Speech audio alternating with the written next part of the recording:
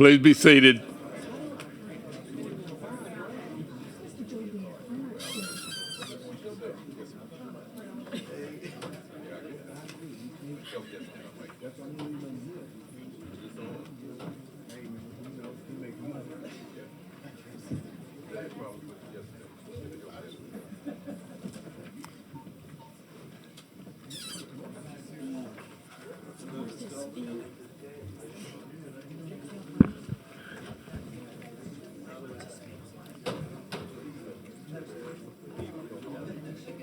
Madam Secretary, if you'd call the roll.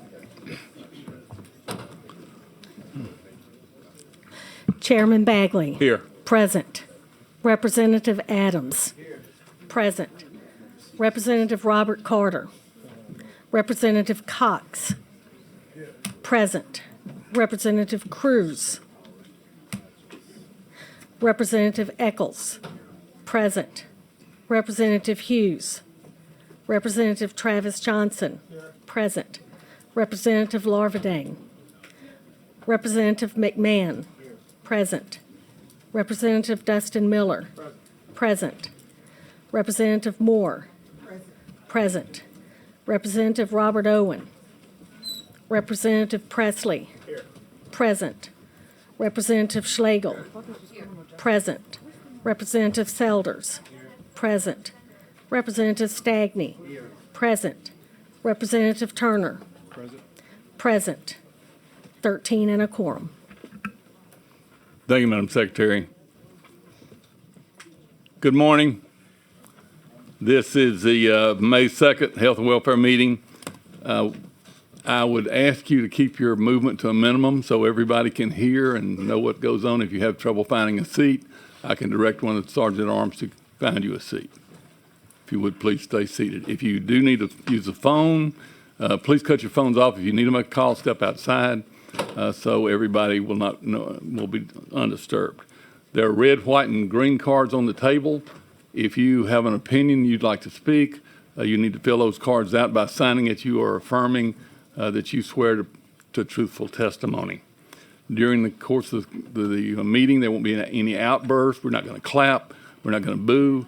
Everybody will have an opportunity to speak without interruption. If you fail to heed that, I will remove you from this audience.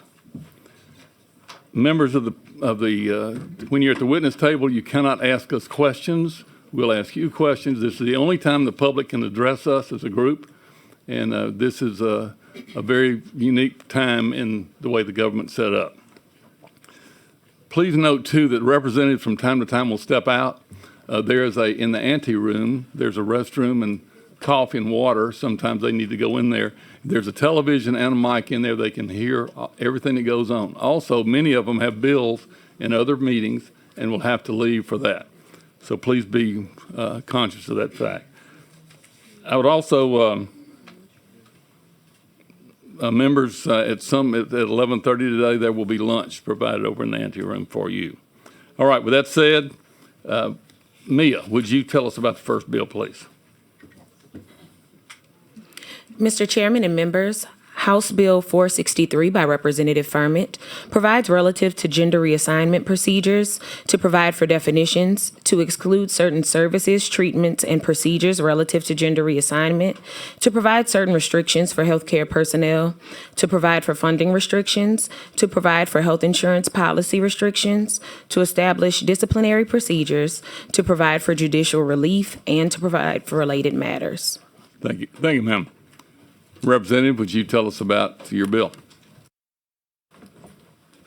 Thank you, Mr. Chairman and members. And Mr. Chairman, I do believe we have a substitute bill if we want to take that up.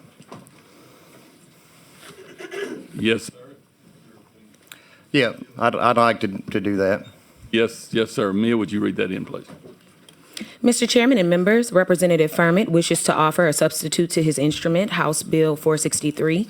The substitute provides relative to gender reassignment procedures, to provide for definitions, to exclude certain services, treatments, and procedures relative to such treatment, to provide certain restrictions for healthcare professionals, to establish disciplinary procedures, to provide for legal remedies, and to provide for related matters. The substitute bill proposes to do all of the following: creates the Stop Harming Our Kids Act in Louisiana, provides definitions for minor, sex, and healthcare professional, prohibits healthcare professionals from knowingly committing any act that attempts to alter a minor's appearance or to validate a minor's perception of his sex if the minor's perception is inconsistent with his sex, prohibits the prescription of certain drugs and hormones and the performance of certain surgical procedures, establishes disciplinary provisions for any healthcare professional who performs such procedure in violation of the proposed law, provides legal remedies for any person injured by such procedures in violation of the proposed law, and this will conclude the substance of the substitute bill proposed by Representative Ferment. Thank you, ma'am. Representative? Members, instead of starting by telling you what this bill is about, I want to start by telling you what it is not about. This bill is not about hate or fear or sexual orientation. It's not about race or a particular religion or party affiliation. This bill is about protecting innocent children. In my opinion, the most sacred duty we have as legislators is protecting the citizens of Louisiana, especially vulnerable children. What this bill does is protect kids from harm by ending the use of unproven, experimental, and irreversible chemical and surgical procedures on children in Louisiana suffering from a condition called gender dysphoria. Representative, if I interrupt just quick, are we talking now about your substitute or your main bill? Substitute bill. All right, so I'm going to offer up your substitute Okay. bill, and are anybody object to the substitute bill? If not, I see no objections, Okay. so go ahead. Thank you, It Mr. is Chairman. on record. Thank you. Yep. In recent years, the United States has seen an exponential increase in the number of children who experience extreme discomfort with their biological sex. These children deserve to be treated with dignity and respect and are best served by compassionate and effective mental health care and a watchful waiting approach. Tragically, much of the medical community in the United States has embraced unnatural, unproven, and unnecessary experimental procedures that defy biological reality and common sense. And our children are bearing the brunt of this reckless and unethical behavior. Perhaps the most compelling evidence to consider today is the fact that several progressive European nations who pioneered gender transition procedures, like England, Sweden, and Finland, have completely reversed course and are now recommending counseling and watchful waiting as opposed to the use of dangerous and experimental drugs and invasive and irreversible surgeries. For some reason, many professionals in the healthcare and mental health communities in our country are ignoring the science and overwhelming evidence and are continuing to advocate for procedures that are clearly harming our children. As you will see, these experimental procedures are extremely lucrative and sentence their subjects to a lifetime of pharmaceutical, medical, and mental health interventions. We know that in over 85% of kids experiencing gender dysphoria, the confusion will naturally desist with time and counseling. We also know that despite claims to the contrary, rates of suicide are not decreased and mental health outcomes are not improved by so-called gender-affirming care, which allows distressed children to self-diagnose and supposedly consent to decisions that will lead to permanent damage, including sterilization and loss of sexual function. Children do not have the maturity or the mental capacity to fully understand the consequences of these experimental procedures. This bill will make it illegal for a healthcare professional to prescribe or administer drugs or to perform surgeries on children experiencing distress or discomfort over their biological sex. It also allows for a healthcare professional who participates in these activities to have their license revoked, and it allows victims to bring civil actions and pursue justice against those who perform these procedures in violation of this law. Every single state around us has already passed similar legislation to protect their children, including Texas, Mississippi, Arkansas, Alabama, Georgia, Florida, Tennessee, Kentucky. If we don't pass this bill, Louisiana will become the destination in the South for these procedures. We simply must act to protect our kids. Today, you're going to hear from some of the bravest people you will ever meet, from young people whose lives have been turned upside down by the reckless and irresponsible actions of adults who they trusted to help them. You also hear from courageous Louisiana doctors who are willing to potentially risk their careers in order to stand up and defend our children. You'll hear from parents desperately struggling to save their kids from the chaos and confusion being thrust upon them by social media, pop culture, and predatory adults. Please listen to their stories today and join me in saying, stop harming our kids. Thank you, Mr. Chairman. I'd be happy to take any questions. I have no questions at this time. You have a guest. Thank you. Good morning, Mr. Chairman. My name is Matt Sharp. I'm senior counsel with Alliance Defending Freedom. Our law firm is helping to defend these laws. Specifically, we are retained with Alabama. And when we're looking at HB 463, children who experience comfort with their biological sex deserve to be treated with dignity and respect. They need compassionate, effective mental health care. But unfortunately, activists and profit-driven gender clinics have deceived children and parents alike into believing that unnatural, life-altering, and even permanently sterilizing puberty blockers, hormones, and surgeries are the solution to their struggle. HB 463 would simply protect children and parents alike from being pressured to agreeing to these harmful experimental gender transition procedures. Importantly, no studies have shown that these drugs and procedures are safe or effective for children. Rather, one study from Sweden showed that individuals who underwent surgeries had suicide rates almost 20 times higher than their peers. And it's because of these concerns that, as the sponsor referenced, a growing number of nations, some that pioneered these medical transitions, are reversing course. I want to address a couple of the legal questions. Number one, this bill is consistent with both the U.S. Constitution and the Equal Protection Clause. This bill regulates solely based on age and procedure, not gender identity or any other personal characteristic. It simply says that a child is not eligible to receive certain procedures, that doctors and physicians in the state cannot perform these certain procedures because of their experimental harmful nature. This does not violate the Equal Protection Clause because neither age nor procedure is a protected class. For example, states routinely regulate drugs and medical procedures all the time. For instance, Louisiana already heavily regulates the use of testosterone, an anabolic steroid, prohibiting it for bodybuilding, muscle enhancement, increasing muscle bulk or strength, etc., because, quote, a person who is in good health, this is not a valid medical purpose for them. HB 463 likewise regulates testosterone and certain other drugs and procedures when used for gender transition because of the evidence that such uses cause irreversible damage to a child's body. Our laws have long protected children from things that society has determined are harmful, or that a child lacks the maturity or experience to handle. If a child lacks the maturity to sign a contract, to vote, to purchase alcohol, or get a tattoo, how can they be mature enough to consent to experimental, irreversible medical procedures that cause permanent sterilization? Courts have long recognized that states have a compelling interest in protecting the physical and psychological well-being of its children. As the U.S. Supreme Court noted, quote, during the formative years of childhood and adolescence, minors often lack the experience, perspective, and judgment to recognize and avoid choices that could be detrimental to them. Louisiana has authority to regulate the medical field, authority that's even stronger in areas where there's medical and scientific uncertainty, like these procedures. As the Supreme Court recently explained, health and welfare laws are, quote, entitled to a strong presumption of validity and will be upheld so long as the legislature simply has a rational basis, like here, protecting children from damaging, sterilizing medical procedures. Finally, we've heard some opponents claim that this bill conflicts with parental rights.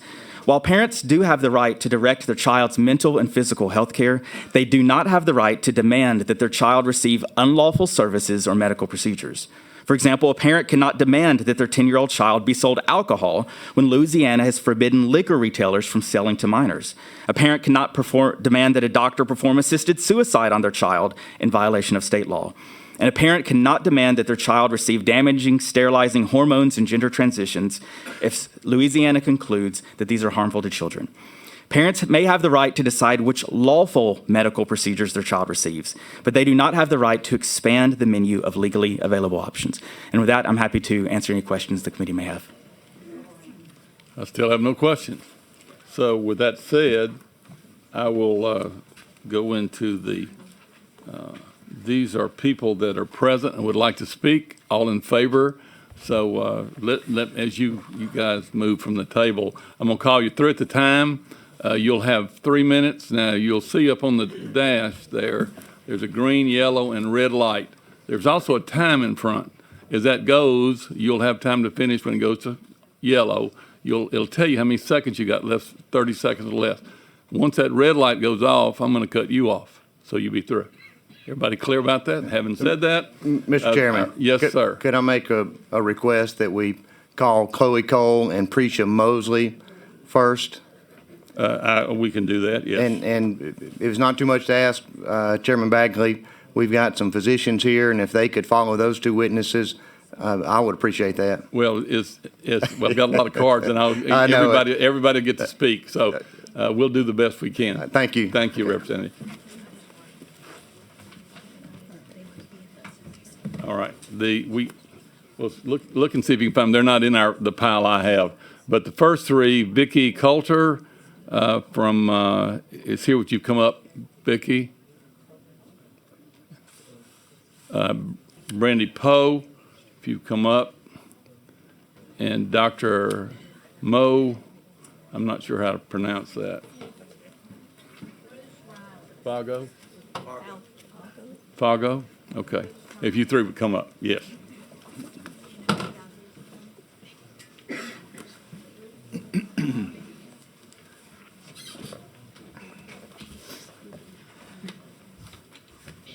Again, if you look in front of you on the desk, you'll see those three lights.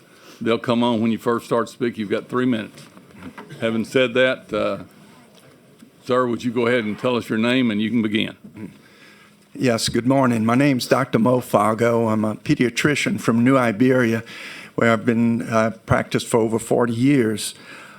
And members of the committee, in context of providing gender-affirming care, terrible things are being done to our adolescents here who have gender dysphoria at various clinics and hospitals in Louisiana. These treatment methods of using cross-sex hormones and horrendous surgical procedures have now been condemned as inappropriate for medical care in countries all over the world and in many states here in the United States. So why are we still allowing it here in Louisiana? And that question needs to be answered today. Sadly, the very people that we normally look up to for guidance and information regarding medical issues are the same ones who are actually performing and promoting these discredited treatments and prescribing life-altering drugs and surgically removing body parts, in some cases, of healthy adolescents. It saddens me to say this, but these physicians and their hospitals have lost their way. I don't know why. Perhaps they believe that they're doing something that's necessary, but it has become clear that they are no longer practicing good quality health care here in our state, and this must be stopped. Today, when you filter out all the noise, the overwhelming consensus is that we cannot continue on this road that we're on.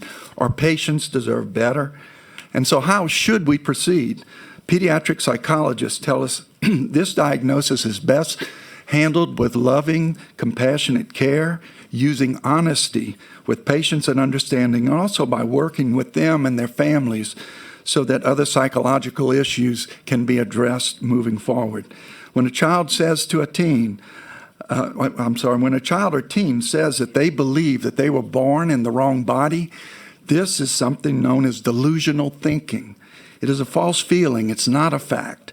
So rather than confirm their delusion as they currently are, doing proper treatment helps them to understand really who they are, and we must walk with them in that process.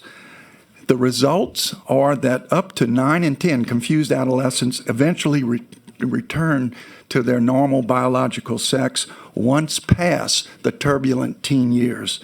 It is a safe form of therapy for the child. Suicides do not increase in that time, and the child can thrive with needed therapy when we work closely with the family. This is the path that leads to true healing. In closing, it is critical that everyone here understands that for gender dysphoria, our time-tested and proven treatments have again become the standard all over the world. In passing this bill, we can end the use of harmful cross hormones and disfiguring surgeries. Thank you. Thank you. Representative Schlegel, you have a question? Thank you, Doctor. You mentioned that a majority of kids return to, I guess, I don't know if the word would be resolve the gender dysphoria. Do you have any statistics on what percentage of children do? Yes. Yes, there are a number of studies that have been done on this, on how many children return to normal if given psychological and counseling that will help them work in that direction, rather than trying to allow them to go in the direction they think they want to go. And there's several studies. The numbers on some of the lower studies were as low as 60%, which is still a significant number. But one of the more recent studies shows 92% will return to their normal biological sex. Okay. And that's with, though, counseling and I'm assuming... With counseling and traditional care, watchful waiting, correct. Okay. Thank you so much. Mm-hmm. All right. Ms. Poe, would you be next? Yes. Good morning, Chairman Bagley and committee. My name is Brandy Pugh from Caddo Parish. I know we like to think that, we like to believe that gender-affirming care for children could not possibly be happening in Louisiana. But I'm here to relay from the Louisiana Transgender website, latransadvocates.org, that we have 119 gender-affirming care physicians and behavioral health professionals that parents of gender dysphoric children can choose from to receive an immediate, your child is in the incorrect body and needs to begin hormone blockers immediately. And I understand the next response from the transgender community will be, but these are physicians and behavioral health specialists for adults. We don't gender affirm children. This isn't true. Then why do we see 19 Louisiana pediatricians on this list that you have provided? I would like to quote that what a New Orleans pediatrician described as a type of health care this doctor gives. Comprehensive health care for adolescents, including reproductive health, STD screening, PrEP, transgender care, hormone therapy, referrals for endocrine, plastic surgery, and behavioral health. Another doctor quotes specialized in puberty blockers, and just a few more. Another doctor says comfortable working with trans patients of all ages, and a psychologist writes referral for HRT. Here's one more. Experience working with transgender and genderqueer adolescents and adults, happy to provide evaluations, therapy, and referral letters. And this is why we need you all to support House Bill 463 and stop allowing this to happen for Louisiana children. Thank you. Thank you. Next. Hi, Vicki Cluche, Schriever, Louisiana. Thank you so much for allowing us. I want to speak briefly about compassionate care for the child who's beginning to think he or she is transgender. I've learned a pretty good way to discern how to make a good decision about a thing. I ask the question, if I do this, what is the best that could happen, and what is the worst that could happen? An adolescent is defined as 10 to 19 years old. 19. Watching my kids grow up, I can attest to this. They were on their way to adulthood in junior high and high school, but they were far from adults. They were adolescents. And honestly, I didn't see real promise until around 25 years old. Did you know, now my research lines up somewhat, that 85% of cases of true gender identity disorder, the childhood gender dysphoria, does resolve. This bill is all about helping children who are experiencing questions about their sexuality. Who hasn't? I believe that when a child says, I'm trans, it means I'm hurting. Don't we owe it to these children to approach them with love and compassion and find out why they are hurting? Surgery may relieve a toothache, but it does not relieve a heartache. Kids turn to online platforms where the world is wonderful as a transgender. Interesting that these kids may be very sophisticated in technology, but that they are strikingly naive about the truthfulness of that technology. When a child goes onto certain sites as being trans, they receive this overwhelming love bombing from strangers, their new best friends. Why can't we offer this type of love and compassion in the mental health setting? The love bombing that they receive online has an agenda. Compassionate care from a responsible counselor or therapist would include giving a child or young adult the permission they need to slow down, talk through their life, and be shown the joy of giving themselves time to grow up a little longer. We know from statistics that most of these kids will grow to realize they are, after all, in the body created by God just for them. So what's the best thing about passing this bill? Our focus will be on compassionately walking kids through their troubling times. What's the worst thing about passing this bill? Our focus will be compassionately walking kids through their troubling times. And I believe they will thank us for telling the truth. Thank you. Thank you. Representative Cox, you have a question. Thank you for your testimony.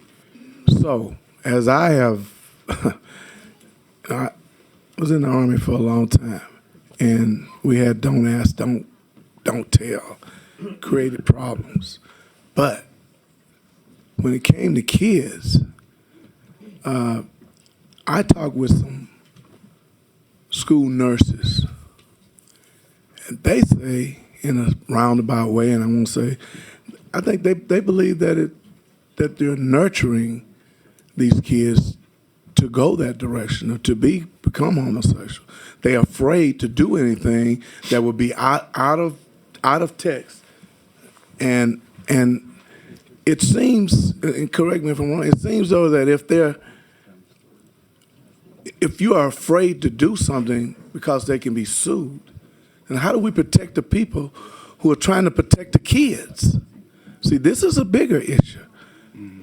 And am I wrong in saying that they're being groomed? Are you afraid to say? I mean, that's a question to you. Are y'all, any of you can answer it, but Thank you. That's a great question.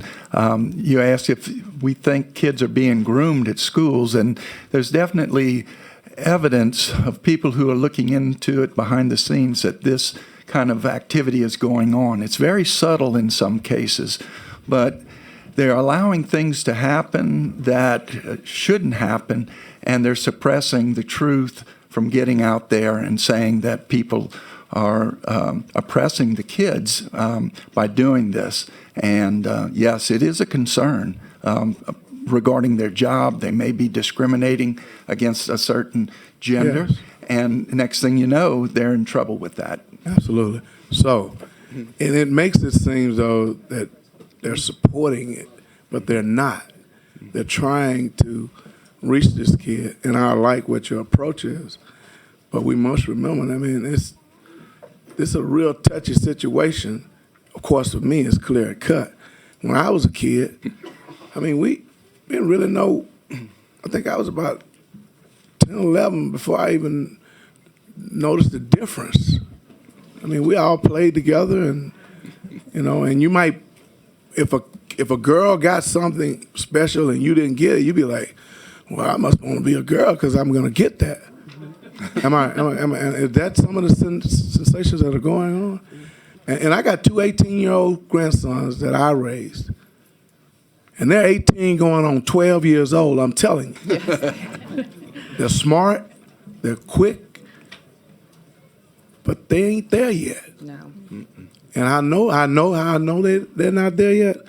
As soon as they turn 18 years old, a Marine recruiter got them and got them to sign up for Marines for 6 years and in the infantry. And I freaked out. But, they're grown so they can do what they want to, they think. So I appreciate what you guys are doing. I just want to know that if someone is out there trying to mentally speak to someone, will they be punished by the system that they're in? You think? Yes, and I might add that many physicians, I've spoken to them, are afraid to speak up on this issue. That's the other guys. And people working in the hospital systems are afraid of losing their job because what we're saying, at least at the moment, is definitely not what the law allows. So if we saying this is wrong and we're criticizing our peers for something we feel is wrong, we're the ones that get crucified and in trouble. And sometimes people take it. For example, there was a bill that we passed on bullying. I fought for that bill, and I fought that make sure that whether you're homosexual, black, white, brown, big, short, fat, tall, you shouldn't be bullied. Because I was bullied in school. But I became the controller of the bullies. I got up and became 235 pounds of twisting steel and sex appeal. I made people understand that this would not be tolerated in my high school, and it wasn't. Yeah. Of course, later on, somebody said, well, you were a bully. I said, well, I was the best bully. Thank you, Mr. Chairman. Thank you, Mr. Colonel Cox. I'll remind you, please, although he was funny, we're not going to be laughing because it'll just turn to something else. And I don't want to have to remove anybody, give everybody a chance. That's okay. You're a member of the committee, so it's a little bit different. Now, we'll say this.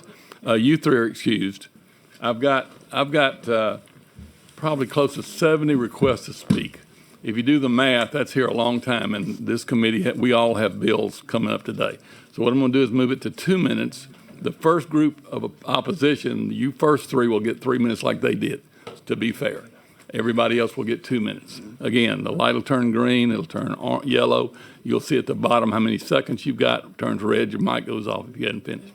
Okay, having said that, next up with 2 minutes will be Clark Cole. Okay. Presha Mosley. And Senator Angela Hill. If you'll come up.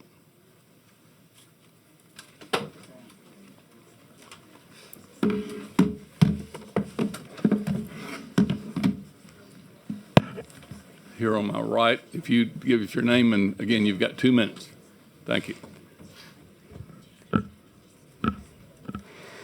Good morning. I'm Chloe Cole, and I am a detransitioner who transitioned medically as a 13-year-old girl. Today is special because it marks the 1-year anniversary of me speaking out on my experience of enduring the worst medical scandal in American history. Or it would have been if the Louisiana Health and Welfare Committee let me speak when I was here. You didn't allow me to testify last year. It begs the question, what is so scary about a detransitioner? Is it the fact that we lend proof to the idea that so-called gender-affirming care is a complete scam? Is it because it makes it harder to ignore institutionally backed medical abuse carried out on children? Can you no longer turn a blind eye to it in favor of the medical lobbyists that stand between you and your moral compass? I exist. I will speak despite your best efforts. Doctors medicalized me starting puberty blockers and testosterone at 13 years old. I didn't know what things like cervixes or ovulation were, or how the full menstrual cycle worked yet, but I was cleared by adults who had a full understanding of such things to make a decision that would affect my fertility, the onward development of my sexual organs, and the complex processes unique to me as a woman. I was given a double mastectomy, and my breasts, an important part of my sexuality and future motherhood, were removed in the name of political ideology at only 15 years old. And when I went to my surgeon to get help for my complications, like fluid leaking out of my areolar grafts, I got dismissed in a Zoom call with advice that gave me a skin infection. Try to ignore that. You can't. When you attempt to ignore that, you're also ignoring the thousands of detransitioners I personally corresponded with. I am just the tip of the iceberg. You are so incredibly fortunate that there aren't dozens of us testifying in front of you today, but that will come soon if you keep ignoring this problem. You have a chance to act now. My parents were told by my doctors that there was no choice other than having a dead daughter or a living trans son. My parents' biggest mistake was trusting them. We all thought, up until recently, that we could trust our doctors. Thank you. We have a question, Representative Schlegel.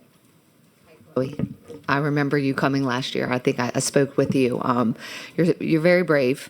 I'm just wondering, because we're hearing this terminology of watchful approach. Was that ever an option that was given to you, or? No. it was never suggested to wait. In fact, I was fast-tracked into this, and as the patient, I was pretty much the one leading the course of my treatment rather than the other way around. And so your parents were told that about? Right. Yeah. Yeah, they weren't given any other option but to transition me. They were told that. I knew exactly what I wanted at 13 years old, that children already know what gender they are from a young age. And so it was more likely that I would regret going through puberty. And were I not allowed to transition as I wanted to, it was very likely that I would commit suicide, even though I wasn't suicidal until I was actually on these treatments. And how old are you now? I'm 18. You're 18. Okay, and how, do you still experience gender dysphoria, or? I do. You do? But it's gotten better as I've just lived in my body and accepted things as they are. Do you receive counseling? Not currently. Okay. Well, thank you so much for coming. I know you came a long way. Thank you, Representative. Next. My name is Prisha Mosley. I was 15 years old when trans-identified adults found me online and convinced me that I had been born in the wrong body. After a rape at 14 and multiple mental illnesses, including borderline personality disorder, this was easy to do. My hatred for myself and fear of re-victimization was exploited by the adults around me, who convinced me that I needed drugs and surgery to be myself. At 17, high doses of testosterone were injected into my anorexic body, and 1 year later, my healthy breasts were removed. Testosterone had severe and irreversible impacts that I will live with for the rest of my life. My large, painful shoulders match my overgrown heart, an increased risk for heart attack and stroke. My back and joints ache constantly. Even as I sit before you, it hurts to speak. I am suffering with severe vaginal atrophy, which prevents me from even using tampons. Large parts of my adult life were taken from me as a mentally ill teenager, and I mourn this loss every day. My trauma was never looked into, and my desire to hurt myself was supported by my doctors and the community around me. I was exploited in my most vulnerable time, and body parts were removed from me. 2 weeks before I was written my letter of recommendation for breast removal, I was in the mental hospital for another suicide attempt. My letter said that I was stable. My surgeon didn't care about the scars and fresh wounds all over my body when he looked at them when he made me take off my shirt. He was ready to cut me up more.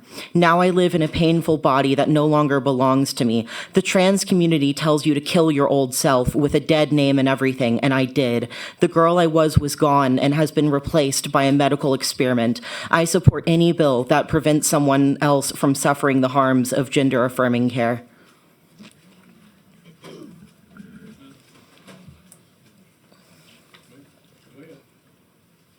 Go ahead. We have no questions. My name is Senator Angela Hill.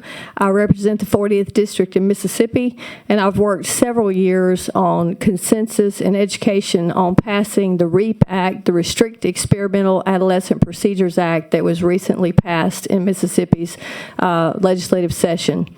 What I want to do is focus on things that have not been spoken on.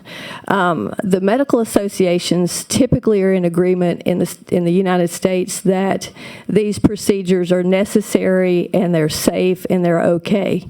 But what we need to concentrate on is what some of these physicians are saying behind the scenes when they don't know anybody is listening that might be in opposition. Recently at Vanderbilt Medical Center in Tennessee, their LGBT expert doctor was caught on tape talking about how financially beneficial these type surgeries are to the medical institutions. And when that video became widespread, that university did suspend those procedures, and the Tennessee legislature and the governor began investigating the clinic at Vanderbilt.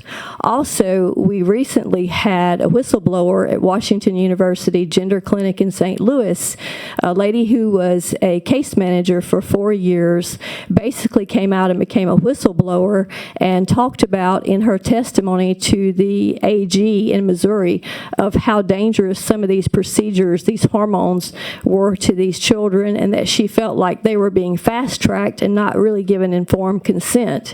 And what really stuck out to me was the quote that she gave that many doctors she worked around had told her about the patients that they were treating. The quote was, "We're building the plane while we're flying it." And that was so concerning to me. No child should be on a plane that Thank you, ma'am. flying it. Thank you, Senator, for your testimony. We do have questions for you. Representative Cox, you have a question? No, I have a question for the lady with the in the middle. So you were groomed. Am I concerned? Am I saying that right? Were you groomed by somebody? Absolutely. I wasn't using that word at first because I thought it was too polarizing, but what happened to me fits the very definition of grooming. I was online in anorexia communities, and transgender adults came in and told us that the reason we couldn't eat was because we were born in the wrong body. And how deep did that go into your spirit and soul? I mean, if you can answer that. I mean, I believed the adults around me, and they would use random things as evidence that I was a boy. So, for example, I was posting about my struggles with my eating disorder online, and I was so underweight that I started growing hair all over my body to regulate my body temperature, and adults told me that this was a sign that my body was fighting to be a boy. Yeah, sort of like when I was growing up, the fastest girl could climb the biggest tree, and they said she was a tomboy. Well, she's got 8 kids now and living well. Thank you, Mr. Chairman. Thank you, Representative. Representative Schlegel. For the young lady, I'm sorry, what is your name again? It's Prisha. Prisha. The counselor side is definitely coming out in me hearing your story. I just wanted to acknowledge it. I mean, you have obviously experienced so much trauma, and just we are all listening to your story. And so thank you so much for coming today. Thank you. Thank you, Representative. All right, we have 3 more. Thank you, ladies. Brett Rodriguez, Dr. Evelyn Griffin, and Stephen Felix. Dr. Stephen Felix. If you come up, please.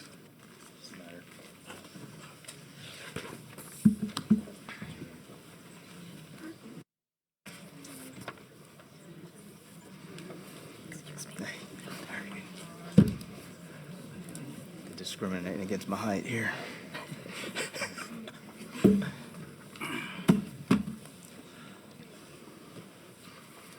Before you start, I would like to ask, do not come in front of the witness station between us and the witnesses. If you need something, you can go around behind, or we'll get somebody to come to you if you need that. All right. Gentleman on my right. Yes, sir. You're up. I'm Dr. Stephen Felix, a developmental pediatrician with 35 years of experience in pediatrics. From a developmental perspective, adolescents have not been considered capable of making significant life decisions due to immaturity of decision-making capacities. Recent brain imaging studies confirm that during this period, the brain has not reached adult maturity. Social emotional centers of the brain, which respond to sensory input and largely drive emotional response, are developed in early puberty. However, the prefrontal cortex of the brain is not well developed until early adulthood. The prefrontal cortex coordinates higher-order cognitive processes and executive functioning. These executive functions allow an individual to pause long enough to take stock of a situation, plan a course of action, and execute it. Immature functioning undermines judgment and decision-making. The temporal gap between the development of the social-emotional system of the brain and the cognitive control system of the brain underlies adolescent risk-taking behavior. This temporal gap has been compared with starting the engine of a car without the benefit of a skilled driver. Among the many behavior changes that result from this disconnect, 3 are most robustly seen across cultures, including increased novelty-seeking, increased risk-taking, and a social affiliation shift toward peer-based interactions. From experience, we all recognize these behaviors in adolescence, behaviors which predispose them to make poor choices, particularly under the influence of peers.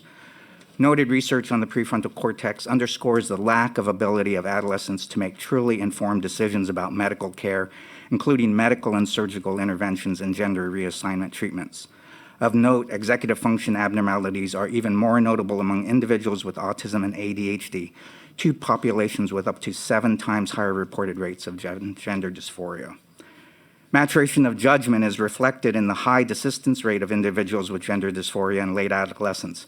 A 2021 study shows that most young gender dysphoric children, if left alone, revert to the choice of their biologic gender with no medical intervention.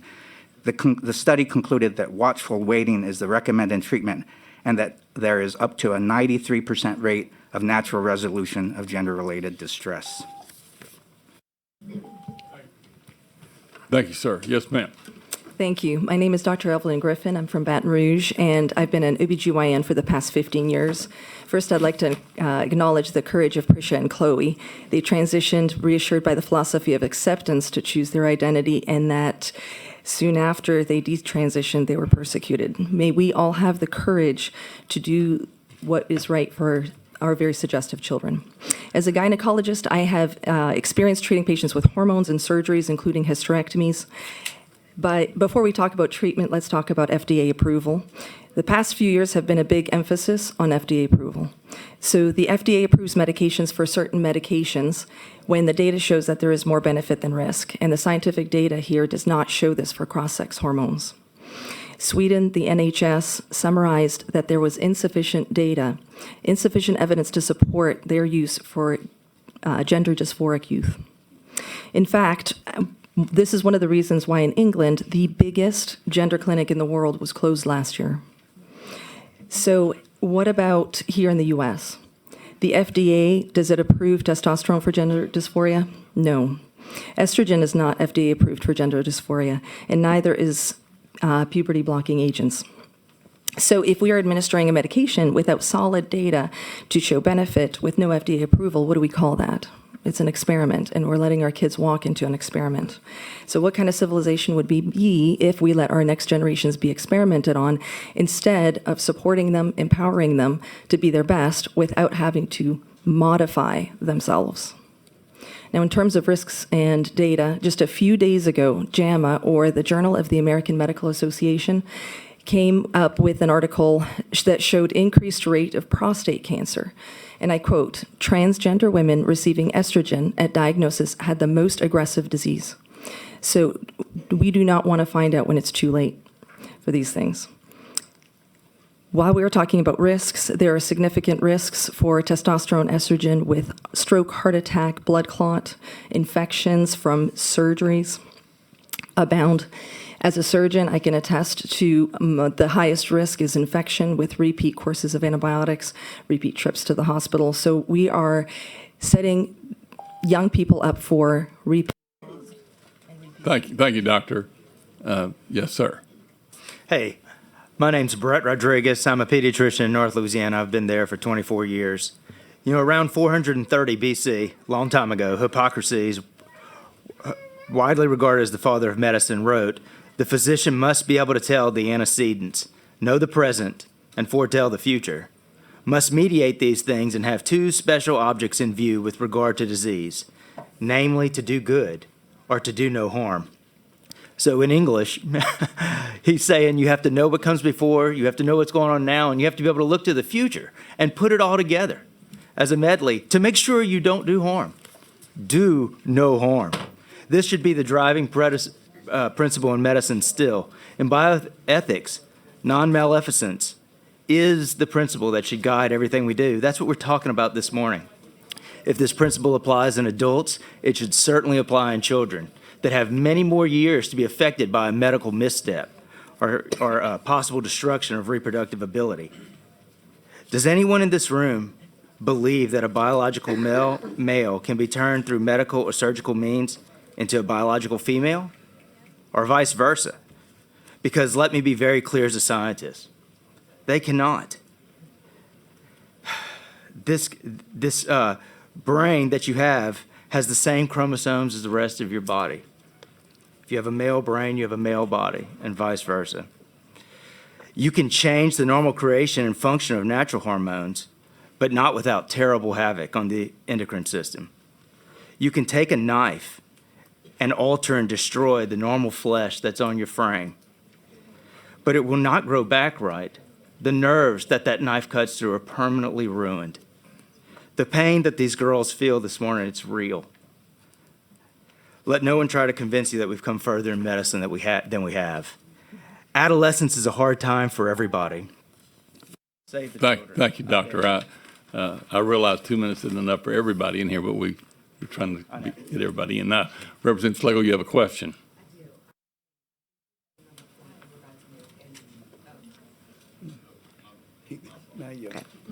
I think you had another point you were trying to make. And look, for me, this is obviously a very emotionally charged issue. I want to make a decision based off of obviously facts. And I mean, you guys are experts. So I didn't know if there was another point you were about to make on your speech. There were, but actually to dovetail, what my fellow physician here is saying that regarding biology and these medications, it's important for us to understand that this is not a one and done transition. I actually think that this is a little bit of false advertising. Transition makes it sound one and done. It is really a lifelong contract. So, for example, hormones have to be given forever because the biology of the person has not changed. Therefore, you have to continuously give the hormones. So you've basically got somebody for life.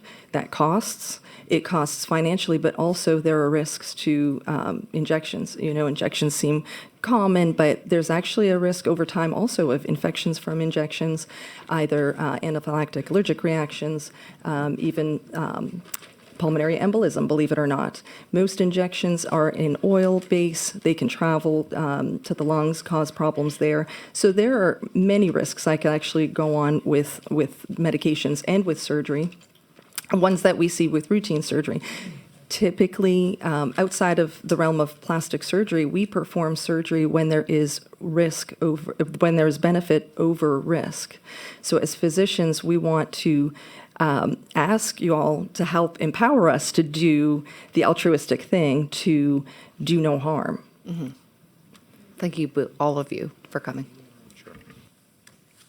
Thank you, Representative. Okay, next up, we have, thank y'all for your testimony, Dr. Kathleen Willis, former Representative Woody Jenkins, and Dr. Will Hall, if you'd come up, please.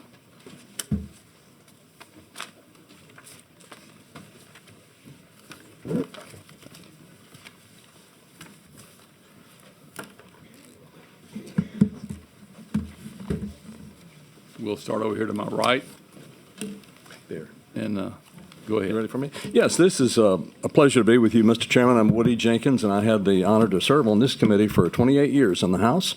And I want to tell you that I think it's one of the greatest opportunities you'll have because this is where health and healthcare and law all intersect together. It's a great time to learn, and you have a responsibility to use your wisdom, and I trust that you will on this and every other thing that comes before you.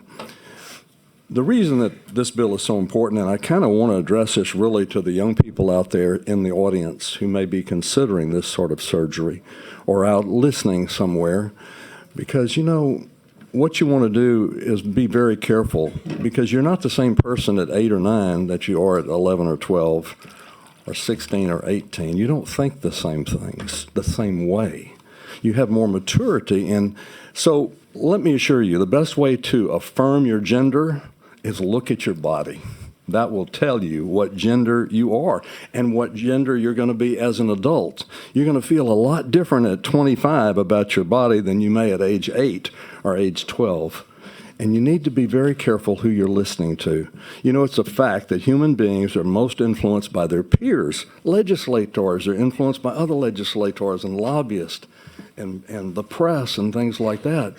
But a young person tends to be influenced by the people at school and their peer group, or if they get into this whole process of changing their sex, they're influenced by the people they're listening to. And I want to urge you, if you're out there considering this, that you escape for a while from those peers and listen to other people. Don't just be surrounded by people who have a vested interest in your making this decision. When someone's asking you to change your gender, which is impossible, why are they asking you that? Why are they telling you this? And look, God has a plan in your life. It's a plan to prosper you and not to hurt you. Thank you. Appreciate your testimony. Yes, ma'am. Introduce yourself. Hi, yes, Dr. Kathleen Willis here, internal medicine. I've been here several times. I want to cover the standards of care that is put out by the World Professional Association for Transgender Health. They publish a standard of care document. They don't bill themselves as a medical or scientific organization. They are an advocacy organization. One of their goals is to optimize the overall health of transgender people. Please understand that undergoing these procedures, hormone therapy, or surgery is completely contrary to that goal. No matter what our opinions are, we are altering the physical body, or via hormone therapy, we are altering these complex endocrine systems. We're talking about prohibiting the patient from ever having optimal physical health. Because we've altered it. It's just not possible. There's 7 comprehensive literature reviews on gender-affirming care. Most are from countries that were leaders in gender-affirming care, such as the UK, Sweden, Finland, and Florida, all showed low to very low quality of data supporting procedures for minors. One other thing from Up to Date, which is the most frequently used online resource for physicians, the last paragraph in there, that section says that there's lack of standardized and validated reporting outcomes. Available outcomes data for gender-affirming surgeries are mainly retrospective and non-validated.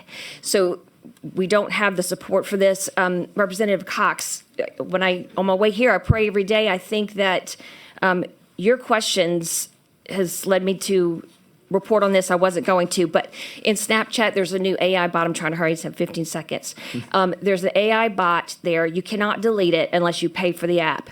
If you ask it questions, are there more than 2 genders? It replies, yes, there are more than 2 genders. Gender is a complex and personal experience, and it's important to respect and support everyone. Thank you, ma'am. Yes, ma'am. Yes, sir. Sir, I'm Dr. Will Hall. I'm the Director for the Office of Public Policy with the Louisiana Baptists. I represent 1,600 congregations and about 500,000 baptized adult members. I'm trying to shape my comments that don't cover what others have said, but I will tell you this, that the last decade we've had a 1,000% increase in these cases primarily, it used to be primarily among young men, now it's almost overwhelmingly young girls. Sweden has seen a 1,500% increase. In the UK, they saw a 4,400% increase, and it caused them to request an inquiry into it, and now we have the CAS report that is out. Finland and France have also experienced these same things, and Sweden, UK, Finland, and France have all taken measures now to prevent minors from now being able to go under hormone therapy or surgery. Sweden, when they wrote their explanation for why, they said 2 reasons. One, this phenomenon is unexplained. They can't explain why there's such a sudden surge, a skyrocketing of these kind of cases. And the other thing is that when they looked at the data, there was no benefit for those that had undergone the procedure either surgically or chemically. One of the studies that came out of Sweden looked at persons that had undergone transition from 1973 to 2016. And what they found was that the morbidity for those that had undergone transition was 20 times those who had not undergone transition. You have an opportunity today to be guardians for Louisiana youth, and I plead with you to vote yes on this bill. Thank you. Thank you, sir. Appreciate your testimony, all of you. Thank you. All right, next up, Fiorella Trapani, Jill Hines, Amanda Everts. Come up, please.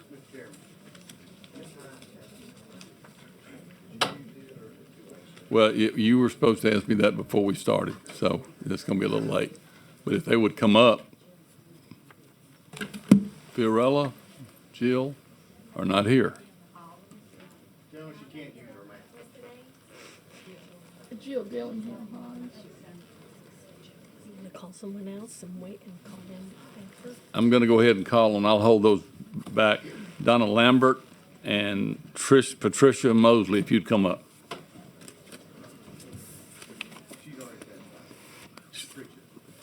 All right. Dale Clary, if you'd come up. There, we've got 3. Sir, if you would begin. Thank you, Mr. Chairman. My name is Dale Clary. I'm a volunteer for Convention of States Action, a lifetime resident of Louisiana, currently 25 years in Ascension Parish.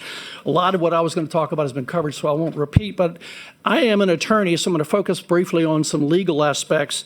Just yesterday in Oklahoma, the governor signed a bill similar to what you're addressing now, so that now we have at least 16 states that have already passed and signed into law legislation similar to what you're proposing here. So you are not alone in recognizing that this is a problem in America.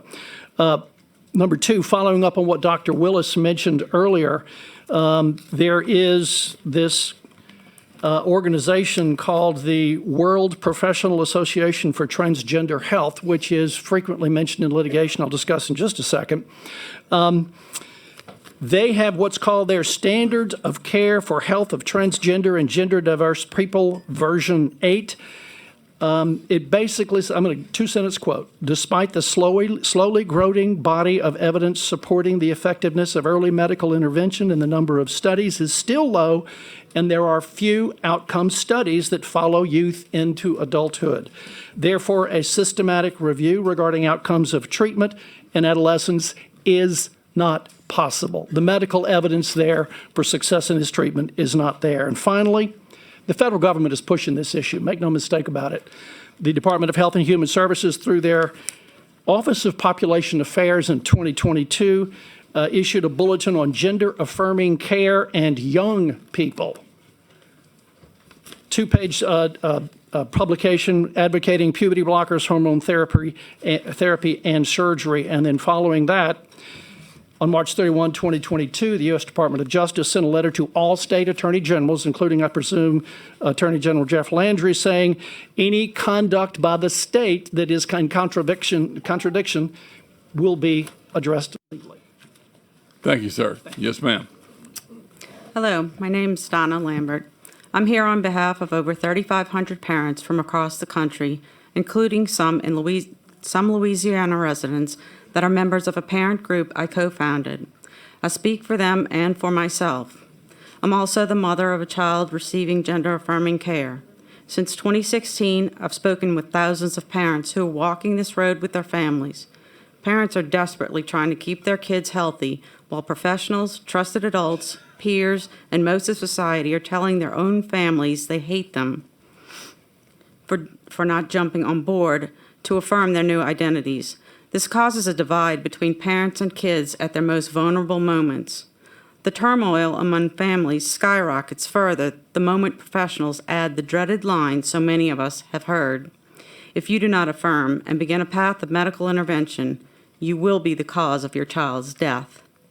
Under such conditions, it is impossible for a parent to make rational decisions and may agree to follow professionals even when they have doubts about these questionable medical and experimental procedures.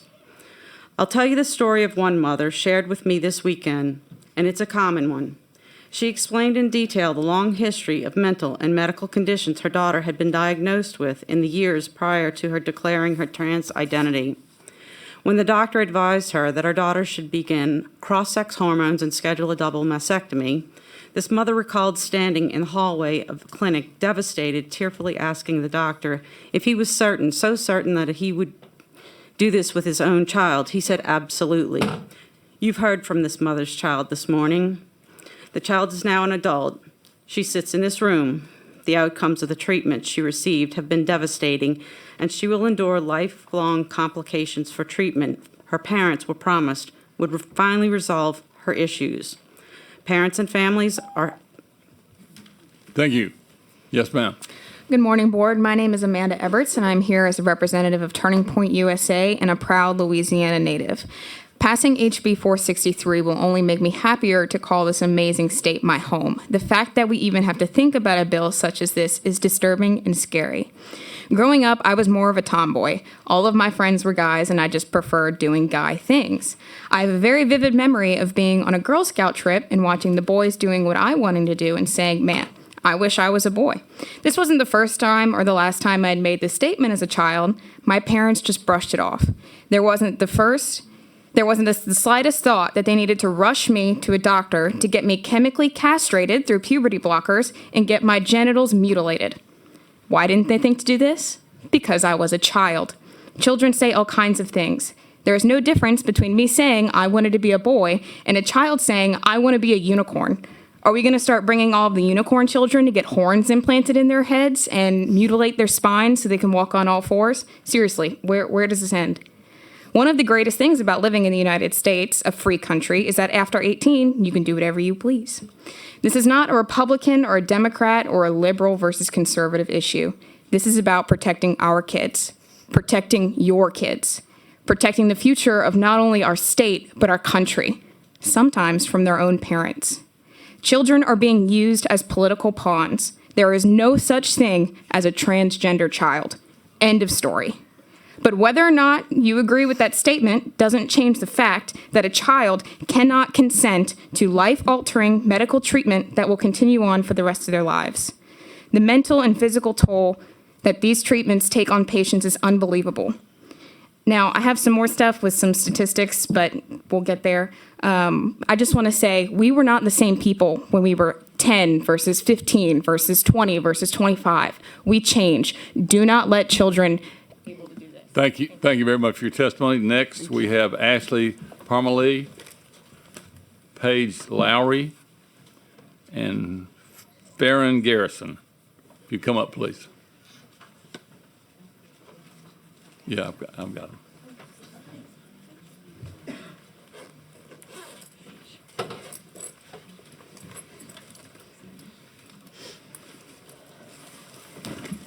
I'll start over here to my right. Tell us your name and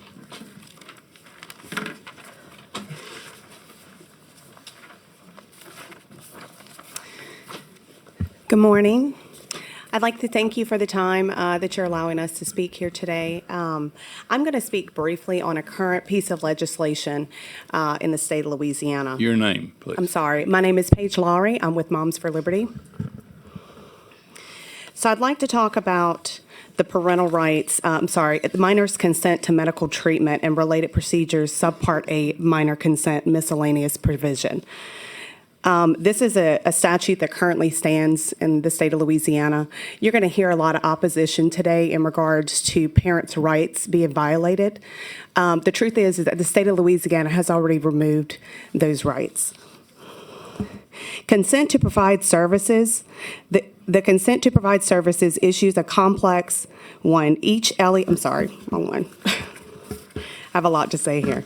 Minor consent for general and surgical or invasive health care.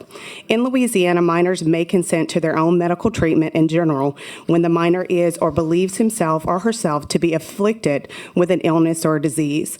The law does not allow for minor consent to sterilization. The statute further allows minor consent for treatment intended to alleviate or reduce the pain, discomfort, or distress of labor or childbirth, including intravenous, intramuscular, epidural, and spinal medication administration. No hospital and no physician licensed to practice medicine in this state shall incur civil or criminal liability in connection with any examination, diagnosis, and treatment authorized by this minor consent section, except for negligence. While the statute is broadly written and refers to minors also being allowed to consent to surgical and invasive treatment, the practical application of the entirety of Louisiana's consent and contract law generally results in the state's healthcare providers requiring written informed consent of parents or guardians for such procedures. But it's not required. Thank you for your testimony. Yes, ma'am. Good morning, Representative. All right, Farron Garrison from Stonewall, Louisiana. I want to talk about adolescents. So I've been a adolescent psych nurse. I've also been a substitute teacher, and I'm also a parent of 5. And I've dealt with adolescents, and I've been an adolescent. Adolescence is a crucial period. I think anybody in this room would agree for developing socially emotional habits important for mental well-being. Adolescence, there's a lot of characteristics of adolescence that we expect. Impulsivity is one of the main ones, risk-taking behaviors, rebellion, Anybody did anything rebellious when they were a child? Attention-seeking behavior, role-playing. Role-playing is very important to their development. They want to be a basketball player. You talk to these kids, I ask my kids about every 6 months, what do you want to do when you grow up? Do you know it's always something different? One of my kids wanted to be a trash truck, the guy who rides on the back of the trash truck and lets their hair, fly in the breeze. I said I wanted to do that when I was a kid too, and my daddy was going to drive the truck. Okay. Hormone imbalance. Adolescence, what's happening is the reason you get these rages of these teenagers and this conflict with at home is their brain is rapidly developing. What is causing that rapid development? Hormones. Estrogen and testosterone is turning these children into adults that we are here today. We cannot block what is making them adults. They need this to develop their prefrontal cortex. I encourage everyone in this room to Google what a prefrontal cortex is and why it's so important. You're also developing your amygdala, your hippocampus.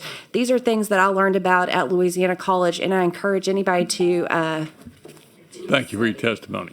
Yes, ma'am. Good morning. I'm Ashley Parmley with Livingston Parish. Did you know, according to many sources, that the human brain takes anywhere from 25 to 30 years to fully develop? Did you also know that the last part to develop is the frontal lobe, which is the part of the brain that endures rational thinking, planning, judgment, and decisions? And as my son's doctor would say, hey, that's traffic. You probably shouldn't play in it. That portion of the brain.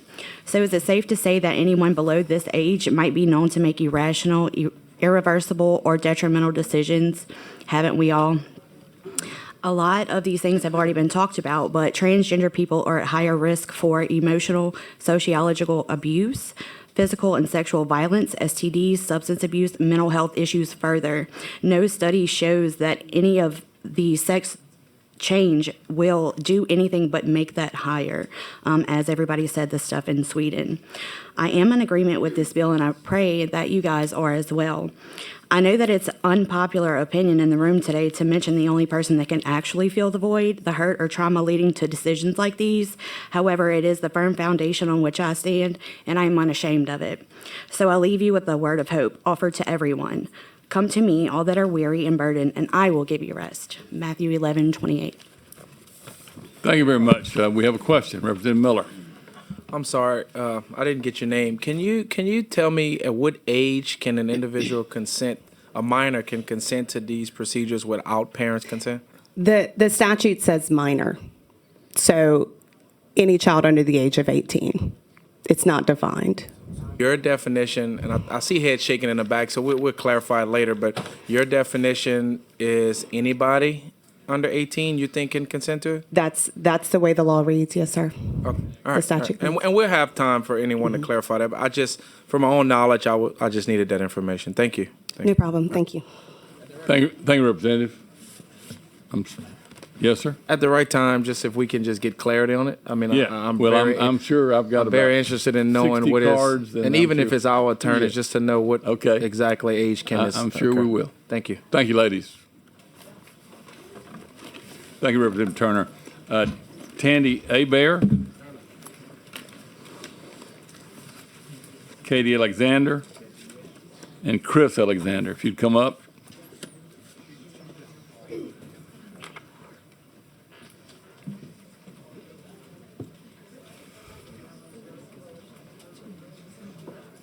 Good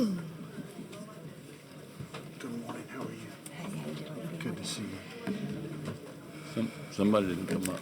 Good morning. Give us your name, please. My name is Tandy Lynn Abear, and I'm a mom, and I'm from Lafourche Parish. I come here to tell you my story. A few years ago, my daughter was told by professionals at Children's Hospital in New Orleans that she was really a boy in the wrong body.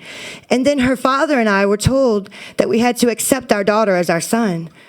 That if we didn't, we would have a dead daughter. Wouldn't we much rather a live son?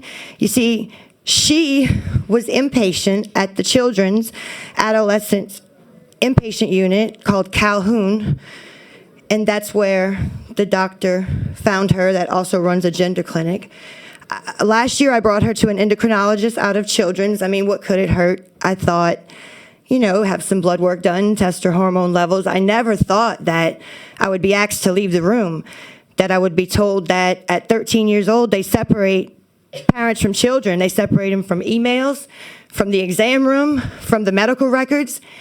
And even if I get my adolescent daughter's permission to see her medical records, it's still different records that I see, because that same doctor also contributed to an article about how do we get this confidential adolescent health record. It's called granular. I'm not going to. Ma'am, if you turn this in and connect. Yes, I had sent in a bunch of. What we're talking about today. I sent in a bunch of emails yesterday. I'm sorry. Okay, so when we went to the endocrinologist, they sent my daughter for a hand x-ray to see her stage of puberty. Now, this was on the first visit. They wanted to give her puberty blockers. I said, no way, but that was not until after a doctor named Ryan H. Pasternak walked in the room. He tells my daughter, hey, I haven't seen you since Calhoun. That's the inpatient behavioral unit. Then he asked me my custody arrangement, and he laughed at me when I expressed my concerns with my parental. Thank you, ma'am. Thank you. And actually, Dr. Pasternak will be up here in just a second. We'll hear what he has to say. Yes, sir. Good morning, Chairman Bagley. Thank you for allowing me to testify here this morning. Chris Alexander, Louisiana Citizen Advocacy Group. I wanted to address a couple issues briefly. There are between 500,000 and 600,000 minors in Louisiana who are on either Medicaid or CHIP, which I think are related programs. If 1% of those minors undergo these procedures at a cost of about $100,000 just for the procedure itself, that doesn't even include the complications or the follow-up. We're talking about hundreds of millions of dollars of taxpayer money going to these experimental procedures. And I'm curious to know how many of your constituents in each of your districts would be happy to know that you opposed legislation that would outlaw a procedure that is currently funded and authorized by Medicaid in the state of Louisiana. I don't think they'd be too happy. That's number one. And number two, there's an explosion of lawsuits right now all over the country because of complications associated with these procedures. Louisiana is currently the most litigious state in the country, or one of them. We certainly do not need more lawsuits in the state of Louisiana. And so I would encourage you to support the legislation, principally because the overwhelming majority of Louisiana citizens will not approve of their tax dollars going to this experimental madness, number one. And number two, because there's way too many lawsuits already, and believe me, they're coming. And thank you for your time. Thank you, sir. Representative Cox, you have a question? Oh, no, ma'am, would you please? Ma'am, right over here. Oh, hi. Yes, sir. Okay. I don't know what your name is. I'm sorry. But Tandy Lynn. Tandy? Yeah, I thought they said Candy. That's It's my like wife. candy with a T. Yes, sir. Yeah, I got it. Tell me so right now, your daughter was being groomed. Am I right? Yes, sir. While she was inpatient at her most vulnerable time. Because the same doctor also runs that unit. And yeah, Medicaid covers all of this. They say it's medically necessary. I sent a bunch of emails yesterday. I don't know if So how? I'm not bringing her back there. Yeah, and I don't blame you. But, no way. See, what people don't really understand is that it mentally affects the parents as well. Right. Even if they accept it. Because like my daughter told me, she wanted to be a boy. Right. And I asked the question, why? It was because the boys got a chance to do stuff that she couldn't do. Right.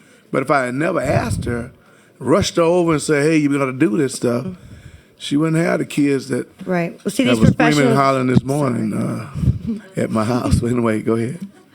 These professionals we're supposed to trust. I want to be able to bring my daughter to get the help that she needs for her other, underlying issues. And I can't trust medical professionals. So I would really appreciate if this bill can be passed so I can trust medical professionals again. Because first, doctor, do no harm. Please, if you don't mind, if that's okay. I understand. And that is what they the creed is, do no harm. First oath, yes, sir. And so I just wanted you to this leads to what I'm saying. Grooming Grooming. I'll write a song about it before it's over. Oh, I like to write songs Grooming. about this. I don't. Yes, sir. Thank you, Representative Cox. The last three for in favor and wishing to speak, Raheem Williams, if you come up. Fiorella Traponi, if you'd come up. And Jill Hines, if you'd come up.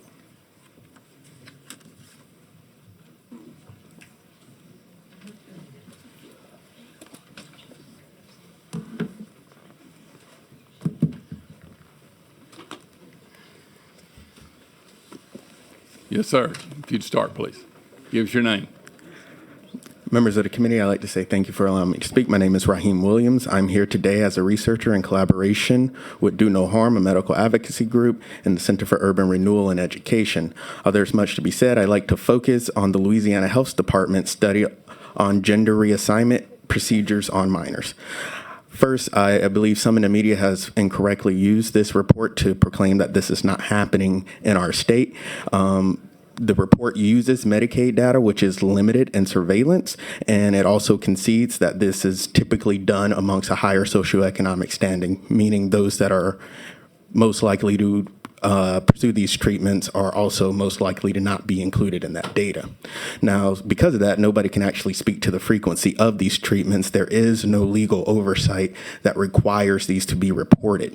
That similar to like how abortion, pro-choice, or pro-life, that is monitored by the CDC and it is reported at a federal and state level. That does not happen here. I also want to make note that odd things happen here. The report makes appeals to clinical standards in Australia, but completely ignores the NHS or the English health system's clinical guidelines. An odd omission. The report also uses loaded terms like assigned female at birth, assigned male at birth. Regardless of gender identity or one's positions on these bills, human sex is a biological feature. Doctors are not arbitrarily assigning genitals to newborns at whim. Humans are not Barbie dolls. I also want to talk about the WPATH. The report puts out this idea that, oh, these surgeries are generally only reserved to adults. That's not true. The current WPATH standards says it should be based on the development in tenor stages of puberty. That means there are no clinical guidelines, especially if you're using WPATH, that suggests. Thank you for your testimony. Yes, ma'am. Hi, I'm Fiorella Trapani, co-director of Health Freedom Louisiana, consumer and human rights advocacy organization. Freedom exists not to do what you like, but having the right to do what you ought. No sane or just society would be advocating for or allowing child mutilation for the removal of healthy organs. You have an opportunity today to do the right thing. Let's go over the facts. These procedures are experimental. They are leading children to be guinea pigs for the rest of their lives. In Europe, they have stopped gender-affirming care because they've seen that it does not help their health status, as Dr. Kathy Willis testified earlier. And children cannot give informed consent. There are reasons that children can't buy cigarettes, can't drink, can't drive, can't go into the military, can't work. But we're going to say that the child can decide that they want to chop off their breasts or any other treatments, avoid puberty. It's not logical, it's not rational, and it's not ethical. Children are being exploited to further a radical ideology, not to help their health. If we really want to help them, if they're having these feelings, they do need help. Dr. Patrick Flynn, who is an expert in hormones, he is helping these children.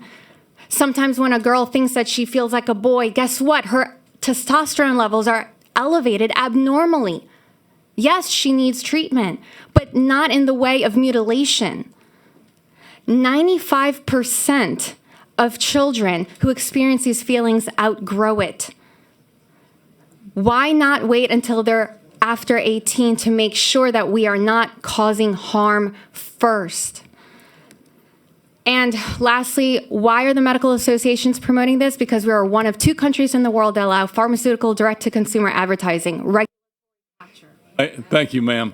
And I have a question. Representative Presley has a question. Thank y'all for being here. Raheem, my question's actually for you. Can you tell me a little bit more about the European experience and why we should look at that? So in Europe, one of these things called the Dutch protocols, which comes from the Netherlands. That's kind of the basis or where the WPATH evolved from, and they've been pivoting away from that. And in America, this conversation is extremely politicized. The media labels it as anti-LGBTQ. For example, right now in Norway, a lesbian film director is on trial for refusing to say that biological males could be lesbian. They have some of the strongest hate speech laws you would ever imagine. UK too, you can be arrested for using the wrong pronouns. That's considered hate speech. And they still say don't do this to children. The Economist, a British magazine is begging you like, Americans, what are you doing? Have you lost your mind? So these people can't just be dismissed as bigoted conservatives or ignorant, Christian droolers or whatever. That's what the opposition to this bill wants to present that as, but it's just they're using pseudoscience and it's disturbing. Thank you. Thank you, Representative. Ms. Hines, I will say that I think I mentioned to you, and I know I mentioned to Representative Furman, that he had to okay that so we could set it up. He never did, so that's why, but I did allow this to be passed out. So oh, you did? Okay. Without anything else, go ahead. Okay. Thank you so much. Again, I'm Jill Hines. I'm co-director of Health Freedom Louisiana. We are a consumer and human rights advocacy organization, and we stand firm in our stance that no one in Louisiana has a right to harm any child. States across the country are instituting measures to protect minors from harmful and unnecessary interventions pushed by politicized medical associations and interest groups for profit to advance radical social agendas. For example, Idaho created their Vulnerable Child Act. Montana instituted a Youth Health Protection Act. Closer to us, Texas Attorney General has declared sex change operations on minors child abuse. Arkansas recognizes in statute that these medical procedures, when performed on a child, are medical malpractice. Mississippi recognizes the experimental nature of these procedures and protects minors by implementing the Regulate Experimental Adolescent Procedures Act. In Alabama, it is a felony for a doctor to prescribe puberty blockers or hormones or perform surgery to aid in the gender transition of people under the age of 19. We are surrounded by states that took action to protect minors from these medical procedures.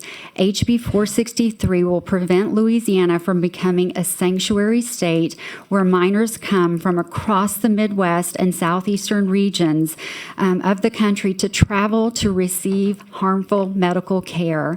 And for this reason, we ask for your support of HB 463. Thank you. I will say that that's the last of the speakers in support.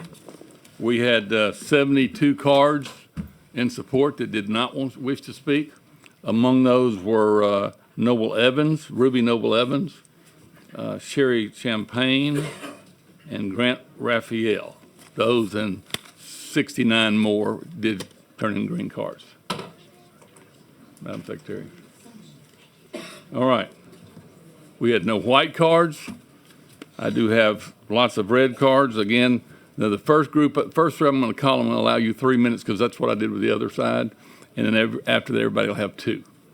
Madam Secretary, you note that, okay? First, Ryan Pasternak. Mr. Pasternak has already been mentioned today, so you'll have your time to refute. Carmen Cafano and Pearl Ricks, if you'd come up.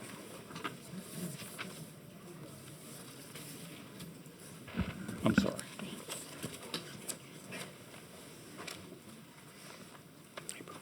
Starting here on my right.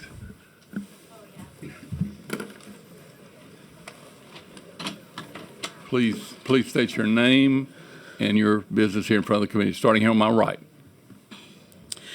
My name is Pearl Ricks. My pronouns are they, them.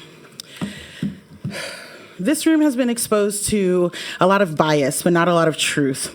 There is a difference between wanting to explore your gender and a desire to be a unicorn. Unicorns are not walking around this Capitol today. Trans folks are. Intersex people are. The male brain and the female brain is not a real thing. You can change the complex endocrine system, and I think it's important that we all know that XX and XY chromosomes, which make up male, female, are not the only chromosomal makeups that the human body is capable of. We're capable of XXY, XYY, and numerous other examples. Doctors do currently reassign genitals on intersex infants born in Louisiana, and people under the age of 18 do drive. I wanted to bring up a couple of things that I heard and corrected on record. People of all genders and sex have reproductive hormones. Do you know the three? Trans folks do. Estrogen, testosterone, progesterone. Everyone, regardless of anatomy, has them. There are more than two genders. The Christian Bible, the Jewish Torah, and indigenous spiritual systems all understand this and acknowledge more than two genders. From American history to Mexican history, you can find trans folks who rallied and fought on behalf of their country, as well as had amazing scientific and academic achievements. When I was in high school, I was diagnosed with PCOS. My gyno caught what most missed, a painful, dangerous hormonal condition. Until my diagnosis, my insulin resistance, painful cyst on my ovaries, and hirsutism, or male pattern hair growth, were symptoms without an answer. Intersex individuals exist beyond PCOS and beyond your understanding of the human body. I'm proud to be a trans person, and I'm proud to naturally be an intersex person. I was born this way. After my diagnosis, it was discussed that I start diabetic medication. After that was discussed hormonal medication, and that it would help stabilize my sugar, improve my insulin resistance, help my breasts, which at the age of 16 had grown over 30 pounds of breast tissue on my chest, and would ensure that my fluctuating hormones stabilized. Hormonal medication helped me to survive and achieve new levels of health. It is irresponsible to think that legislation like this will only impact the people that are being wrongly talked about today. It is irresponsible and incorrect to think that people are not naturally born in a myriad of different ways. We look like so many different things, and there is value in that. Poverty, classroom violence, and school curriculums are under attack, and for some reason, we are legislating and controlling student bodies before we're protecting them in their classrooms. Let's look at the worst that can happen, as said before. Trans young people and questioning young people will have nowhere to turn for factual information and medical guidance. Intersex young people will face hirsutism, female breast growth, and be at higher risk. Thank you very much for your testimony. Yes. Hi, my name is Carmen Cafano. I'm a resident of New Orleans, and I'm a transgender woman. I use the pronouns she, her. I want to point out a couple things. First, one of the previous doctors spoke about the risks. Excuse me, if you sit closer to the mic or pull it toward you, either one, because we barely can hear you. Okay, We need to yes. record all Is that this. better? Thank you. Can my time start over, please? My name is Carmen Cafano, and I wanted to briefly address one of the doctors earlier spoke about the risk of pulmonary embolism with injections. Any reasonable doctor or nurse should be able to teach a patient how to safely give oil-based injections. The only way that a pulmonary embolism occurs is if it directly enters, if an oil carrier directly enters the bloodstream. It would be malpractice to fail to teach this to a patient. So that is a moot point, and we should move past that. I want to briefly talk about the concept of regret when it comes to these procedures, either hormone care or surgeries. According to Bustos et al. In the Plastic Reconstructive Surgery Global Open Journal, the regret rate for gender affirmation surgeries is 1%. The regret rate for knee replacement, which millions of people go through in this country, is anywhere between 6 and 30%. So if your claim is that you want people to not hurt themselves, not feel bad about their decision to get surgeries, then we should hold these standards to all surgeries, not just these surgeries that have a very high success rate. Furthermore, the idea that detransitioning is this underrepresented minority. According to a 2015 U.S. survey of 28,000 people, 8% of respondents reported some kind of detransition. Of this 8%, 62% only did temporarily due to societal, financial, or family pressures.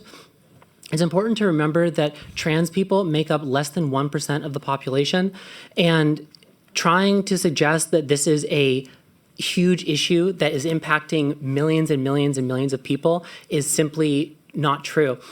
Other people who spoke in favor have talked about the need for mental health care, but these same people, if you were to ask them if they support universal health care, would say no.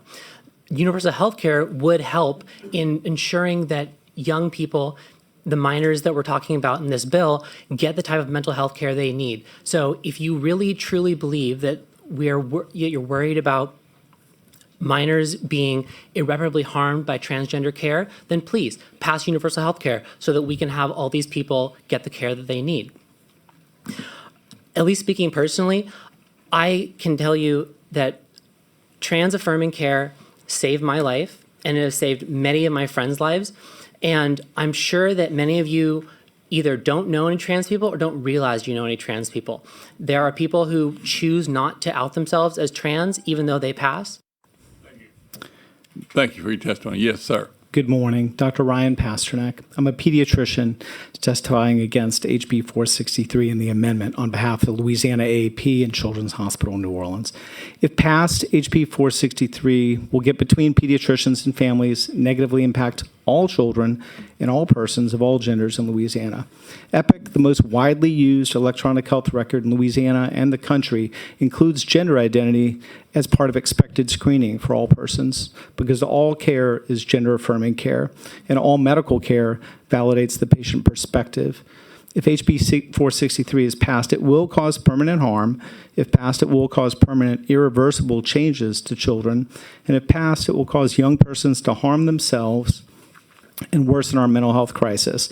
It will lead to more suicide attempts, and doing nothing, waiting until 18, is doing something. It's not without consequence. Most patients referred to our program are referred directly from the nation's second largest pediatric mental health hospital here in Louisiana. These young people are oftentimes in crisis, and if gender dysphoria as a root cause of their depression cannot be validated, cannot be addressed in a referral before age 18, or is denied as part of a patient's perspective, then doing nothing is doing something and causes harm. I had a patient years ago arrive to our clinic with their grandmother from Opelousas. Grandma had driven all the way with an oxygen tank in the front seat and her mask on. When I asked, "Who referred you?" Grandma looked at me squarely, and she said, "I just watched what was happening to my grandchild, and I said to myself, I'd rather a live girl than a dead boy, so we came." Now with bills like HB 463, patients are coming to clinic already suicidal, and they tell me, "Dr. Pasternak, it feels like the state of Louisiana hates me. It feels like they're making it less safe for me, and they're trying to erase me. Parents are telling me they hate my child for being who they are, and how can you help us?" If the bill passes, there won't be any help, and instead more young people will be left in the cold, or they'll do what 5 families told me they were doing last week, which is leaving. 3 nurses, family of 2 physicians, a recent valedictorian who wants to be a physician themselves. They'll all leave. They'll have the means and the jobs in the job market to bring their kids to a state that supports them, to a state that's happy to improve their tax base while we lose ours.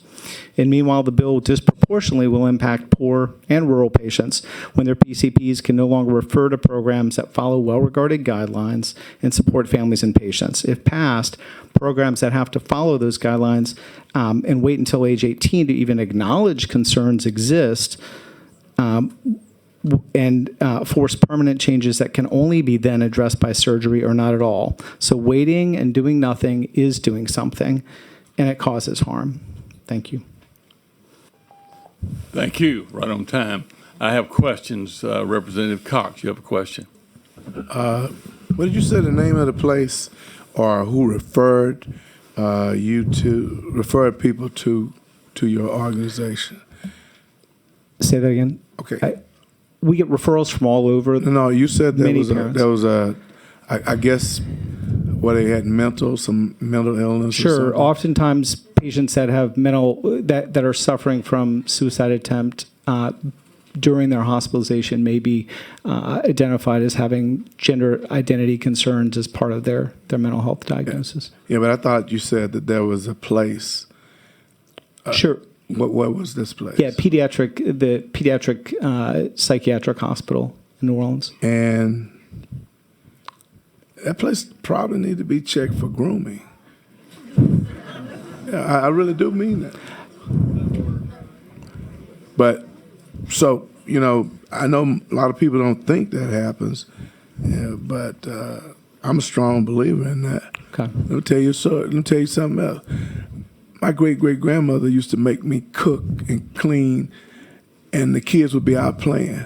We were cooking one day, and she told me, I was told, they're going to think I'm a girl if I can't go outside and play. And she said, you might marry a woman that can't cook. And it was a good answer for me because, I could have got caught up in the thing, I guess. That's what we used to call it. And can anybody tell me, and I may be the only one here that probably don't know, LGBTQ. I don't know all the acronym, what they mean. Can you tell me what they are? Sure. And I just want to say your grandmother's a wise woman. Yeah, she is. And she lived a long time. She had a PhD in whooping, and she was good at it. Yeah. And I'm telling you, it's not she beat the girl or whatever was in me to a man or whatever. But I'm just saying these things. What I'm saying here, so you can catch me, the little things that we say sometimes can be misconstrued as something else.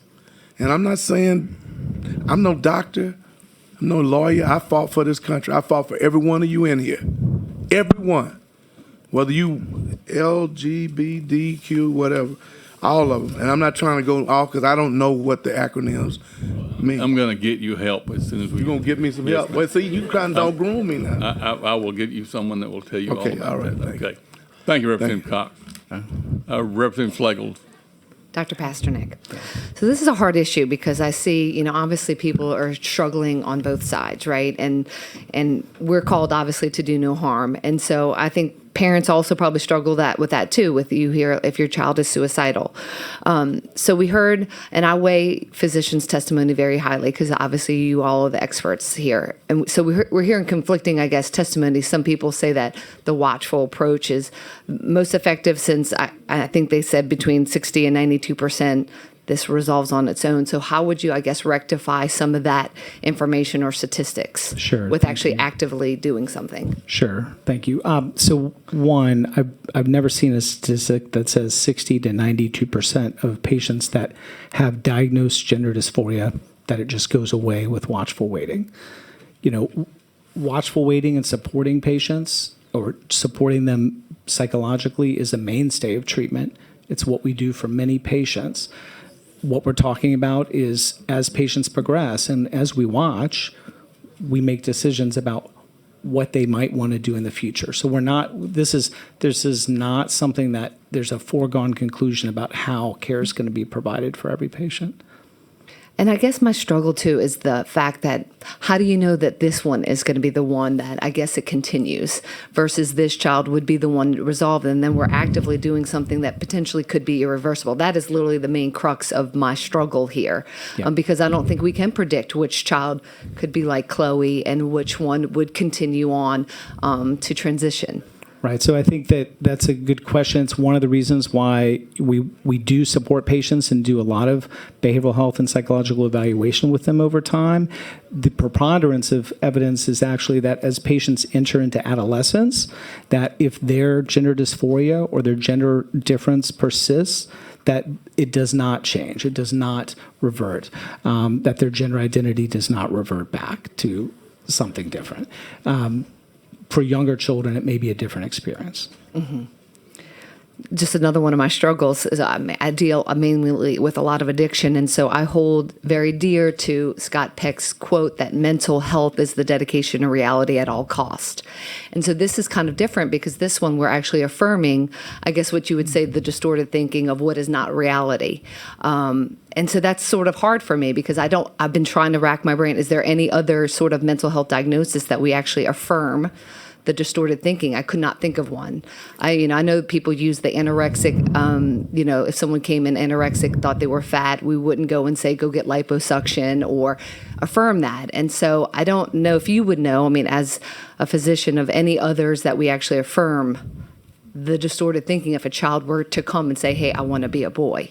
So, this is not a situation in which it's disordered thinking. But if some of the statistics, I guess some of the other physicians said that 92% was the highest I'd heard actually resolved itself, then that would be distorted thinking because that would obviously resolve itself for a majority of the patients. Yeah, that would be if that were true. Correct. Okay. So those statistics are not true that those physicians... Those statistics were wildly inaccurate. Okay.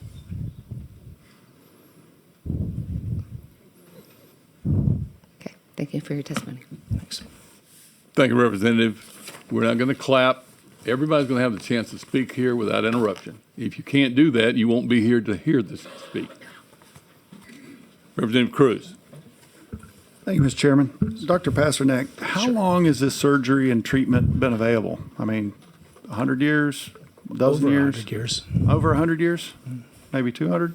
Surgeries and the hormones? I'm just wanting to know the So history. hormone therapy's been around for over 100 years, I'd estimate, yes. Okay, Thanks. well, let's just go with 150. What do you think the impact on humanity's been since it hasn't been available all of history? It's only come into being in the last 150 years.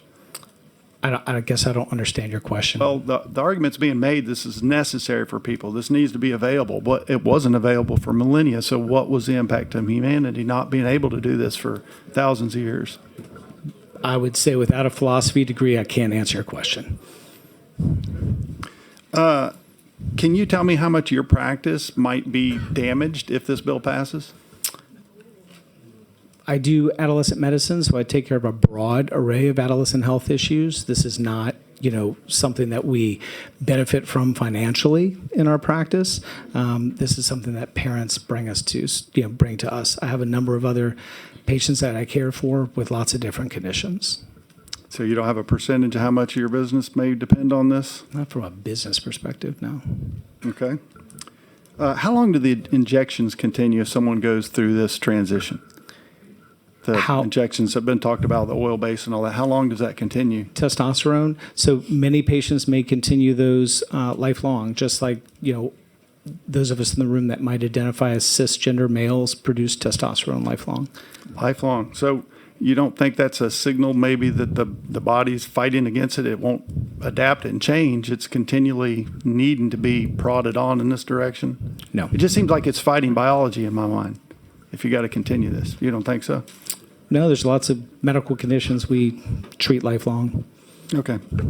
Thank you, Mr. Chairman. Thanks. Thank you, Representative. Representative Hughes. Thank you, Mr. Chairman. First, Chairman, let me say to the proponents and opponents and my colleagues, I really appreciate the very respectful debate that has taken place. I know this is a very tough issue. Doctor, I just wanted to ask a couple of clarifying questions from my understanding and my perspective. So, I heard some of the proponents of this bill speak and made some very compelling testimony, in my opinion. Several spoke that these hormone therapies and surgeries are experimental. Just wanted to get your perspective. Are these experimental? And are these medicines safe? And if so, how do we know that they're safe? Sure. So to the first question, are these treatments experimental? I'd say no.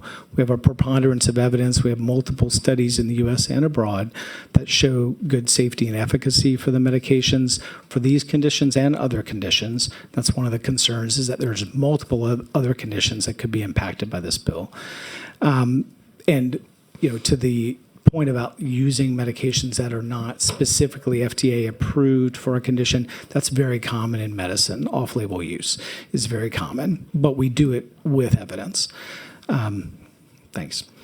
Okay. Secondly, how do you determine who is a good candidate for hormone therapy and who is not a good candidate for hormone therapy? Sure. That's a short question with an extremely long answer. So give me the short version. Right. I'll try and do the short version. It's a multidisciplinary team approach. We include psychology, psychiatry, oftentimes endocrinology, and adolescent medicine and other providers in that, and we center patients and parents right in that evaluation to determine what treatment options might be first safe. That's literally one of the first things I say to patients is a large part of my job is establishing a box of safety for patients and families. And once we know that we're in that realm of safe treatment, then we can start to talk about what options might be. Okay. If a 13 or 14-year-old child comes to you and wants to undergo this treatment and their parent objects, what do you do in that situation?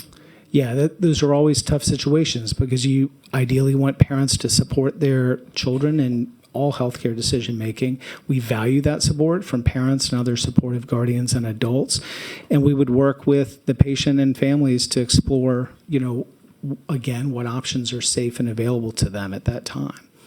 Okay. And then finally, have you ever worked with a youth that you felt was a good candidate for this therapy, but yet they later regretted it? I've not. Okay. Thank you, Doctor, and thank you both as well for your testimony. Thank you, Mr. Chairman. Thank you, Representative Hughes. Representative Miller. Doc, I think Representative Hughes just asked a question, but I didn't hear a clear answer.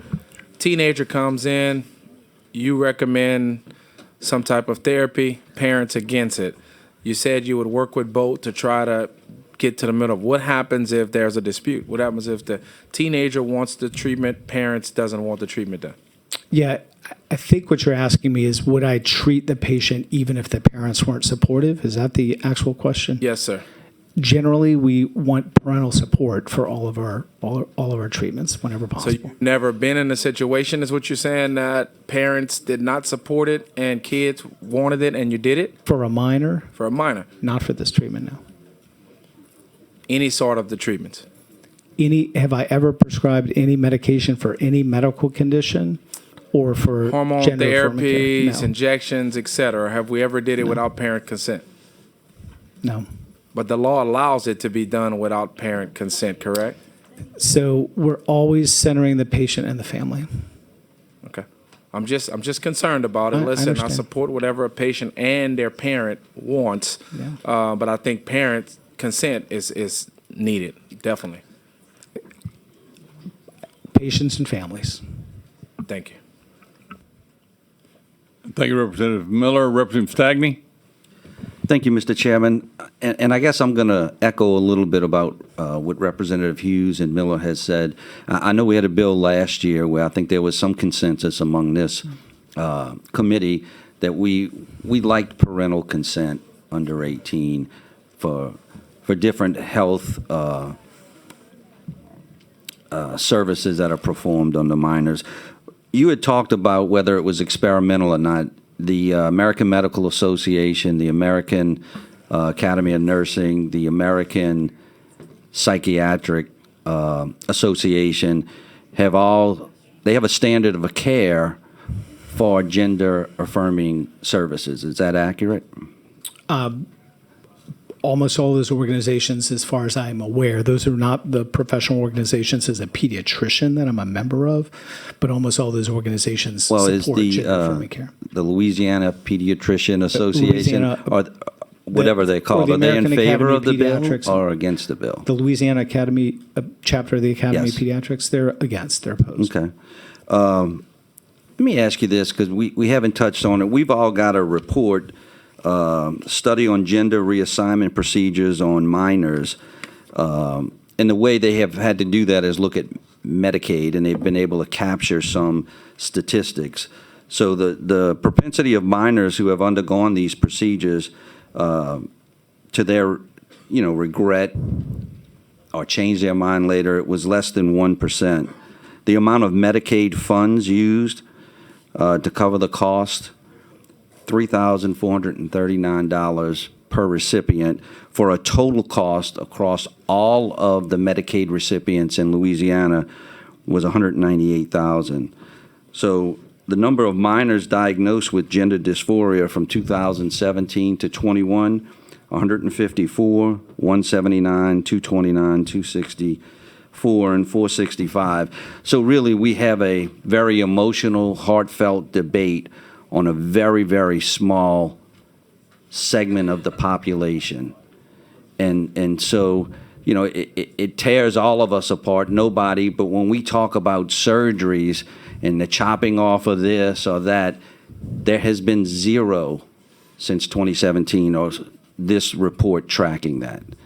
And so I'm a little concerned that we're embellishing some of the numbers and we're making the issue larger than it is. And I'm not saying it's not an important issue. It's an important issue. And I'll have some more comments as we get, because I think this bill has some unintended consequences. I know it's passed in a number of states, and I know the federal courts have banned it for a number of reasons, and I'm sure we'll discuss some of that. Thank you all for testifying. Thank you. Thank you, Representative Stagney. Representative McMahon. Thank you, Mr. Chairman. Doctor, tell me exactly what is your scope of practice? Tell me what your qualifications What's are. mine? I may have missed that. Specialty? Yes. Yeah, so I'm a pediatrician and then a subspecialist in adolescent medicine. Okay. Are you the surgeon? Do you do surgery? I do not do surgery. Okay. All right. What would you say the average age of your patient, your adolescent patients, would be when they come to see you on matters like this? For this specific issue? Yeah. 15 to 16 on average. What about your youngest patients? Well, where would to you me specifically, or for you- gender affirming care? You specifically. To me specifically, probably 11 to 13. 11 to 13. Anything under 11? Any children under 11 that you can remember? Potentially, they could show up in our clinic, and generally, we're going to refer them to behavioral health services. Okay. Several of the questions I had were been brought up before that, but what about long-term results, test results, or studies that after this procedure is mainly concerning surgery? How long have we been tracking that, and what kind of studies are out there? Right. So there was actually a recent New England Journal of Medicine article that looked at gender affirming care broadly, including surgical procedures, and showed that the vast majority of persons that experience those procedures and treatments are better off from a psychological perspective, if that's what you're asking. Okay. Going back to the studies a little bit, are there numerous studies out there, or is it a small section of studies out there? There's a fairly large number of, compared to, actually, we were just talking about the knee surgery, there's a fairly large number of studies in the U.S. and abroad. Okay. All right. I believe that's all the questions. Thank you. Thank you. Thank you, Representative. Representative Presley. Thank you, Mr. Chairman. Doctor, there's the study that was referenced earlier from the Department of Health provides a table, and it's from 2017 to 2021, and provides the number of enrollees that have gender dysphoria. Between 2020 and 2021, the number almost doubles. Do you have any comments or thoughts on why that number has doubled in 1 year? Prior to that, it's pretty stable, but trending upward. Sure. So I think it's hard to pinpoint year to year why you might see increases. Access to care may be one. Coding can be a reason, right? Actually coding the diagnosis. I assume you're familiar with the term groomer. Do you think grooming has anything to do with numbers of increases, whether it be on social media or other types of methods? No. Thank you. Representative Cruz. Thanks, Mr. Chairman. I just want to clarify one thing. You responded to someone earlier saying you've never given medicine without the parent's consent yet. Did I hear that right? Generally, our practice is that we want patients and parents. Well, I'm pretty sure I heard your name from another testifier earlier saying that was not the case. Do you disagree with that assessment? Yes, I don't remember the case explicitly, and I couldn't talk about it due to HIPAA, but I'm generally saying that we do not provide any hormonal care without patients and parents. Generally, but you do at times. I'm just trying to nail this down a little bit. Okay. I did not provide to that last patient or parent that I'm aware of any medical treatment with hormone therapy without parental consent. Okay. Disagreement there. Thank you. Okay. Thank you, Representative. Representative Johnson. Thank you, Chairman. And my question, Doctor, kind of alludes to Representative Hughes and Miller. You've been kind of vague when they ask, can a child get the hormone treatment without the parents' consent? Is that yes or no? Not you're saying parents first or family first. If there was another doctor they went to, not you, and they wanted to get it, the parent disagreed, and the child wanted it, can the child still get the hormonal treatment? Yes or no?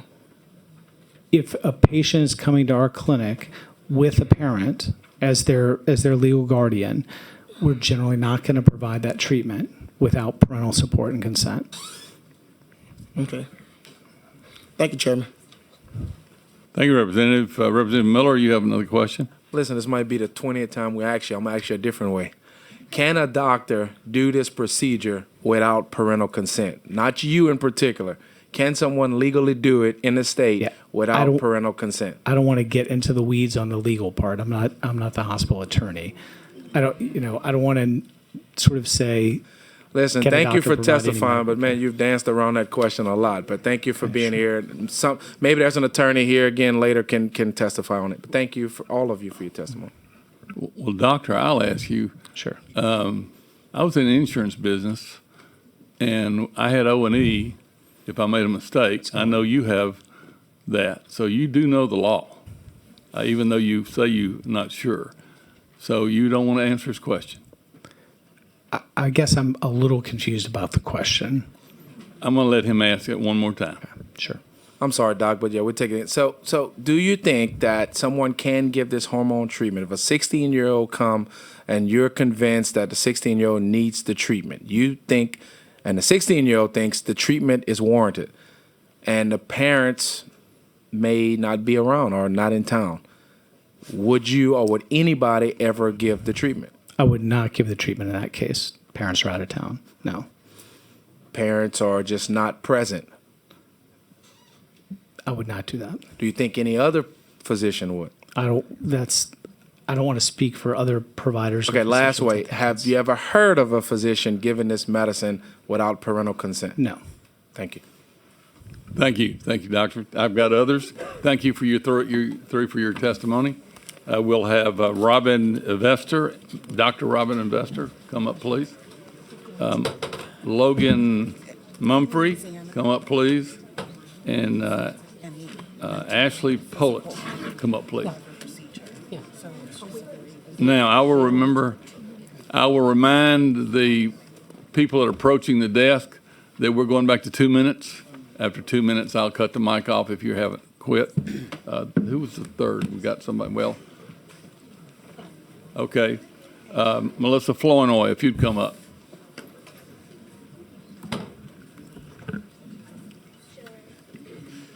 And since you're in that seat, Ms. Flournoy, I'll let you begin. Thank you, sir.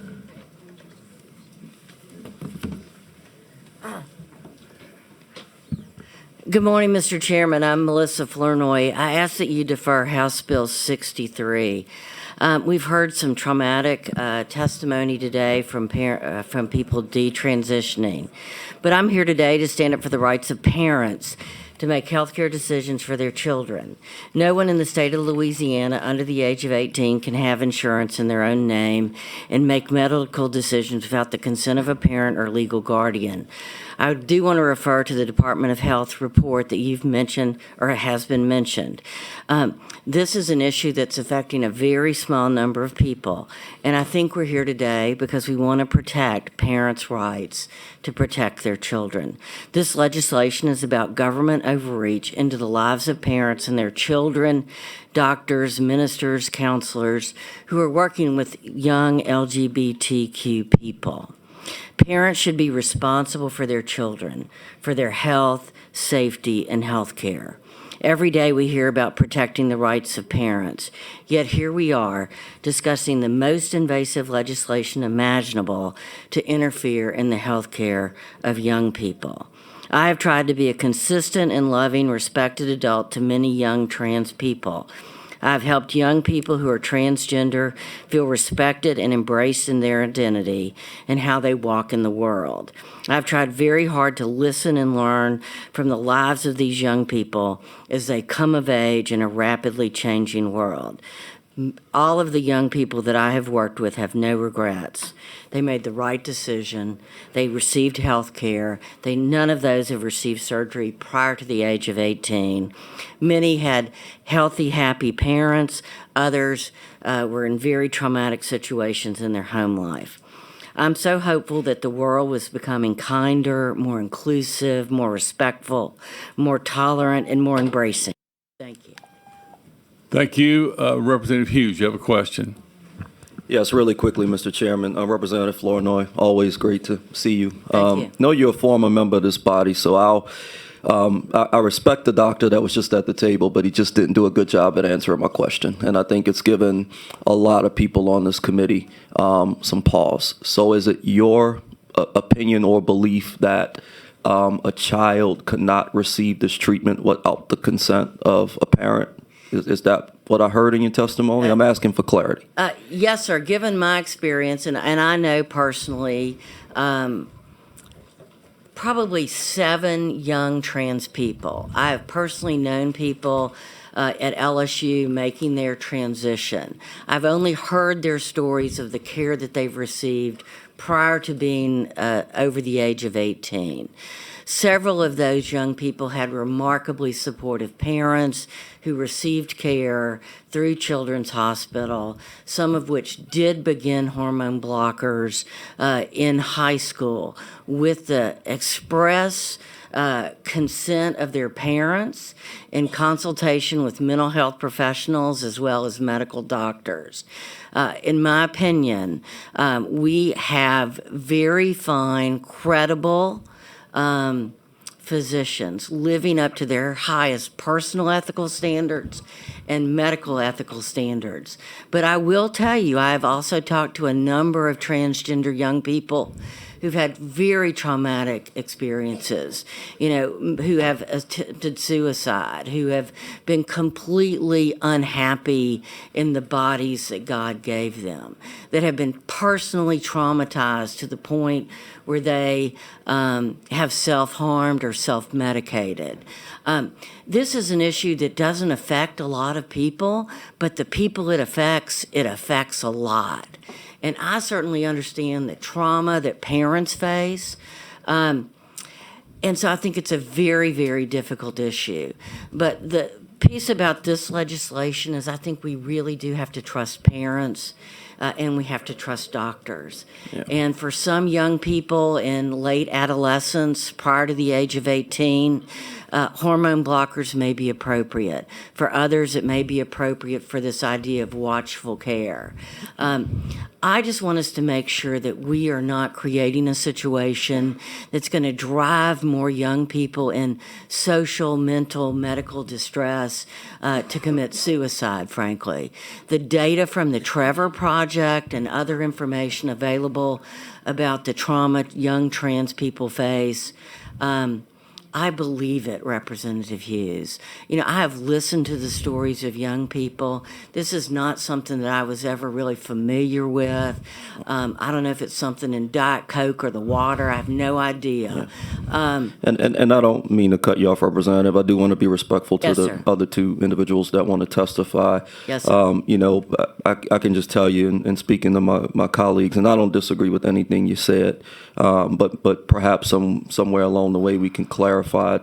I think that, you know, there's just feelings that parents need to be involved in this process. And so- Absolutely. And I think that this bill could be remarkably simple in one sentence. You know, if Perfect. you're going to receive any of this care, parental consent under the age of 18 is mandatory. Thank you, Representative. Thank Thank you, Mr. Chairman. Thank you, Representative. Yes. Your turn. Hi. My name's Dr. Robin Ivester. I'm a physician, board-certified internal medicine, so I see adults for primary care. I've been doing that for about a decade in New Orleans now. Trained at Tulane.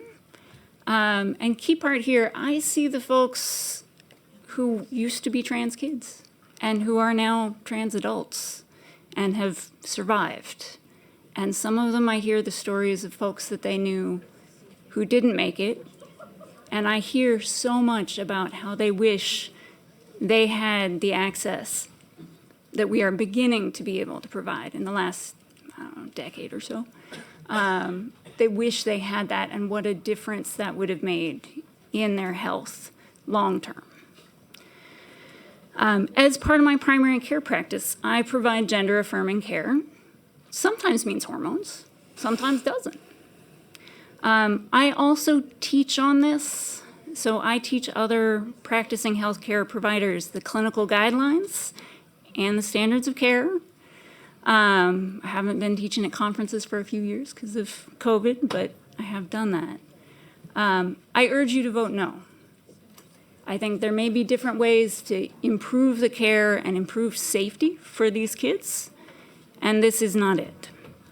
This bill is inappropriate government overreach, and if passed, would prohibit trained, experienced providers from following the well-established standards for safe, effective, and medically necessary care to their patients.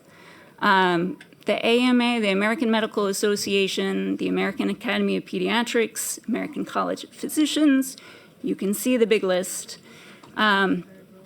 overwhelmingly agree that this care is safe. Thank you for your testimony. You're next. Hi, my name's Logan Mumphrey. I use he, him pronouns. I was born here in Baton Rouge. I live in New Orleans. I've been a registered nurse in Louisiana for over 10 years, and I'm a board-certified family nurse practitioner.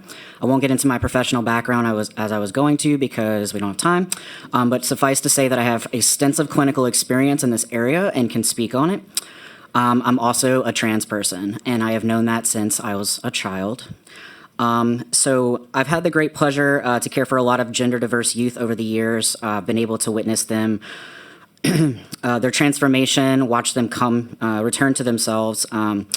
And I've been told by countless parents that my child has finally come back to life. I would like to dispel some myths and clarify what is and is not happening in the state of Louisiana as it pertains to gender-affirming care for minors. There is not a single practitioner or surgeon in Louisiana performing, quote, genital gender reassignment surgery or permanently sterilizing procedures on trans kids under 18. No one. In fact, some of those surgeries, like vaginoplasty and phalloplasty and other gender reconstructive surgeries, are not even available to adults in this state. Additionally, as it pertains to hormone therapy and puberty blockers, these medications are not dispensed willy-nilly. They are dispensed with careful consideration and on a developmentally appropriate timeline.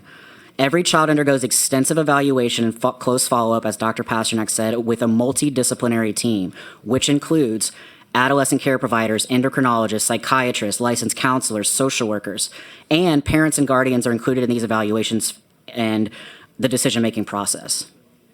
In fact, many parents come desperate for our expertise, often having exhausted all other options. I urge you to vote in opposition to House HB 463, as it goes against well-established standards of care, and passing this bill will cause irrevocable and unnecessary harm to kids in Louisiana.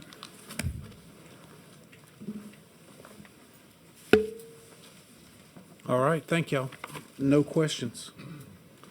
All right, so the next three coming up, who our president would like to speak, Lucas Doche, Remy Tallow, and Sarah Jane Goudry. Please come to the table. All right, as a reminder, you have 2 minutes.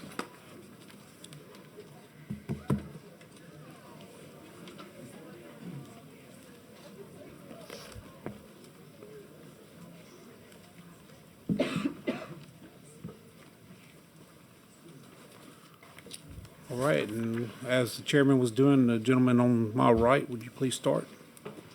Hi, members of the committee, thank you for being here, and thank you for allowing me to speak in opposition to this bill. My name is Lucas Duce. I'm from Lafayette, a lifelong resident, born and raised. I have no medical experience. I have no psychological training. I can only offer you my expertise as my experience as the father of a transgender son and as a lifelong resident of the state. I've struggled to reconcile that experience with a lot of what I've heard here today because in our experience, we went through a year of counseling before any sort of medical intervention was ever discussed with our transgender son, who's now 14. Surgery's never been on the table. The only time that subject has ever been broached was to say that it's something that we can talk about when Ethan is older, and if it's something that he feels is necessary for his emotional well-being and for his physical health.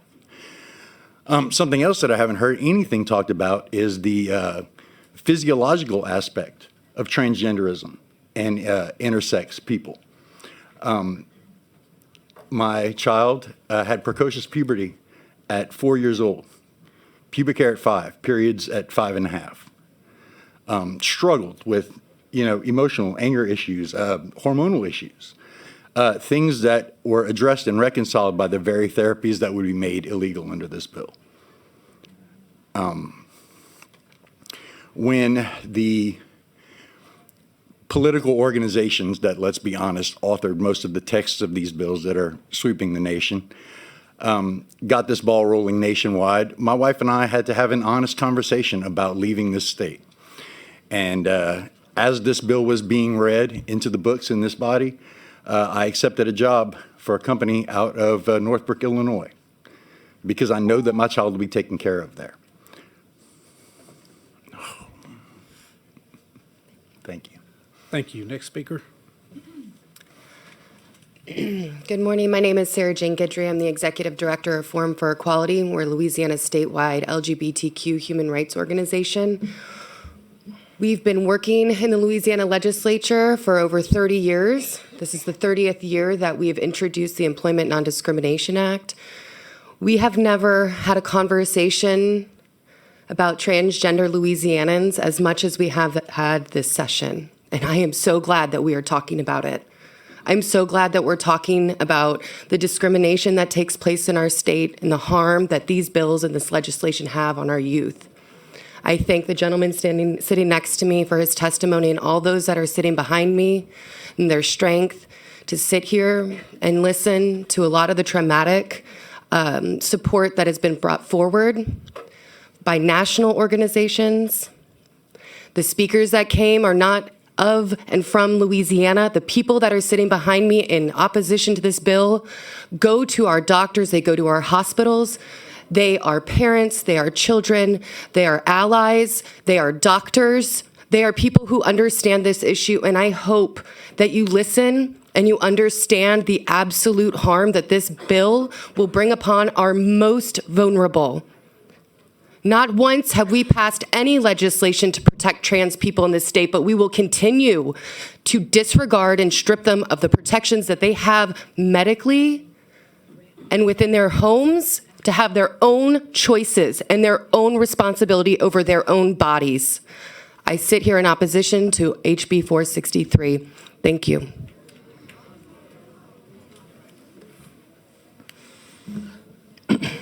Good morning. My name is Remy Tallow. Thank you for listening to me today. We're here on the front line for the battle of freedom. A little bit about myself. I'm a veteran. I signed my contract the day I turned 17. I ended up serving for 11 years. I do photography now. I worked a lot with nonprofits, but I'm always telling myself that I'm not doing enough. I used to be a Republican for a long time. I didn't even vote for Obama. In 2016, I was in DC for security for Trump's inauguration, and I do not recognize the Republican Party anymore. And that's a big part of why I'm here today. When I was growing up, I met another trans person, except they were much younger than me, and they knew who they were as soon as they could speak. However, I was not that sure. See, I was raised in a home where my father was physically and emotionally abusive. I hid parts of myself and even convinced myself I couldn't be trans. I wasn't sure. I also had pretty much no one to talk to about it for 24 years. That's when I decided to finally and literally beg my family for help. You see, I had been fighting gender dysphoria that had exacerbated annually since I was around 13. My parents divorced then, and I learned to deal with my emotions by suppressing them. It's taken me years of therapy that I'm not done with to relearn how to express and parent myself. The point is, the only other trans person I knew growing up had and still has two amazing supportive parents, and I don't and never did. I have someone probably watching from home, though, and I'm so grateful to God for giving me the supportive parent I do have. I love you, Mom. Thank you for accepting me. I'm so sorry I came out to you while you were deployed to Afghanistan. It had to be hard. Enough about my life. Let's talk about the life of the ones that we will change when this bill passes. There will be no stop to intersex babies getting their genitals mutilated. There will be no stop to unconsensual circumcisions of babies.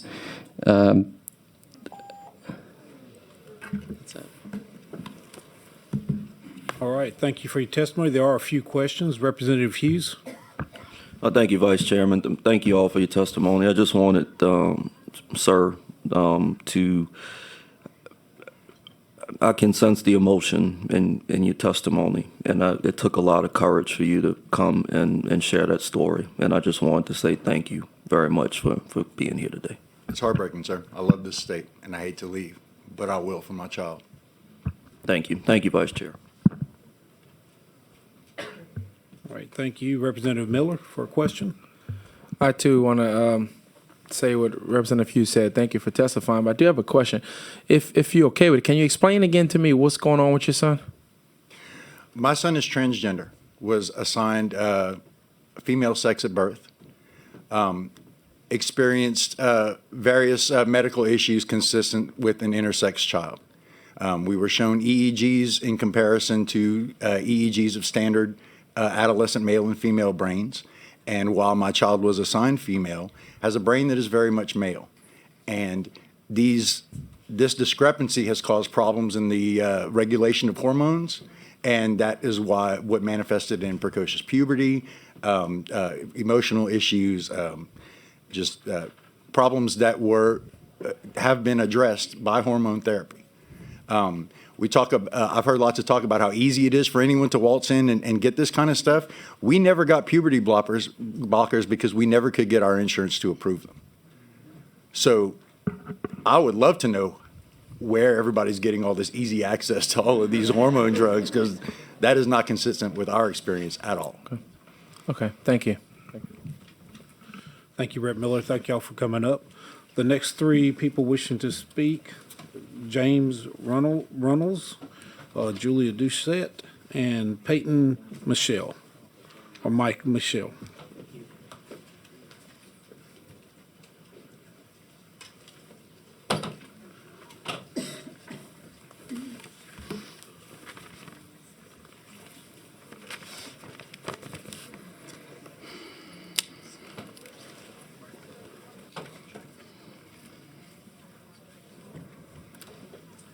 All right, can I get the person on my right to start? Please introduce yourself. Hello, my name is Dr. James Runnels, Baton Rouge native, internal medicine, emergency medicine doctor, and the proud parent of a transgender man who is now a PhD student and a Rhodes Scholar. I'm here not as a medical expert, but as an ally, and I want to say that what you've heard from the last 9 witnesses has been truth and experience. The previous witnesses, by and large, were scaremongering, misinformation, and agenda. The reality is that transgender realities are difficult. They are medical issues that need close, long-term medical care from compassionate physicians.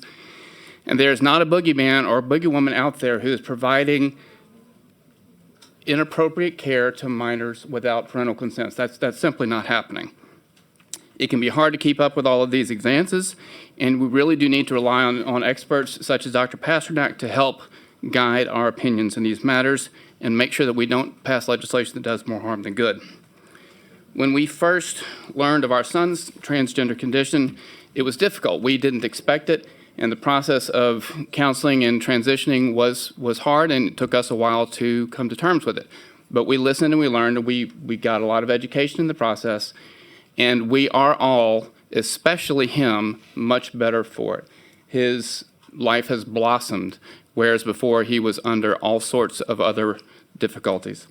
It is critical to debunk these mischaracterizations of rampant hormones and surgeries being performed with minors without parental consent. That's simply not true.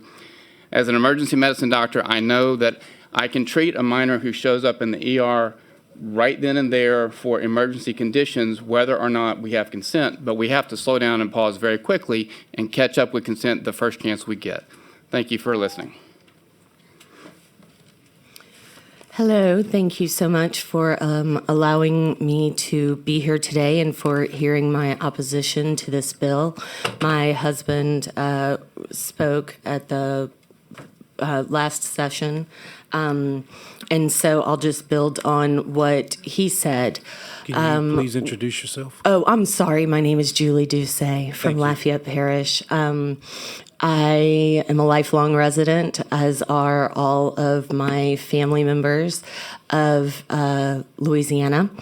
I am the stay-at-home mother of 4 children.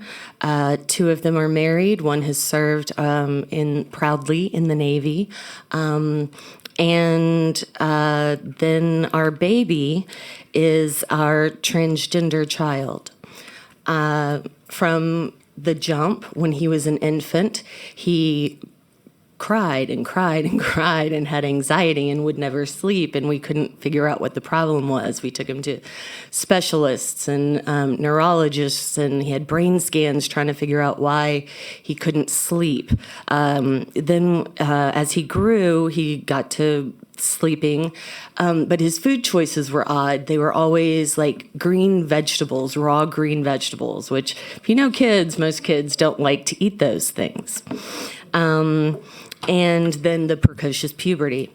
All of those things, once we figured out that he was transgender, when he came to us and told us that he was transgender, when we went back and realized that the pattern of everything that he had experienced as a child, including eating green vegetables because that boosts testosterone, were just methods of his body trying to become who he was meant to be. His brain does not match his physiology.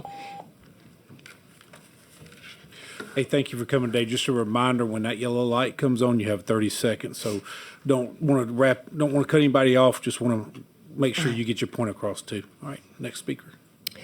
Good morning. My name is Peyton Rose Michelle, and I'm the Executive Director of Louisiana Trans Advocates, which was shouted out earlier by the supporters of this bill.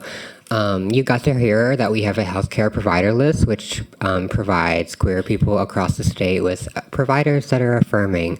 And you heard, I don't even know the number, but you heard that they say we have over 100 providers. Some context, the vast majority of those providers, I would estimate like 80 to 90% of them are mental health providers. The very few remaining percent are mostly primary care physicians, and only 3 people on the list are surgeons, and 2 of them are out of state. So that's some context on our healthcare provider list. To zoom out a bit, that shows that there is so little ability to access gender-affirming care already.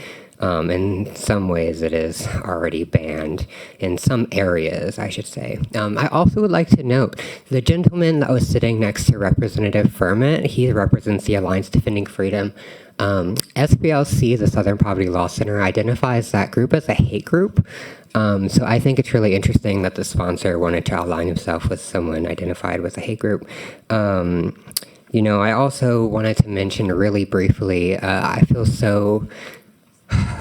My heart reaches out to Chloe and Prisha, who shared their experiences with you, as they did also share their experiences with state legislatures across the country. I think somewhere around 20 other state legislatures. So I think all in all, that shows that this is an organized attack against the rights of so few people in the state, and it is inappropriate. So please oppose. Thank you. All right, I have no questions. Thank y'all for coming today. Can I get Rebecca Bohm to come up, Jessica Eberhan, and Annette Basil? So please forgive me if I slaughtered your name. You'll have a chance to correct me. All right, and as always, the person to the right in the chair gets to go first whenever y'all get to the table and ready.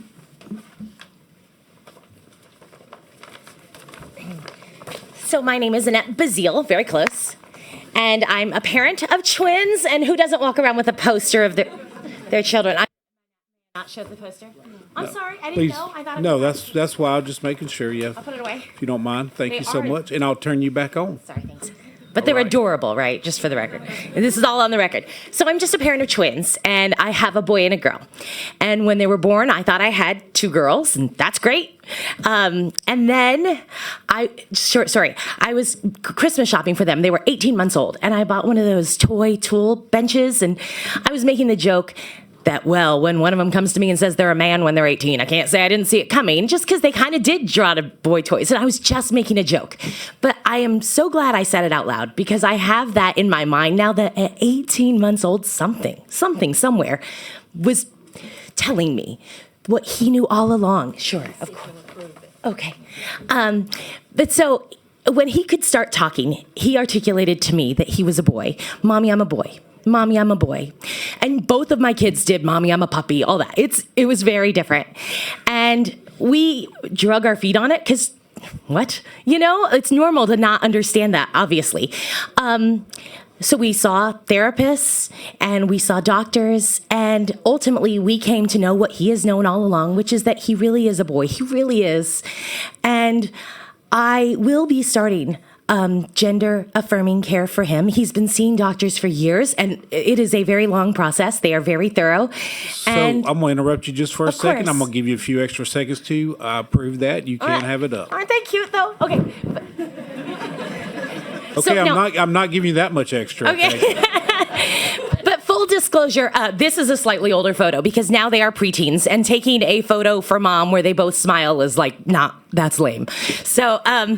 So now that he is almost 11 and starting puberty, we are discussing puberty blockers. And what that would do, it would prevent him from growing the body of a woman. Because I promise you, he's not a woman. He shouldn't be in a woman's body. And honestly, I don't think he could survive if we forced him into it. I really don't. So we will find that care for him. I will go to the ends of the earth if I had to for either of these children. And we'll probably just go to New York, not the ends of the earth. But if this bill passes. So please don't make us travel for doctor's appointments. Don't make us consider leaving the state. We own our home. We have good jobs. Our friends, our family, their friends are here. And, we do have conversations about having to leave the state should bills like this continue. So please vote no. Protect his doctor's rights and my rights and him. Please vote no. Please. Thank you. You timed that perfect. You didn't need a couple extra seconds. Okay, whenever you're ready. My name is Jessica Eberhard, and I live here in Sorry, Baton. can I stop you real quick? I just saw Rep. Miller had a question. Representative Miller?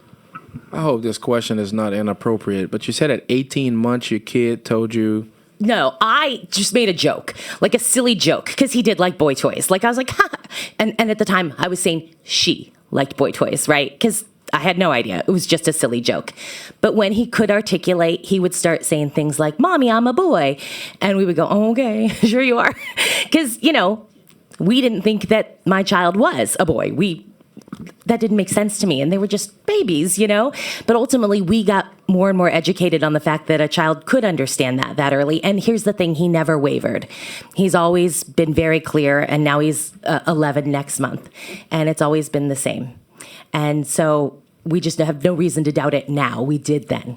Okay, because look, you confused me. I have 18 months at home. I was like, well, how? He wasn't that advanced. Yeah, I just need to be educated on what this kid did, Sorry. this toddler did. Okay, thank you. All right.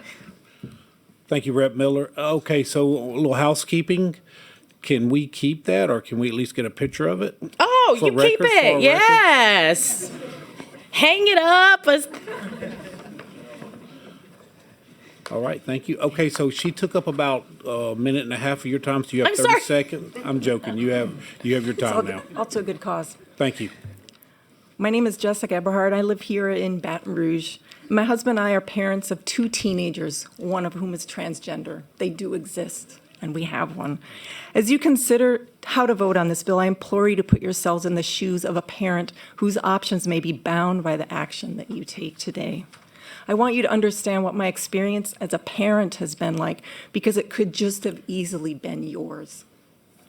None of us expect to have a transgender child, but if by luck of the draw one comes into your life, then they're yours to love, to protect, and you do your best to help them grow and flourish and become the best that they can be. My husband and I are both biologists, and we tend to be very data-driven when we're faced with a decision, like a medical decision. So we did a lot of reading. We had many discussions with medical professionals, psychologists, clinical social workers, and endocrinologists. This was a process that took years.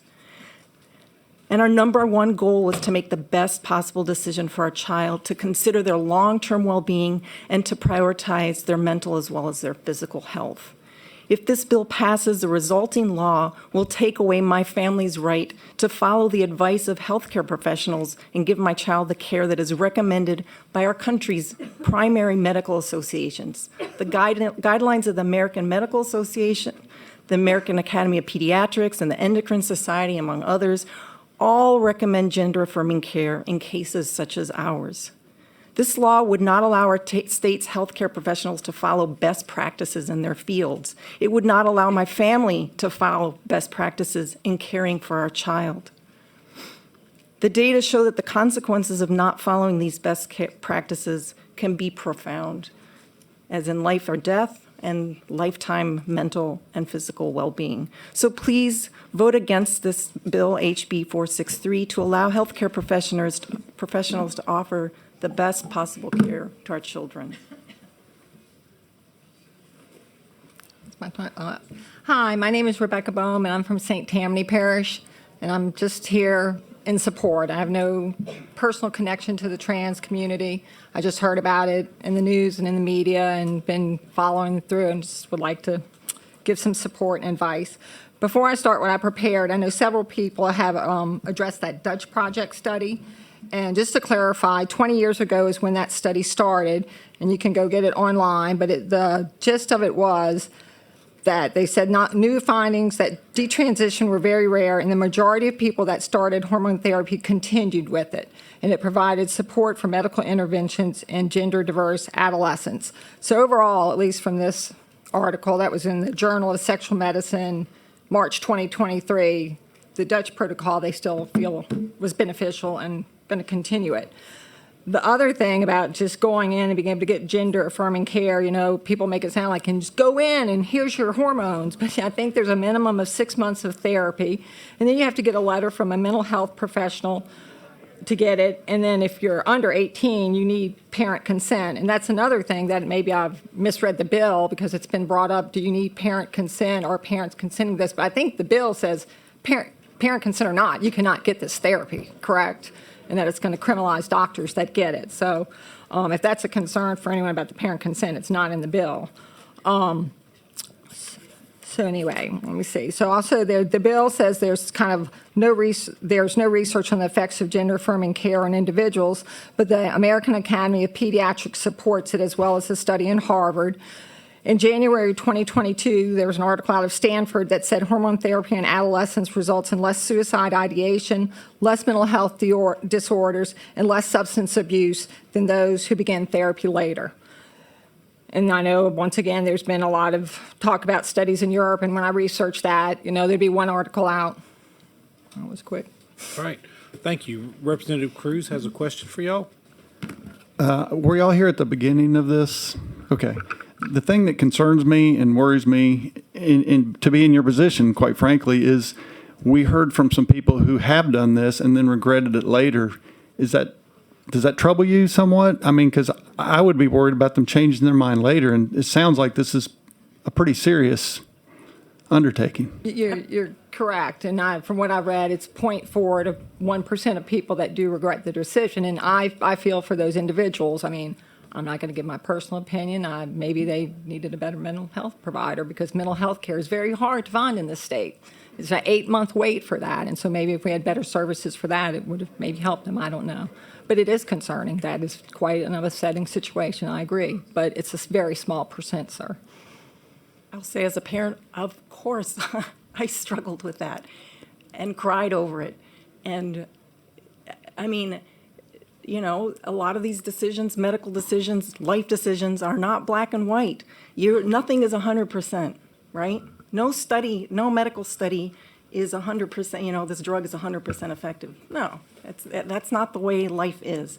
And so, of course, we struggled over this.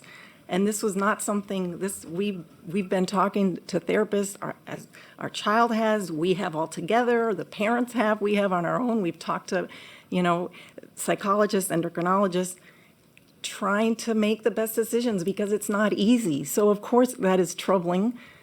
But the preponderance of evidence and experts who know far more than I do, when I go to the doctor, I have to rely on the doctor, doctor's best practices. So we try to make the best decision we can, and we make that decision recognizing that maybe we didn't make the right decision, but we made the best decision that we could at that time based on all the information we could gather. And this bill absolutely shuts that down. And if I may, I feel blessed because my son was so clear and so confident about it at such a young age, that generally what I've heard that helps it not be something that they might change their mind about later. And he's just never wavered. Excuse me. But I do think that the reason why the procedures are so slow is to give the families, the children, the time to be sure, and that puberty blockers literally are just a pause, and that's really not a final say-so. And so that gives the child a little longer, too, to be sure that that's what they want to continue on. And then you can decide if hormone therapy, one way or the other, is appropriate or not. So we aren't even at that phase yet. And of course, we'll take it all day by day, month by month. But I am much less concerned about him changing his mind than I am about him not giving the chance to continue on in the life he's built. Well, I guess I admire your courage, but I tell you that would frighten me. So based on the other stuff we heard, it sounds like a very serious decision, and I'd hate to make the wrong one. But thank you for your time. Thank you. Thank y'all. No other questions? Okay, can Jennifer Creedon come to the front, and Alina Santillan and Ashlyn Anderson? And as always, the person on the right, you can go first. And remember, when the yellow light comes on, you have 30 seconds to finish up your talking points. All right. All right. Hi. My name is Jennifer Creedon. I'm a physician, a psychiatrist with subspecialties in child and adolescent psychiatry as well as addiction psychiatry. And I care for, among other populations, I care for trans and gender diverse youth and young adults in New Orleans. However, I see kids from all over the state. I'm here to urge you to vote to not support this bill. As has been discussed by many people, including parents of trans children, transgender children have higher rates of depression and anxiety, at least 2 to 3 times more. These diagnoses are at least 2 to 3 times more common in trans youth. But studies have shown that trans youth who receive appropriate medical treatment with appropriate assessments have a reduction in depression and in suicidal ideation to where they are at the same level of cisgender youth. Research that was quoted by another, someone else who testified, coming out of Stanford, that surveyed trans adults looking back at their experience as youth, found that those who were able to access gender-affirming care in adolescence were less likely to have thoughts of suicide and less likely to experience major mental health disorders. In my own experience, I have seen the process that children and families go through in order to access gender-affirming care. As others have said, nobody's going into a clinic and getting handed a prescription for hormones or for puberty blockers on a first visit without a very thorough assessment, sometimes years. The parent of one child who is just now beginning to start the discussion of starting hormones pointed out that they have gone through a 5-year process of exploring their child's gender identity, which in that intervening time they have experienced suicidal ideation, self-harm, and multiple hospitalizations. Thank you. Hi, my name is Ashlyn Anderson. I am a Louisiana resident, a supporter of trans rights, and a student in the medical community. I am here before you today in opposition of HB 463. This bill will not save our state's adolescents, especially when the actions proposed would limit vital healthcare options for Louisiana's youth and those who identify as transgender. The criminalization of potentially life-saving healthcare, especially that which helps vulnerable populations like minors and the LGBTQ community, will do harm in our state. I implore you to please stand together with reason and compassion to enable trans youth, their parents, and their physicians to work together to determine the necessary health care and allow them to live their lives with liberty and justice as their true and authentic selves. Thank you. Good morning. My name is Alina Santillan. I'm 37 years old, and I live in Bossier City, Louisiana. I was raised in a Christian household, the child of an Air Force veteran and stay-at-home mom. I have 3 nieces and a nephew who have me wrapped around their finger, and yes, they know that. I've had the privilege of going to college and graduating with honors, and now I own my own consulting firm. I even have my own dreams of running for office, and I must say Representative Cox's seat seemed very appealing after this morning. But I almost didn't have any of these opportunities. I need you to understand that I'm very privileged to be here and testify before you today, as many trans folks never make it out of their adolescence or young adulthood alive, and I was almost one of them. Yes, I'm a trans man, and a good-looking one at that, I might add. I attempted suicide when I was an adolescent after coming out, and thankfully for me, I had a family who surrounded me with the support and love that I needed. I had access to resources in gender-affirming care and a community who came together to support me regardless of my gender identity, sexual orientation, or any other matter. I'm fully aware that that is not everybody's experience, and it is because of this fact and the privilege that I have with my own experience that I'm using my voice to advocate against this bill that will cause irreparable harm to the gender-diverse community, especially to our children and our youth. There's countless data that shows how life-saving gender-affirming care can be and how deadly it is when trans and gender nonconforming folks cannot access it. Last year, the National Library of Medicine's data indicated that 82% of trans individuals have considered killing themselves and 40% have attempted suicide, with suicidality highest amongst transgender youth. We've talked about a lot of things here today, but I especially want to talk to the children who are here and the parents who are here. We will not stop fighting regardless of what happens to this bill. If this was about protecting kids, we would center the kids and their lived experience and the parents who care for them. Thank you. Okay. Thank y'all. We do have a question from Representative Slagle. My question's for the physician.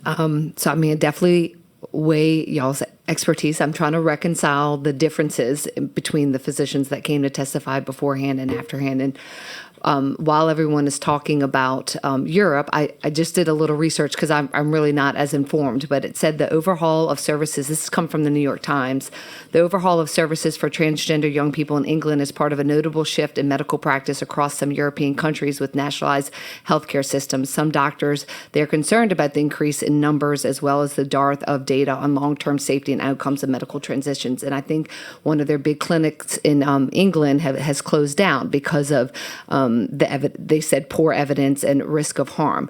How do you rectify, I guess, some of that to I guess, saying that we should just continue in the direction that we are in terms of doing things that are irreversible for some children? Yes, so I can't speak specifically to the decisions made by England, but what I can say is we weigh risks and benefits in every medical decision that we make. When I'm treating children for depression, for anxiety, for ADHD, I'm weighing the risk and benefit of medication. I'm also weighing the risk and benefit of not starting medication or not starting treatment. And eliminating the option of appropriate gender-affirming medical care is a medical decision. Not providing care is a decision. There are risks to not treating, just as there are risks to not treating depression. And so I think that the idea that, again, that we're making these decisions without considering risk and without having these discussions with families is not accurate to the experiences of the families in the state of Louisiana. And so having the discussion of those risks, as I know our gender team does, of discussing with kids and families, what about regret? What are your thoughts on this? What would happen if? Those are all part of the assessment. So why this is different from other medical interventions that we provide where we also have these discussions, I think is purely political. But I think eliminating a treatment option that does have strong evidence is not doing best for our kids and families. Yeah, and I know people have made this a Republican-Democrat issue. I mean, so Representative Cox is not a Republican. So I think you hear concerns from both of us on the committee when it comes to this, because I do think when it comes to treating children and doing things that potentially could be irreversible, really probably needs high scrutiny. And I think that's sort of what we're doing today. Right. And I think that's, and again, when I speak to families and we talk about whether being seen in gender clinic is something they want to pursue, one of the things I always talk about is nobody is going to clinic having one visit with the doctor and getting a prescription for a medication. That more often than not, families are impatient that it's taking so long, that there is this process to fully evaluating. And the more complicated a situation is, that longer that evaluation is. And so I think the idea that, that it's a one stop, you go in, the parents are out of town, well, we'll start anyways, that's not happening. As I mentioned, I have, one of the a 15-year-old trans boy whose mom, when she learned I was going to be testifying, wanted to share their experience of 5 years of receiving care, of meeting with mental health professionals, of exploring her child's identity, of this child being hospitalized for suicidal ideation, for self-harm, having body dysmorphia, eating disorders, anxiety, and now that they're finally starting to be able to pursue the treatment that is indicated for them, the reduction in those symptoms. And so I think as someone who sits in the room, who talks with these families, who gets to know them at a very personal level, it's painful. It was very painful to sit in with patients yesterday with the very real reality of what we're going to be talking about today, and what happens next if you no longer have access to care that you need. I think that pain and that experience for these families is very important to hear as well. I appreciate your testimony. Thank you, Rep. Schlegel. Representative Cox for a question. And I've been listening to y'all back there. We're not trying to miss any of it. What came across my mind was that if someone wants to treat you, you think you're a girl and then you're a boy, they give you what is it? I don't know what it's called, but they give you the girl stuff, whatever. And then, but why not give more testosterone so that that boy might go the other direction? Has anybody ever tried that? That's really, that is not how, that's not how the biology or endocrinology of gender works. Someone who has low testosterone, a cis man who has low testosterone is no less a man than a cis man who has normative levels of testosterone. It's a difference, but the point is if you are a guy and you think you're a girl, I think if they gave you more testosterone, that it might change you into what you really are. And you know, that's just like what you're saying. But, well, if you give him some more, I forget what they call it now, but that you would turn in. That would still be gender affirming care though, wouldn't it? No, it might be, but it would be corrective. But you're saying it's a matter of opinion on things. And I like to think outside the box. And I've been all over the world, and I've done a whole bunch of stuff for the freedom of everybody here. So I'm always looking to see, could that not have been a case? Is there anybody ever tried that? I don't know.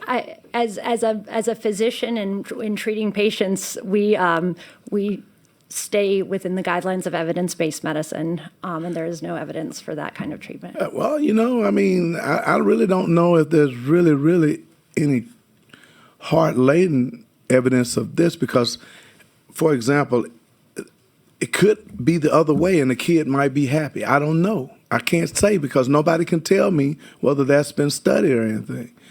But you once the kid's now on the internet and they're seeing all kind of stuff. And I heard my son say, my grandson, he's only 9, and they were talking about this, and I was like, what do you know about that? And the best way to figure something out is to ask, because that's how you figure out that you say somebody wants to be a girl if they're a boy. Am I correct in saying that? That you ask? Yeah, you need to ask. Ask the question. Why do you feel like that?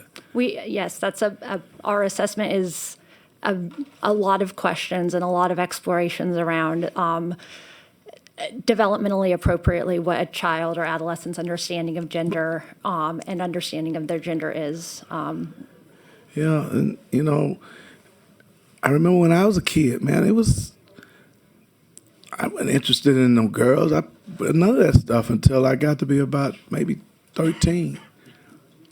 So right in the middle of all of that stuff, somebody could have went bad on me or something. You know, not necessarily, wait a minute, let me take that back. Not bad, but it could have been, for me, I wouldn't have been able to do the things that I was able to do because I was, you know.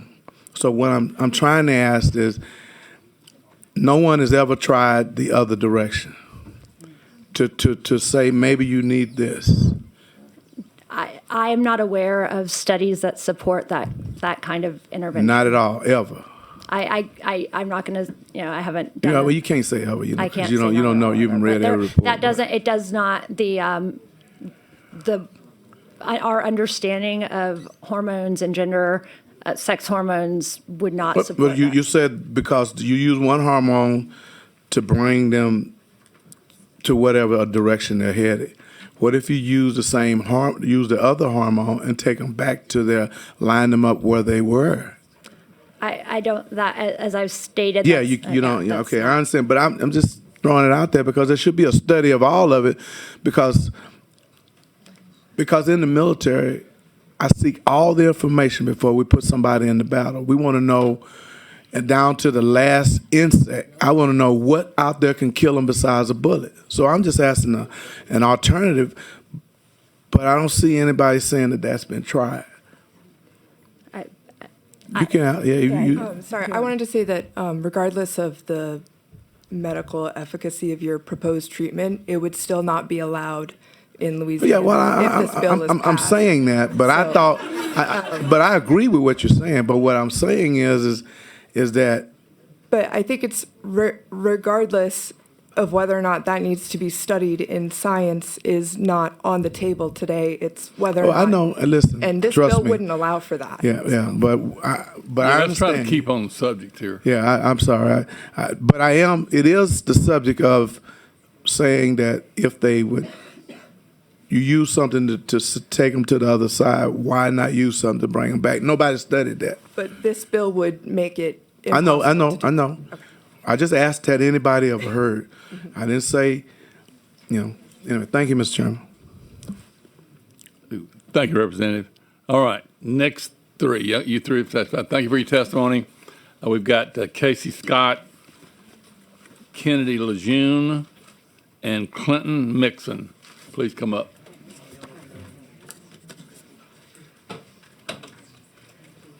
I will tell the committee as we can, there is lunch, and for those of you out there, there doesn't seem to be any out here. They're all in there watching here while we eat. So I've got the third one, did not, oh, there's.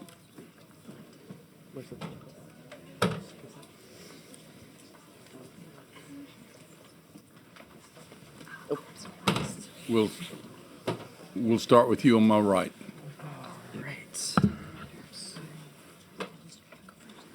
Are you ready? All right. So, hello, committee members. My name is Dr. Clifton Mixon. I am a pediatric psychologist working in the state of Louisiana. I work in a gender clinic that prescribes hormones to kids, and I'm part of the decision-making process. I've heard a lot of really good questions from Representative Schlegel, Representative Cox, Representative Miller, Stagney, and Hughes, and I would welcome some questions around European prescription, the European programs, discrepancy in statistics, and how we know who will persist. It's going to be hard to cover all of this in 2 minutes. So the evidence is clear. This works. We've talked about it. I'm going to skip past that for now. I find the core tenet of this bill offensive, that myself and my colleagues are negligent at best and at worst are actively trying to harm children. The first guiding principle of my professional ethical code is beneficence and non-maleficence, do good and no harm. I would like to make one thing clear. No provider I know in the state is trying to turn kids trans. We are just trying to allow trans kids to grow up and become trans adults by improving their quality of life and preventing premature death by suicide. Our approach counsels youth and supports them to figure out who they are and what is needed for them to live with a healthy quality of life, and yes, we ask them why they feel like a boy. Sometimes that means they realize they aren't transgender. Sometimes that means they are, but they're okay with non-medical approaches to helping themselves feel more comfortable. And when we decide hormones are an option for a family to consider, we do so because the patient's gender dysphoria has been persistent over years and is causing considerable impairment to the daily functioning and/or risking their life, or all the above.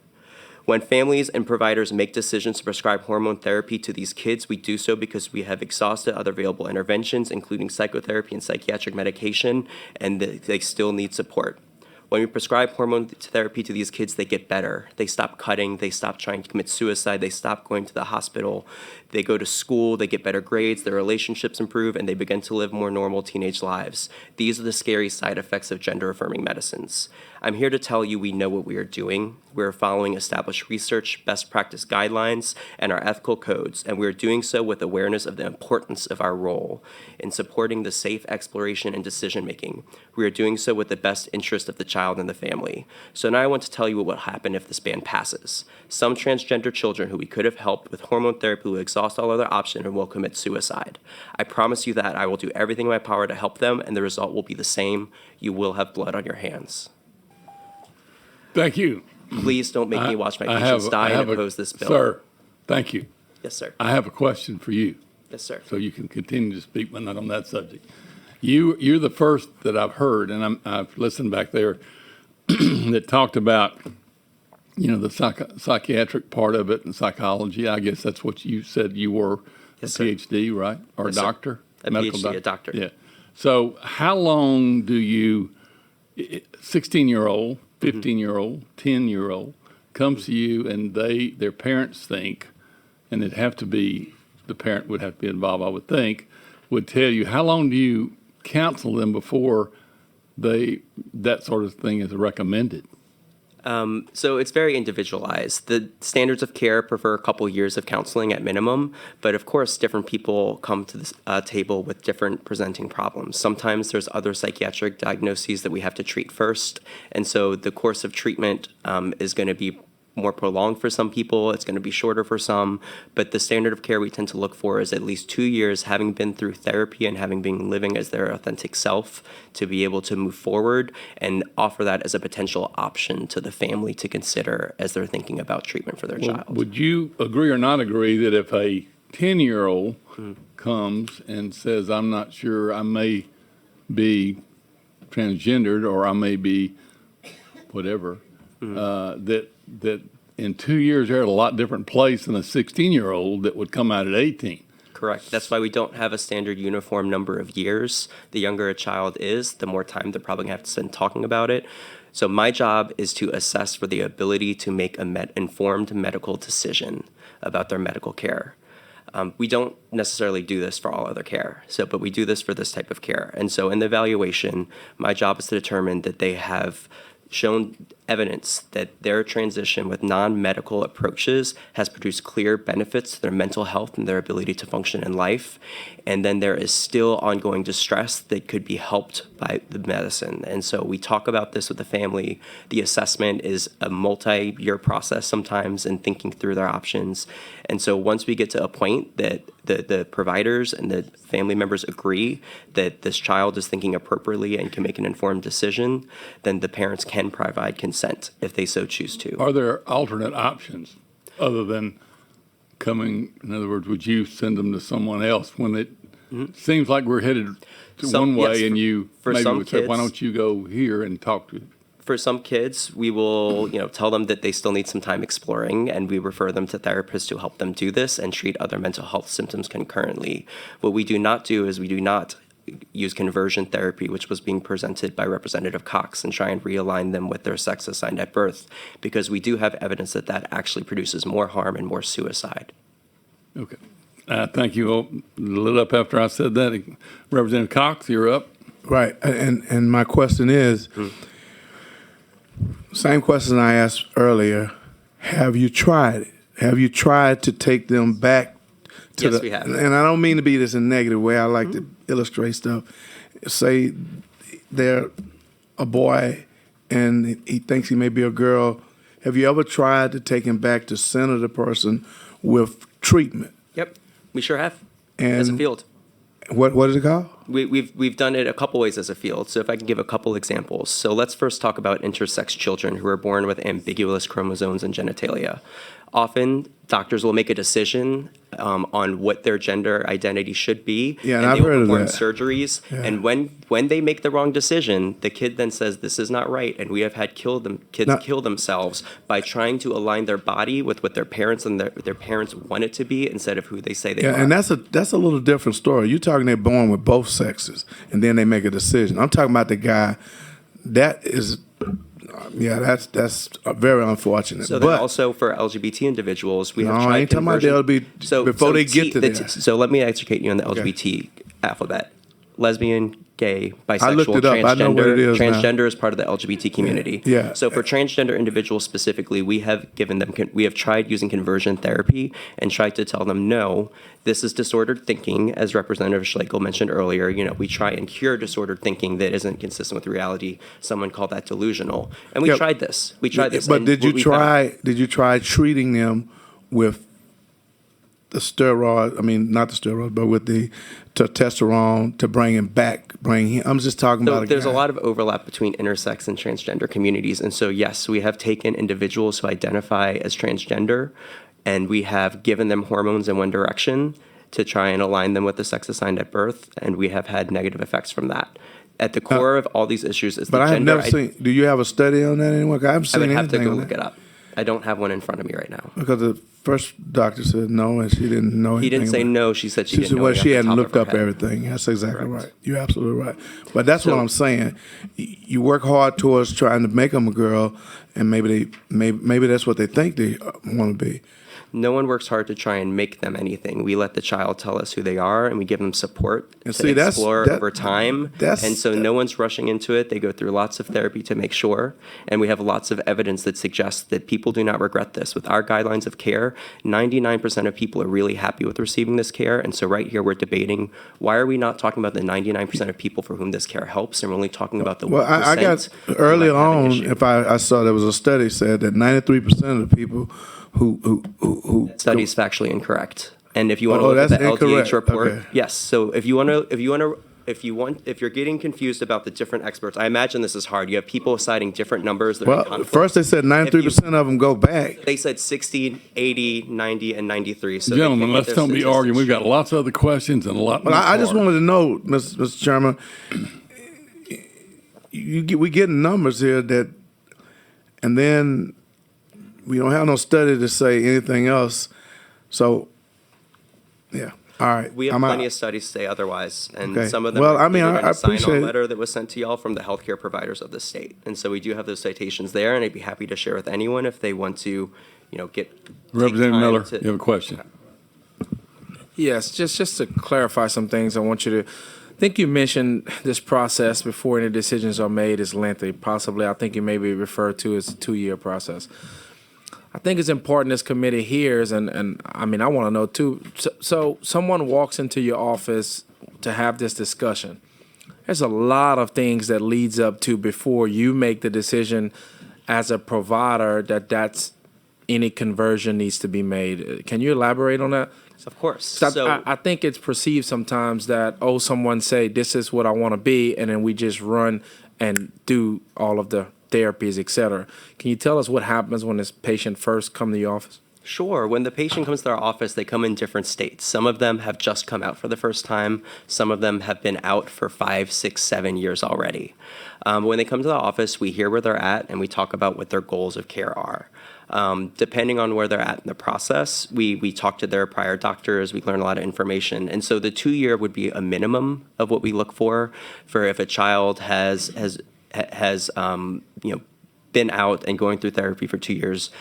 Depending on how long they've been out and living as their affirmed gender, that all matters. And so I would say that 2-year living out as their affirmed self, having been in therapy, then they have to have a psychological assessment that indicates that they're able to make an appropriate decision and that their gender dysphoria would reasonably be helped by a medical intervention. And so you have both a therapist, a psychologist performing an evaluation, and then you also have an endocrinologist performing their evaluation. And so at the end of the day, we provide options to families and let them know if they'd like to pursue these options, they can come back and work with us. But this is completely a family's decision. You provide options. I guess my next question is, have you ever told someone that you felt it probably wasn't best for them to do? Of course. So I wouldn't be doing my job if I didn't do that. someone go to you, it's not 100% that they will get what they're requesting. You're going to give them all options, and then allow this individual and parent to choose? Of course. So my invested interest not in making kids trans and making sure they transition. It is making sure that we find the kids who really need this and give them access to the care. And we find the kids who don't, and we don't provide them access to the care because that would be doing harm, and that would be against my ethical code and my personal values. Okay. Thank you for sharing. I think it's just important for us to know that you're not just encouraging everyone to do this. You really look at all medical aspects, psychological, everything, and go from there. So yeah, we want to be really, really sure. And as one of the other providers said, patients are often frustrated with us, and we tell them, I'm sorry, this is our job. I'm very invested in making sure we do what's best for your child, and I'm going to tell you what I think is best and what is not.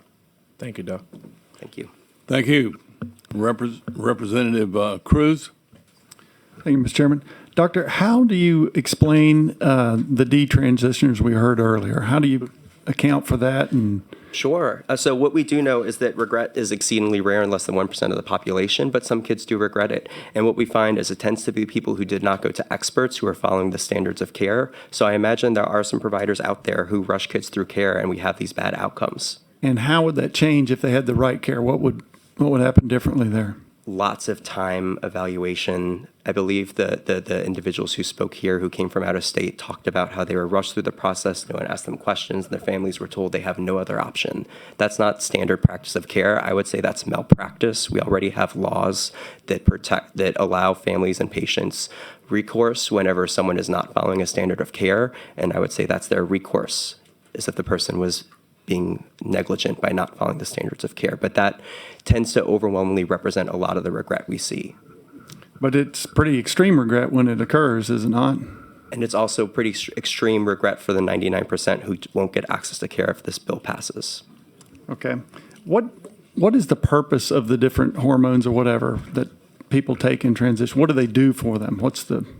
So I'm not a medical doctor. I will do my best. So the hormones that someone takes for medical transition, that are gender-affirming hormones, are the same hormones that everyone's body produces naturally. All of our bodies produce some level of these hormones, and what we're doing is, instead of them going through a puberty that aligns with their sex assigned at birth, or after that puberty, they can go through another one that allows their physical form to better represent how they feel on the inside, to be seen for who they really are.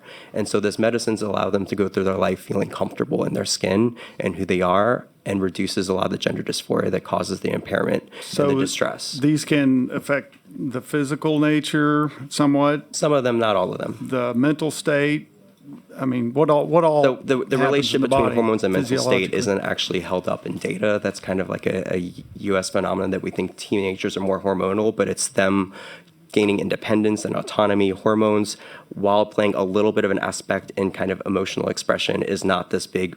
There's not like this massive emotional change that happens. The emotional change I see that happens when we give them hormones, if we're getting it right, is that they feel better. Well, so, I mean, what do the hormones do then? You're kind of confused me with that statement. What's the purpose of them? Why would you take We talked them? about the physical form changes. So is that it? Just physical form changes? Physical form changes that allow them to feel more comfortable and aligned with who they are, just like we all deserve as humans. So when a normal child goes through adolescence, do they not have hormones, coming through their body at that time? And don't they change their physical nature? I mean, so the it's voice It's changes. the same changes that happen in puberty. Okay, same change that happened in puberty. So if you're denying puberty and you decide to do something else, have you not interrupted what could have changed their attitudes and their physicality to make them more comfortable who they are? They're what you call sex assigned at birth. So they go through puberty and they go, wow, I actually now feel comfortable in my body, because I know most teenagers I see do not feel comfortable in teenage years at all. Why not let them go through that process and let them make that determination as they get older? So often kids have gone through a portion of puberty already, and so they do have an idea what their reaction is. I believe some of the parents who spoke earlier could testament that they spend a lot of time talking about the changes that happen, and they see that as these changes start to happen, how their kid reacts. And so that is a very individual decision. I would say puberty blockers are used pretty rarely, and when they are, it's something that we spend a lot of time thinking, and then we spend every single visit talking about it. We're in therapy. We're thinking through. This isn't just a passive decision we make. We want them to be thinking actively and working hard to make sure this is the right path. But from what I can tell, their thinking changes quite a bit. When they go into puberty, they're one way. When they come out, they're sometimes completely transformed in the way they think, the way they act, their size, the way they speak, everything. So I would say their transformation in some of their cognitive and critical thinking skills and their physical form don't necessarily have anything to do with their gender identity. Gender identity is something that we see as a kid can know at a young age and is pretty stable. And it just comes from the way they think. Yes. So it comes from the way they think. So what we know is, just like in intersex children, our bodies are complex. We are not universally male or female. And so when we're in the womb, we're exposed to different hormone levels that lead different genes to be expressed and can lead to a variable profile. We see the same thing happening in brains of transgender individuals. If we look at brain scans of people who are not transgender and people who are transgender, we find that their brain anatomy aligns more akin to the individuals who are their sex assigned at birth. So someone who is a cisgender male, a transgender male's brain is closer to them than to biological females. Well, I'll just be straight with you. It seems to me, since these hormones come out in teenage years, it seems to me the wise course is to let that play out and see what you feel like then and see what you think after that, instead of going in early and trying to go with what the kid thinks, the child thinks in early years. Yeah, I actually, so a long time ago, I had that thought too. And I watched what happens when we make kids wait. They're living in a body that is uncomfortable and causes them to want to kill themselves. And so making them wait an arbitrary amount of years until we feel comfortable with it, that's harm. That's not a neutral wait and see intervention. Let me pause That with is the question harm. I did earlier. What did we do for the last 10,000 years? Well, before we had this capability, we had these drugs to help along, before we had surgeries and all that. What did we do? We allowed people to socially transition, and a lot of these individuals did the best they can, and now we have tools that allow them to live a more fulfilled and meaningful life. And why would we want to deny them that? But yet suicide rates are higher now, and they went up 29% in the last 10 years, according to the study. I Suicide just rates are read. higher when we have bills like this. Suicide rates are So the bill is what makes the people legislation stressed out? like this attacking the LGBT community is part of what increases suicide rates. We have lots of data that we've shared with you and is in the LDH report that shows that when we use these medicines, we decrease suicidality, that's ideation and behaviors and attempts. Individuals who had access to this in the teenage years versus those who did not have lower rates of suicide. And so, yes, a separate phenomenon is happening that our society is getting harder to live in, and teenagers are getting more stressed and overwhelmed, and that is a separate issue than gender-affirming medication. Interesting. I'm just curious why your statistics and reports differ so widely from some others we've heard, but I appreciate You it. could Thank look you, at Mr. the Chairman. LDH report for the true statistics. Thank you, Rep. Cruz. Representative Hughes for a question. Thank you, Mr. Vice Chairman. Doctor, I want to piggyback on some of Representative Miller's questions, and thank you. You clarified a lot of what I wanted to ask. Let me go back for a minute to the standard of care, just so I'm clear. So before any type of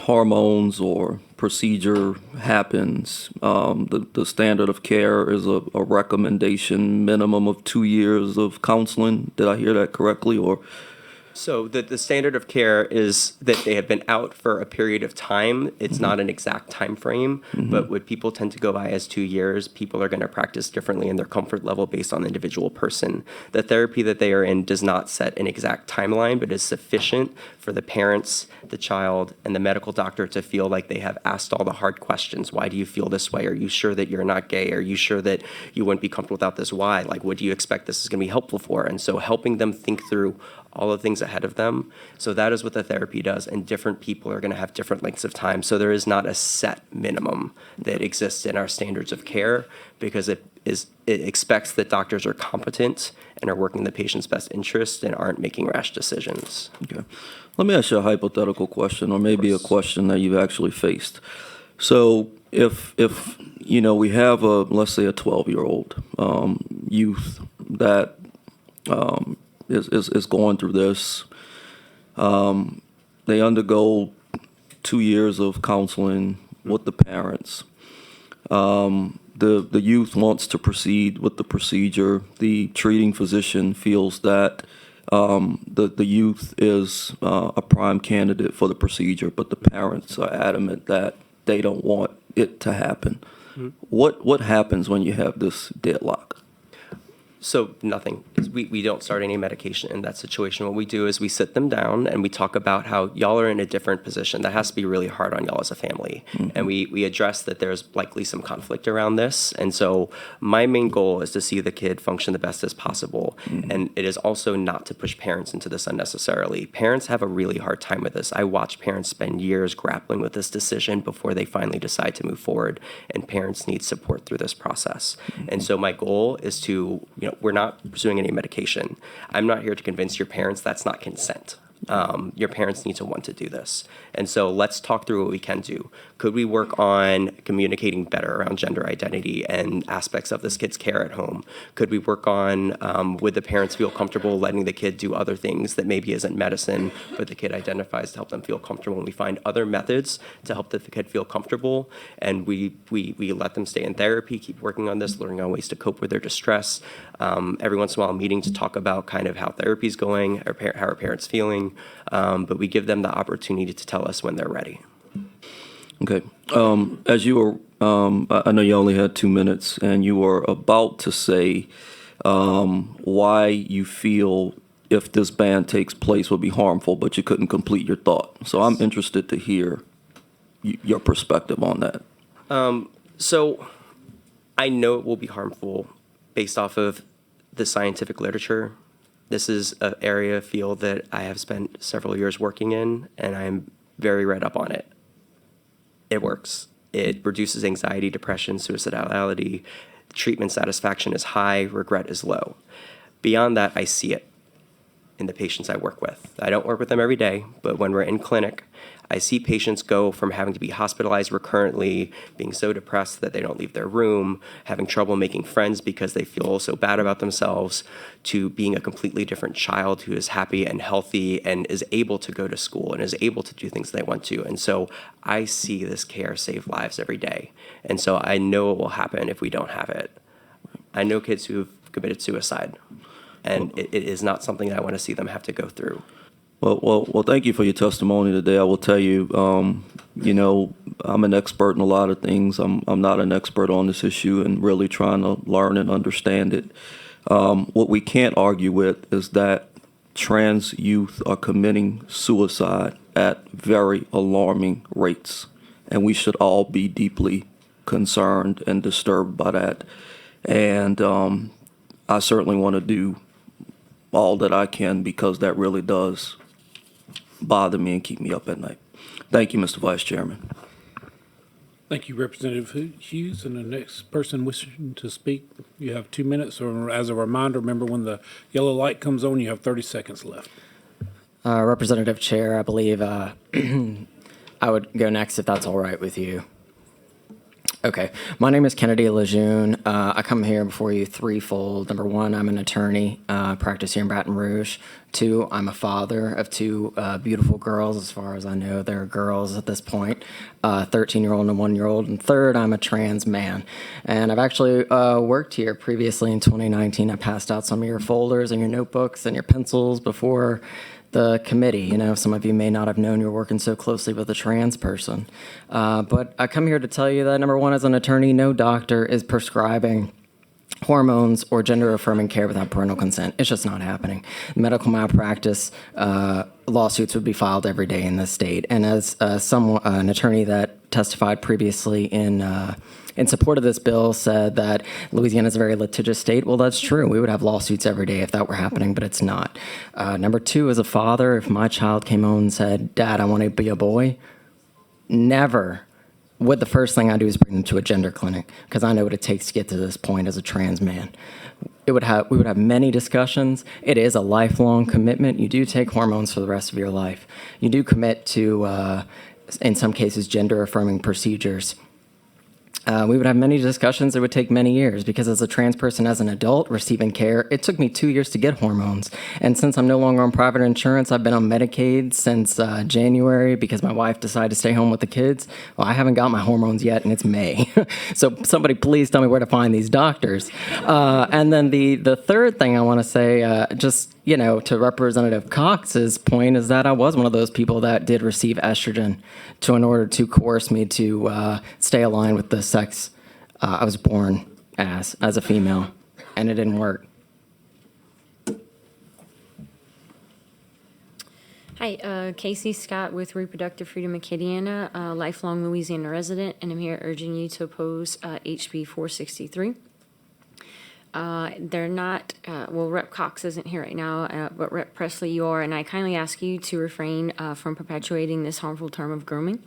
Rep. Schlegel, who's not here as well, I really thank her for some of the very thoughtful questions, and some of the other members who brought up some very thoughtful questions today.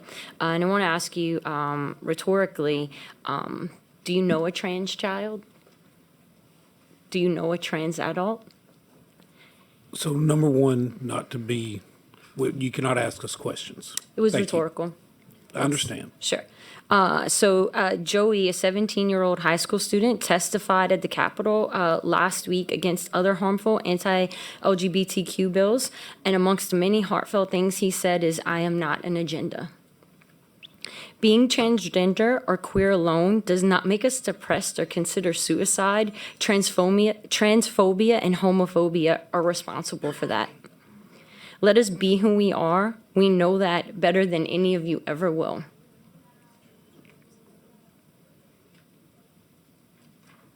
We are not troubled by identities. We are burdened by being othered and dehumanized. trans people have existed throughout recorded history, and they were highly revered in other cultures. I've observed some of you listen intently to experts give misinformation and align with your existing beliefs.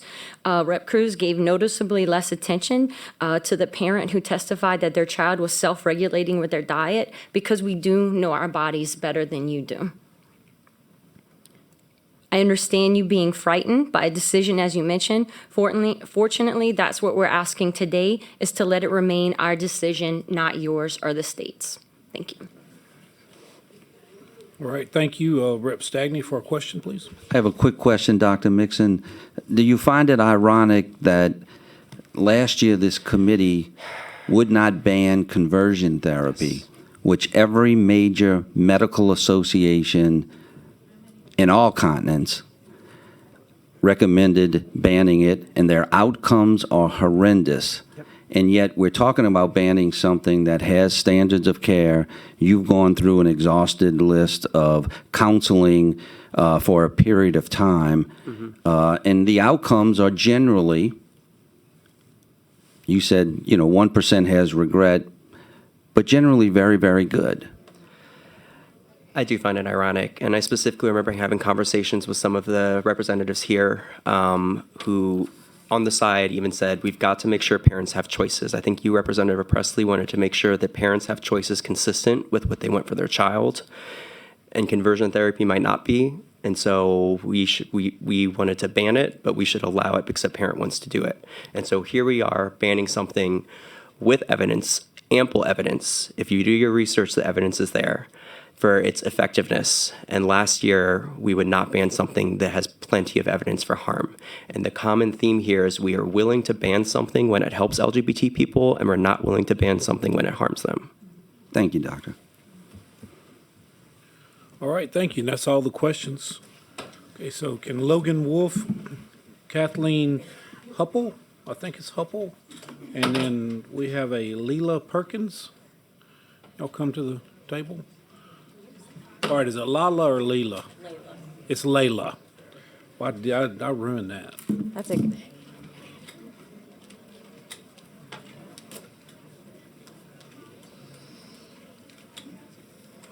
All right, and as always, the person to my right, would you please start? Make sure you give your name.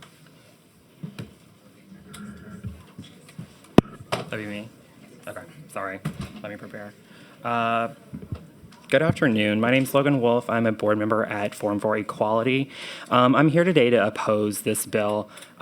We know that gender-affirming care is helpful to the mental psyche of trans youth. Increased mental health issues and gender dysphoria is a recognized medical condition that can cause distress and lead to excuse me, sorry. Yeah, we know that these bills banning gender-affirming care are really harmful to mental health, and so I am here to ask you to please oppose this bill. It's pretty simple. We don't want kids to continue to have to feel like they are less than just because of who they are, and so I am asking you, I'm pleading with you to protect trans kids. Thank you. My name is Kathleen Hyde. I have a 12-year-old transgender son. My son does not suffer, he is not delusional, does not have distorted thinking, and he has not been groomed. This is not a case of social contagion, a buzzword used to discredit trans kids' identities. Our treatment has taken a watchful approach, and Dr. Pasternak has provided world-class care. My son is lucky, and he will be able to access treatment elsewhere, but many families can't travel, and those kids will suffer. This bill discriminates on the basis of sex. It violates the parent's right to direct medical care.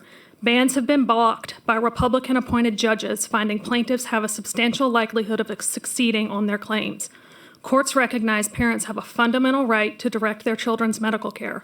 Legally, that right is as sacrosanct as your right to exercise your religion. I am a licensed professional counselor, and this bill would prevent me from providing adequate mental health support to the individuals this bill purports to protect. This violates my code of ethics.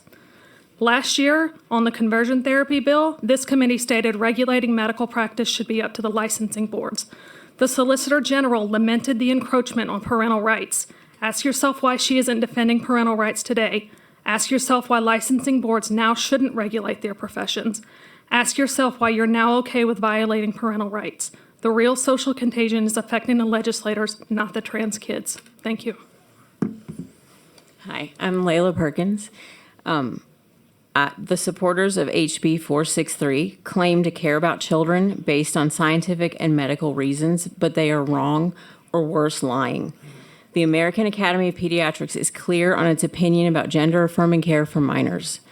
Our organization strongly oppose any legislation or regulation that would discriminate against gender-diverse individuals, including children and adolescents, or limit access to comprehensive evidence-based care, which includes the provision of gender-affirming care.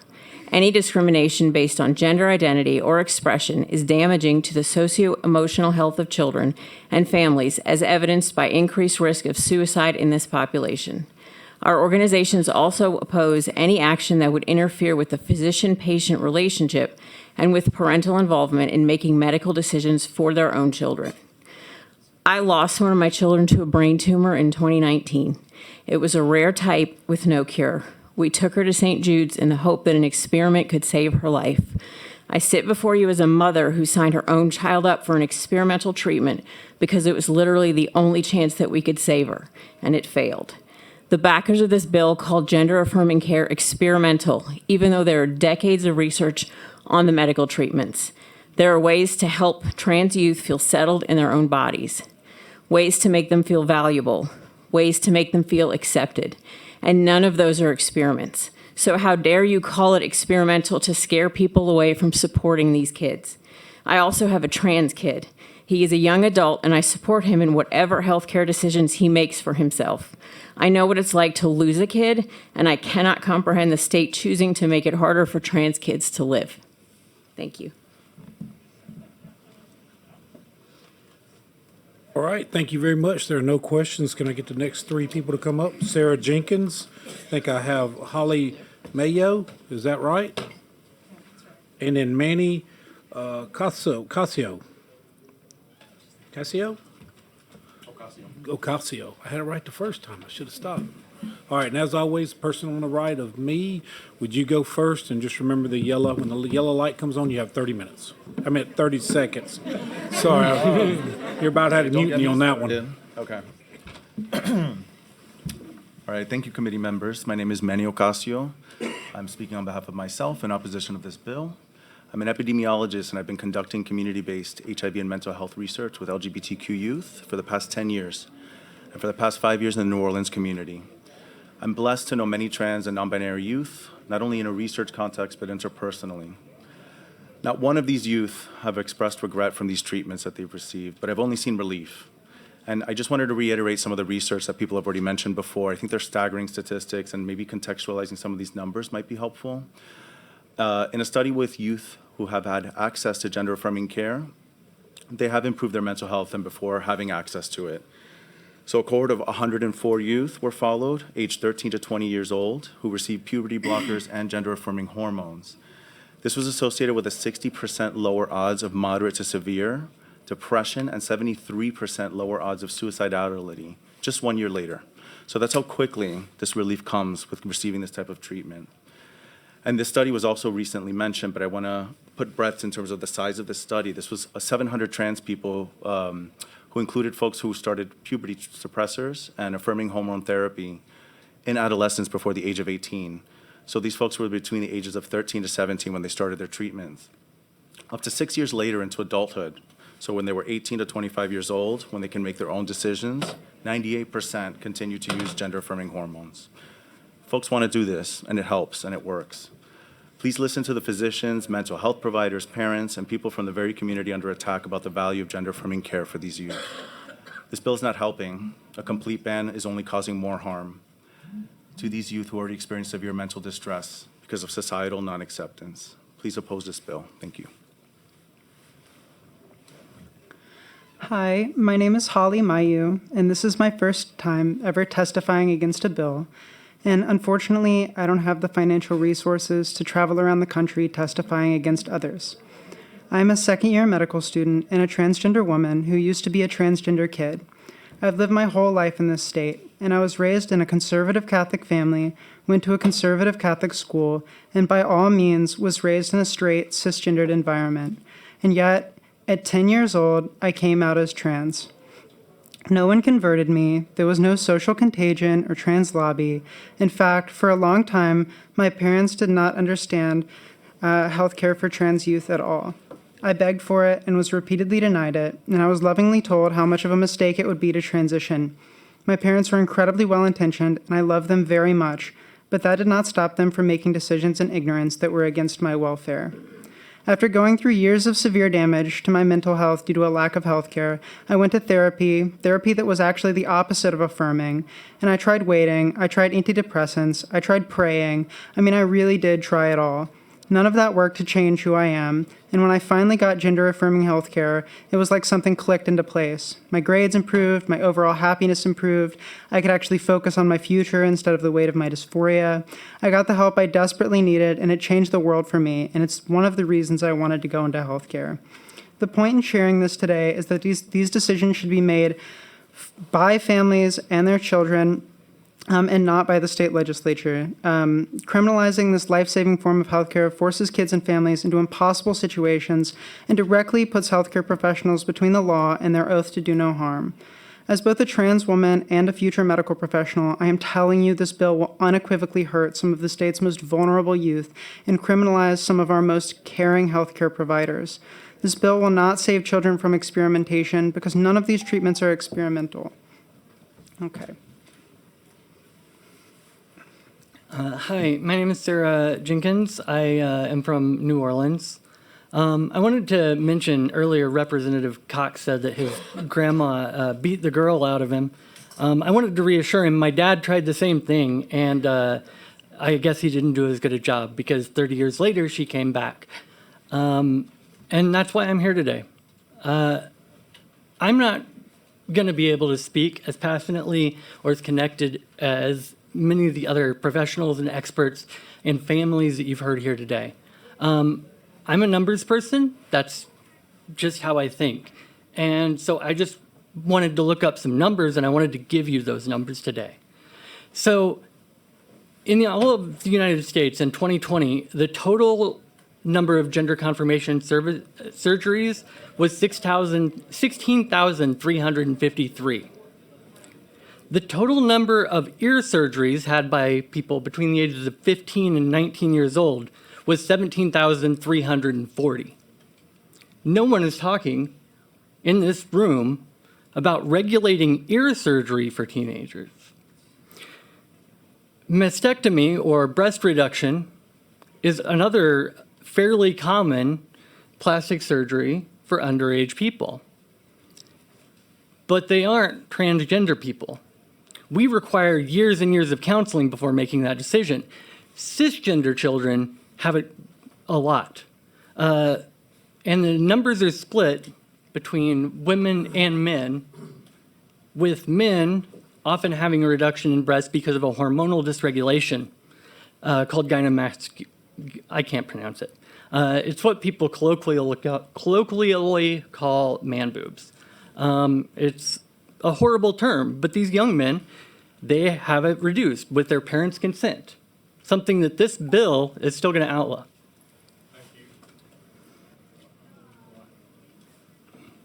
Now, is that all?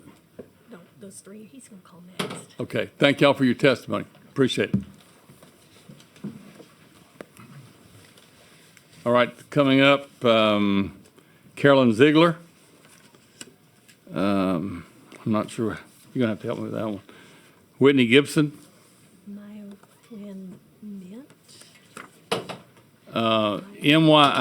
is the last name. I apologize. I'm not a linguistic guy. Whitney Gibson? She's here? Oh, all right. Who's the other?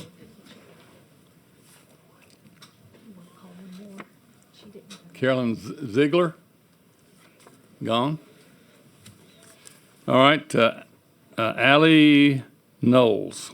Noyes, Noyes. Here we go. If you'd start. Thank you. I'm Dr. Myut Wimyint, a child and adolescent psychiatrist and a pediatrician practicing in this great state for 15 years.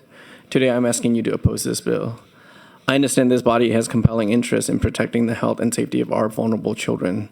My heart aches for those who testified earlier who had significant negative experiences. We, the clinician, use the tools that are available to us to treat and support our patients, weighing the risk and benefit every single day at every step. The medical intervention that this bill is referring to are not harmful, as it suggests, when provided appropriately. Puberty blockers are known to be fully reversible, and hormones are partially reversible. It's important to note that we use sex hormone to treat and support other conditions safely, and we all know using insulin, the hormone, to treat diabetes lifelong. These supports are provided only when needed and with full assent of our youth, determining their capacity and consent of their parents and caregiver. We, the clinician who work with minors, know that some minors lack the maturity to fully understand and appreciate potential life-altering consequences, which is why we provide these care thoughtfully, and because of it, many do not express regret. In fact, majority express gratitude because we know these interventions can save lives. If we want to stop harm to our vulnerable children, we can provide ways to increase number of clinicians who are experts in gender development and mental health clinicians in our states. These interventions are consistent with professionally and medical standards by many reputable professional organizations, including American Medical Association, the American Academy of Pediatrics, American Academy of Child and Adolescent Psychiatry, American Psychological Association, American Psychiatric Association, and Endocrine Society. For those reasons and many more, I urge you to oppose House Bill 463. Thank you. Thank you. I have a question for you. Yes, sir. Nowhere in your speech did you, this bill is about 18 under, and you never mentioned that. I mean, we realize that if you're 30 years old, you can do all that, but you never mentioned anything about under 18, which is the whole point of this bill. So for those of you that are continuing, that's what this is a bill about. That's what we're supposed to be speaking about. I mean, we're not going to discuss this being right or wrong. We're discussing minors under 18. I apologize. No, I you failed don't have to apologize. I mention that, but I meant it for all the minors as well. I just want to be sure that everybody else that's coming up, because I've still got a bunch. Yes, sir. And we don't need to listen to the same thing that's not incorrect. But thank you for your testimony. Thank you. Yes. Hello. You turned it off. Now I got it on. Okay. Hello, my name is Whitney Gibson, and I'm here not to really give you any actual data, but to express myself from a personal standpoint. I'm a person of transgender experience. I was also a transgender youth. I knew from the time that I was 7 who I was, and that never wavered. I got to high school and did not know how to express what I was feeling and who I was. That was so scary. I wanted to kill myself. I had suicidal ideation. I went to therapy. I went to psychiatry. I took meds. None of it helped. It wasn't until I got to college at the age of 18 was I able to express myself and learn what it meant to be trans and how to live my authentic self. My life has improved exponentially since I have done that. I have related easier to my peers. I've been able to become happier. I live a full life. I'm in college again. I study public health and I work for a nonprofit. And I hope that hearing my story will influence other youth to know that it's okay. We grow into adults, but we only are able to do that with the support of our peers and our parents. So instead of you making laws that take away our rights, maybe instead leave those to us to decide, and that leave it to the family to decide. Our bodies are not your laws. Thank you. Thank you. Yes. Hello, my name is Allie Noyes. I'm a fourth-year medical student, and I've worked in public health for over a decade. You heard from some of the supporters of this bill a lot about compassion. And I think the most compassionate way that I can practice medicine and that I hope to as a future family medicine doctor is to ask people directly how I can support them and do the necessary research and training to make that happen. A 2022 study from The Lancet, which is one of the most prominent medical journals that we work with, found that 98% of youth who pursued gender-affirming healthcare continued that treatment into adulthood. As you've heard the statistic, anywhere from 0.3 to 1% regret that, which is much lower than the average regret rate for all medical surgeries, which is 14.4%. And that even includes surgeries for things like breast and prostate cancer. I plan on practicing in evidence-based medicine, and that evidence is extremely compelling to me. I would like to also just speak briefly to the standards of care that people have mentioned. The basis of gender-affirming care is counseling and therapy, which I know many of you have turned to time and time again. When necessary, and only when other options have been exhausted, would a physician turn to medication.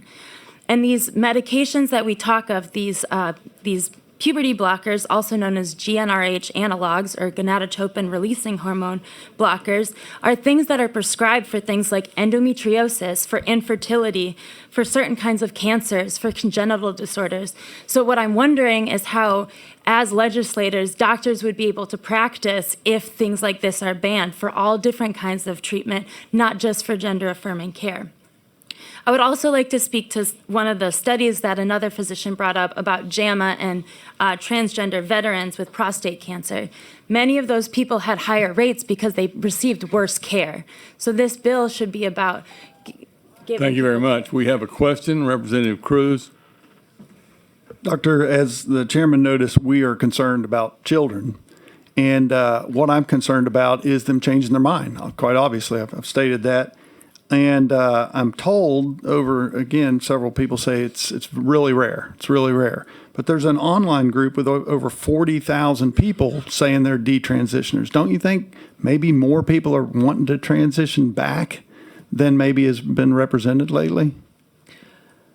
Thank you for asking the question. It has not been the experience of all the clinicians and the people who practice appropriately.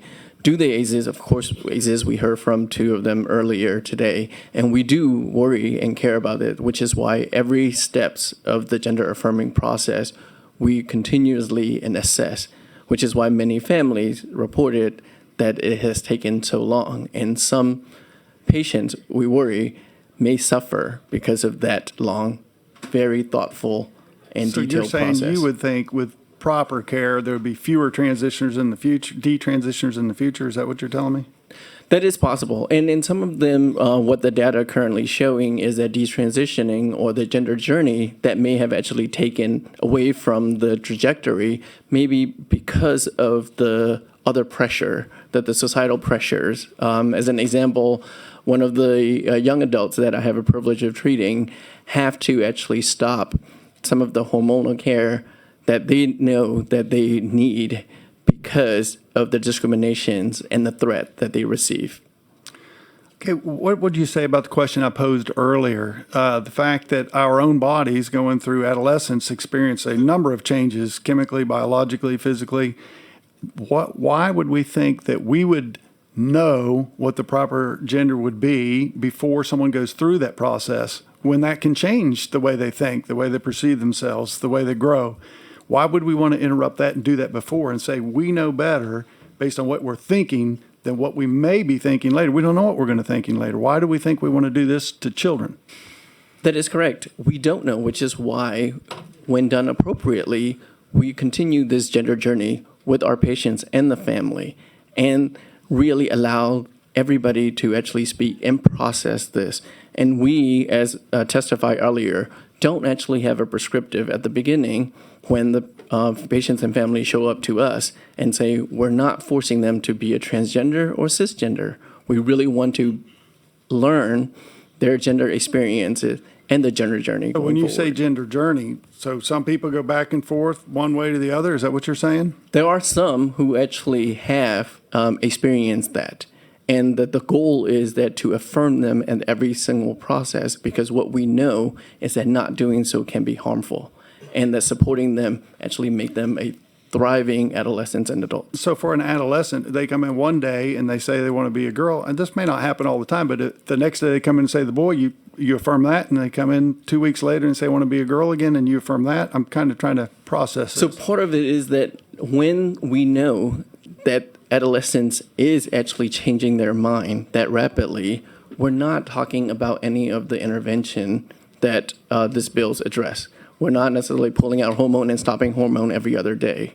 Because as a mental health professional, as a psychiatrist, that actually alert me to need time to explore that. Why is this happening if that is the case, which is pretty rare? Okay. Can you speak to statistics I've got here? The Swedish study, you probably heard that mentioned. It said following some sex reassignment surgery out 10 years, they found that the completed suicide rate was 19 times higher than the general population. Do you dispute this Swedish study? I'm not familiar with that study. Well, it says after 10 years they change. So saying you take a fixed point in time, yeah, maybe they're fine, but 10 years later apparently is when they really have psychological trouble. It says they have 3 times the all-cause mortality and 3 times the psych hospitalization rate. So we're talking about a bill here that is addressed at children, at adolescents. Adults, they can do what they want, but we're worried about children. And if these kind of things are the outcomes and the results 10 years later, I think we've done them a disservice. No? I'm not familiar with that study, so I can't speak for it, but I do know many studies, and both showing the incredible benefits when we actually able to provide the gender affirming care, as well as a mutual of actually the really figuring out, along with their patients and the family, their gender journeys and figuring out. So I can't speak directly to that. Okay. Thank you, Mr. Chairman. Thank you, Representative. All right, thank y'all for your testimony. Thank you. We have 3 new people up. Natalie Rupp, come up, please. Kai Werder and Noelle Allison.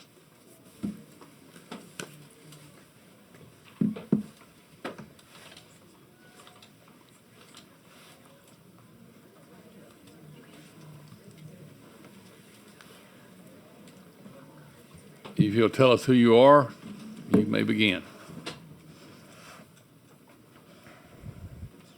Hi, my name is Noelle Allison. I live here in Baton Rouge with my husband and my 5 children.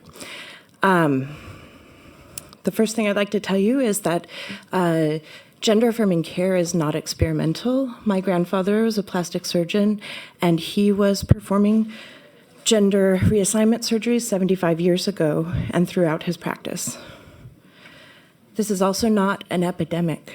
I understand the sense of urgency because it's a very explosive issue at the forefront of social conversation, but a study that Komodo Health Incorporated did at the request of Reuters looked at insurance claims and procedures that have been sent to insurers.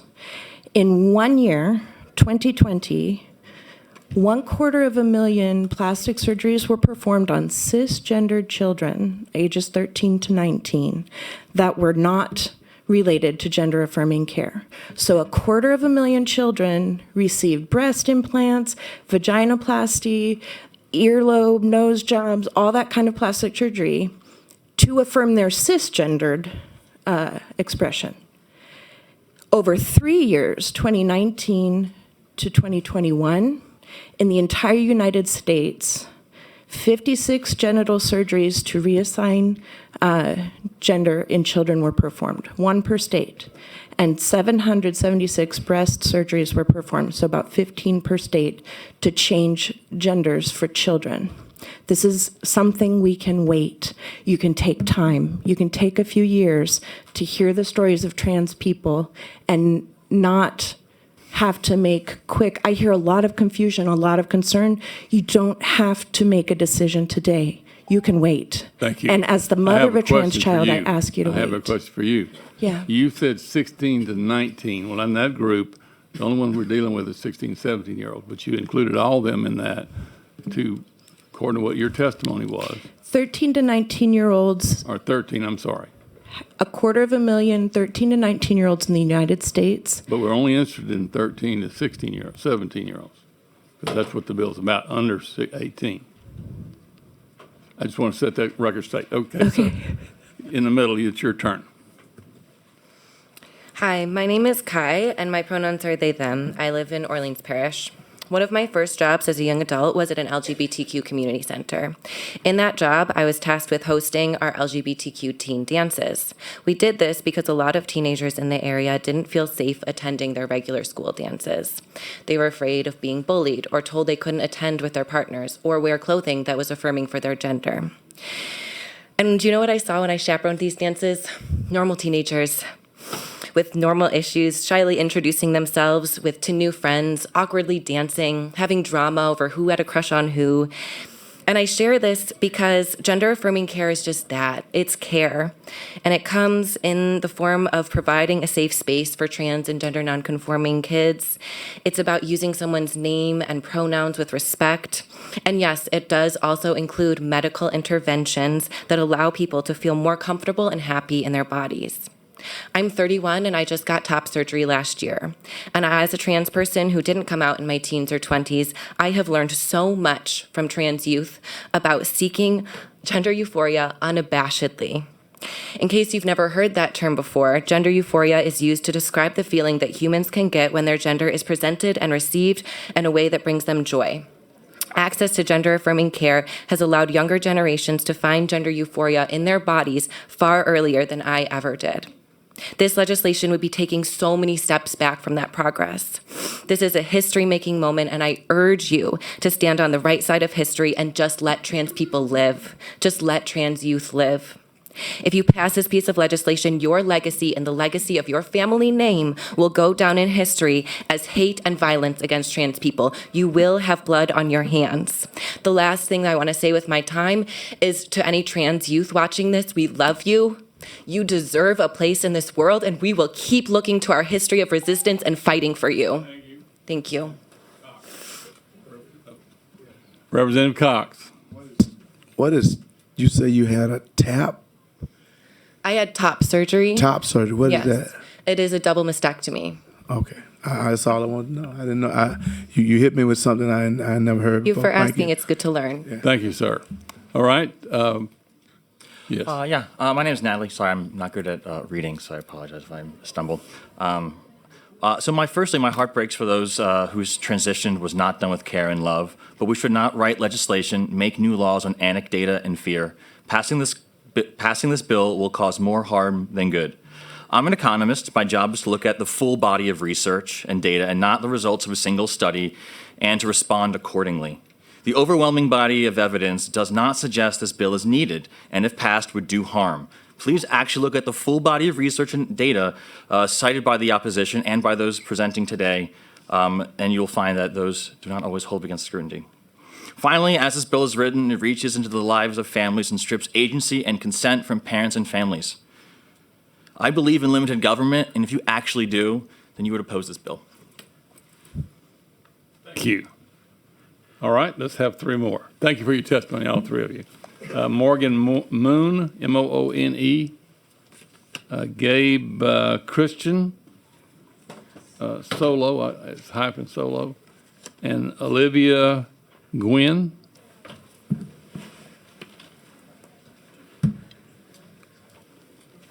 I hope I didn't get the names as close as I could. I'm not very good with all that. We'll start over here to my right. Please, if you would introduce yourself and tell us why you're here. All right, my name is Olivia Gowan. I live in Orleans Parish. And earlier, Representative Schlegel, you asked what's the difference between the pediatricians that support this bill versus the healthcare providers that oppose it. And I can tell you that those that oppose this legislation have cited high-impact journals, have given you many numbers and statistics, have given passionate testimony about their practice. And the pediatricians in support of this bill have scared you based on standard practices such as risk, side effects, and just the fact that human bodies never have like a positive outcome to any drug. So I guess you could also be convinced that there's a shadowy cabal of big optometrists that are got me hooked on contacts. I guess you could be convinced that we should outlaw insulin, or that anyone with comorbidities should just be relegated to being mentally ill. So that's the difference. One is using scare tactics, and the others are using science, standards of practice. And also, Representative Cox, I was a trans child in the 90s before Netscape ran the World Wide Web. So if you want to ask me questions about being trans before anyone got to my mind, I would happily tell you about that because it's not happening. Anyone that votes yes on this bill is voting yes for suicide. And that is a fact. Excuse me, we're not going to threaten this committee. No, I'm not threatening I'm not going anybody. to talk to you anymore. You be quiet. Your time's up. Okay. Yes, ma'am. Next. My name is Morgan Moon. I have a master's of public health from Tulane University, a JD from Loyola, New Orleans. There's been a lot of talk about the desire to protect children today and the cognitive dissonance and hypocrisy of the state attempting to ban gender-affirming care in the name of child welfare, but then forcing that same child to potentially carry an unwanted pregnancy is painful. This legislature is marching Louisiana swiftly towards yet another mental health crisis at the expense of our young people. Many of you have indicated a desire for parental consent for gender-affirming care. This bill explicitly does not allow that. The amount of medical questions, confusion, and uncertainty coming from this committee about this piece of legislation indicates that this bill is not well thought out by its supporters, nor is it supported by accurate medical science. May is National Adolescent Health Month. So let me remind you that public health experts recognize the importance of community belonging and support as a social determinant of health. And failure to protect our children's well-being by expressly denying them care that is compassionate, informed, and affirming is a disgrace that we should all be ashamed of. Louisiana children will die if this bill is passed. Thank you for your testimony. Yes. Hello, all. I'm proud to be a teacher and trans person living in this state. I'm not going to give you fake statistics and uncited sources, but rather sit with you in the truth and joy of authentic being. Trans people are powerful, magical, eternal. Together we are mighty. We protect our children fiercely, not by convincing anyone, love bombing, or whatever other fallacies that have been presented to you today. We protect our trans children by asking questions, being curious, staying present, and not letting our biases cloud the questions that we ask. You know what's one thing I always tell my trans students? You can always change your mind. It's your body, it's your choice, period. I've changed my mind, gone on and off hormones several times. Oh God, the freedom of choice. What wonders we can achieve when we are allowed to exist outside of boxes. The young people that spoke in support of the bill changed their minds, and that's great. And yet there are so many others like me that still haven't changed their minds and are thriving. My blessings to all of them. To trans kids watching, I believe you. I will fight for you. I will move heaven and earth to provide you whatever resources I can do to keep you alive when the state wants you dead. You have a right to a happy and healthy future, and we will keep showing up for you.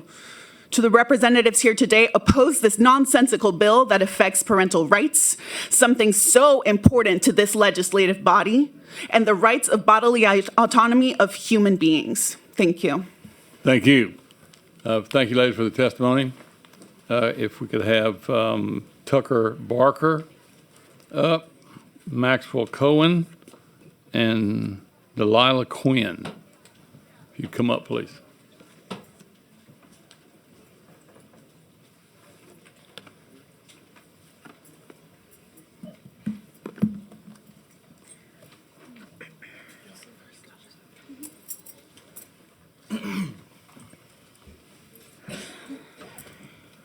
We'll start on my right.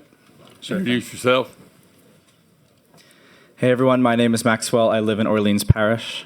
I am trans. I am a big gay baby. My pronouns are they, them. What are yours? I'm so happy that I'm speaking right after you. That was so beautiful. So, vote no on HB 463. Full stop. When I testified last week, there was a child listening outside in the hallway who was overjoyed to see that we were wearing the same t-shirt, which read, "Trans rights are human rights." That made me cry tears of joy. Somehow, amidst the pain of a committee of legislators telling kids that they don't matter, I felt joy and love. So, while some of you are looking at me, I'm not confident that you're truly listening to me. So I want to use this time today instead to speak to the children in Louisiana and beyond who are listening. And I present here today in drag. Excuse me.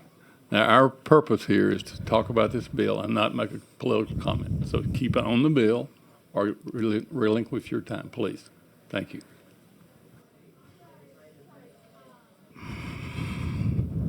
Can I hold a moment of silence for the rest of my minute, please?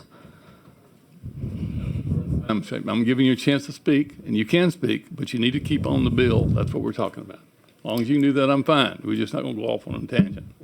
I believe that all the kids that are listening to this are extremely relative to this bill because they are being told that they don't matter, that they are not worthy of making a decision for themselves, and they are also being subjected to watching this contradictory hearing. Most of you seem really unsure, and if you vote yes while being unsure, you're uninformed. And thank you for recognizing that you were uninformed earlier, Representative Schlegel. I think that's a really awesome direction to move into. So I assume you're voting no. Trans kids matter. Please protect them. Thank you very much. Next, please. Hi, my name is actually Dahlia Quinn, and I'm from New Orleans. I'm here to speak in support of the beautiful trans youth of our state. I'm really proud to be here today to tell you of the beauty and the joy that gender-affirming treatment and hormones have brought into my life and my body. And I'm speaking specifically so that you will listen to the experiences of our community and understand the profound positive effects that gender-affirming treatment can have in the life of a young person. This bill stokes fear about altering the so-called hormonal balance of a minor, but you have to understand that for transgender youth, that balance is actually an imbalance that threatens our well-being, happiness, and ability to be ourselves. Representative Cox, I enjoyed hearing your stories of childhood and boyhood, but I hope you can understand that my experience and the experience of a lot of people here was very different. This is not a question of what ifs or what could have beens. It's an overwhelming embodied experience, as everyone here is telling you.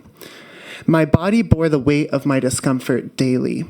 The hormonal changes of my first puberty gave birth to a struggle inside of me that left scars on the battlefield of my body until I was able to find inner peace in my second gender-affirming puberty.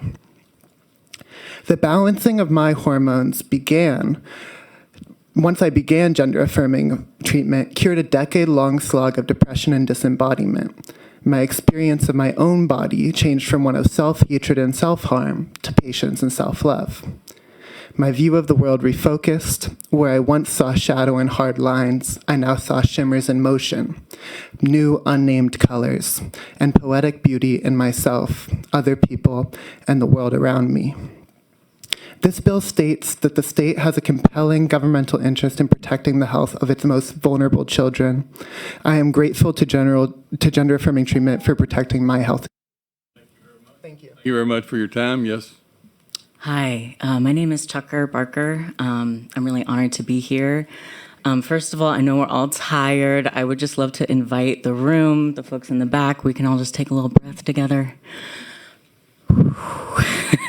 We, as a trans community, have a lot of feelings about this, right? I'm sure that's clear from the hours of testimony that you've already had to sit through. But I just want to say, I used to lead the patient navigation program at a gender clinic that serves about 1,500 people from across the Gulf South, and that includes pediatric care. So I was running that patient navigation program. I invite you to ask me questions about that because I'm loving the really honest questions, right? It's clear that we all have a lot to learn about what gender-affirming care is, because there's a lot of people telling you what gender-affirming care isn't. especially for young people. So the main thing I just want to say within that is that I know a lot of trans people, right? 1,500 folks is a lot of people, and then there's my own people on top of that, right? But I know a lot of trans kids. And if you don't know a lot of trans kids and are thinking about voting affirmatively on this bill, I can't really express enough how bad this is going to be for us, for young people, for people caring for young people who are trans, which again is not a bad thing, right? Being trans is really normal. Our lives are really just like yours in many ways. And I'm just going to set aside my testimony to say I brought this book. It's one of my favorite books. It's called We Are Everywhere. It's so beautiful. It's an incredible collection of stories, photos, information about how queer and trans people have existed forever. Forever. Thank you very much for your testimony. Thank you all. No questions? All right. I have no, well, I'm sorry. I'm sorry. I do have a question. Representative Cox. A question? Please, yes. For the one sitting there? Yes, okay. My name's Tucker, yeah, hi. Mm-hmm. Mister's great, yeah. Okay, good. But I don't want to miscall anybody's name because that ain't me. But you say you know a lot of trans or trans kids? Kids, yeah. Yeah, yeah. They fully trans or they just in the process of trans? So first of all, I just want to invite us into language, and feel free to say it with me. I'm gonna say it a couple times. Trans people. Trans people. We are people. Yeah. So and part of why I'm just trying to bring that language in respectfully, truly, is that I don't think there's like a, all right, you've crossed the finish line and now you're trans, right? Like, it's not really like that, right? We're all kind of in this process of getting to know ourselves, getting to know what we need, our goals, our comfort in our body. Someone earlier, Kai, was talking about gender euphoria. I would highly encourage y'all to look up this term because it's beautiful. It's the feeling that I'm sure many of you have experienced. If you're a cis, non-trans woman moving through the world, you put on those heels, you straighten that hair, whatever it is for you, right? You experience that joy. Yeah. Men get that too. Trans people get that too. So I get to work with youth, not just in the gender clinic that I was working in, but now in a sexual health and wellness program. And there's a lot of trans kids that are a part of that work.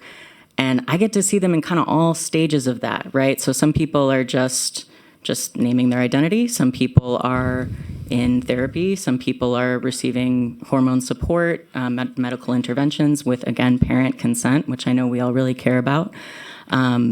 So yeah, I mean, I truly, I have met trans kids from across the spectrum of what it looks like to be a young trans person living in Louisiana as a lifelong Louisianan. Yeah, that was, okay. So you worked with them, and when you meet somebody like this, you ever, and my thing is there's always two sides to a coin. And you flip it one way is one thing, you flip it another.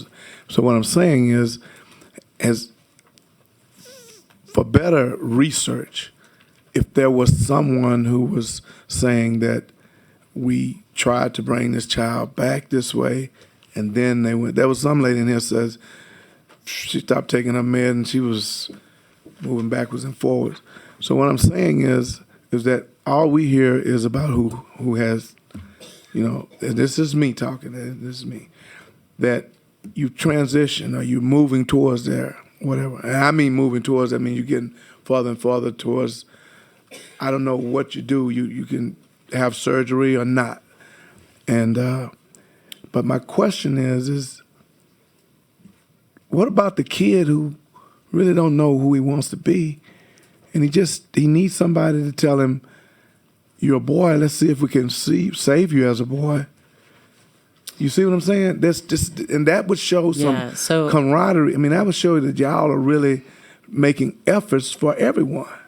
Because there's always somebody, that don't seem to fit in the box, if you fit what I'm saying. Do you understand what I'm saying? Or do I need to make it more blunt? Yes, no, I've heard kind of what you've been bringing up of like, why can't we just tell kids that they're not trans? No, I didn't say that. Yeah. All you're doing is you're trying to say, hey, look, you may be trans, but you're a boy. So let's see if we can put you in the boy box. So, and then if that treatment doesn't work, then you transfer it back. None of that has been done. I heard one doctor said it was done, another doctor said it wasn't. So yeah, so that's been done a lot, just quickly under the kind of the umbrella of what we call conversion therapy. So I definitely would encourage you to look up some information about that. There's lots out there about what conversion therapy actually does and looks like for trans people. But I would highly encourage y'all to straight up like sit with what Dr. Clifton was saying. The fact that the majority of medical providers who are following WPATH guidelines, UCFS guidelines, all of the different medical associations that have been mentioned before, they don't say a kid comes in and you're like, all right, cool, got it. Here's some hormones. Best of luck. No, and I know that's not what you're saying. I'm just trying to be really clear that every step of the process, and I've been in the room as a patient navigator with trans kids having a doctor's appointment. So I've witnessed this, right, in a way that a lot of y'all don't get to, which sucks because I'd love for you to get to see it. It's beautiful. Because again, trans kids are thriving and should be allowed to. But do you disagree with that trying to? Let me break in here, and we're going to go on the floor All right. in less than an hour. I'm out. We got 4 more bills to do after we do this bill. We're going to be here this afternoon. Yeah, I'm done. Okay. Thank y'all for your testimony. Appreciate it. We've got Jennifer Penn, Dr. Jennifer Penn, Kyle DeVries, and Luke Hill. Please come up.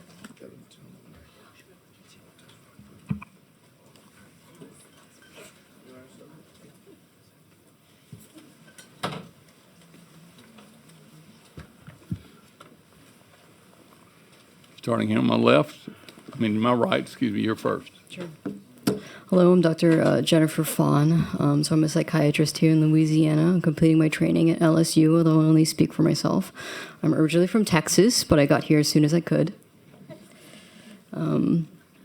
So I mostly wanted to speak on my experiences in terms of talking with my trans patients who are young, who are adolescents. In terms of the legislation that's been going around recently, our conversations are different in our visits, smaller, sadder.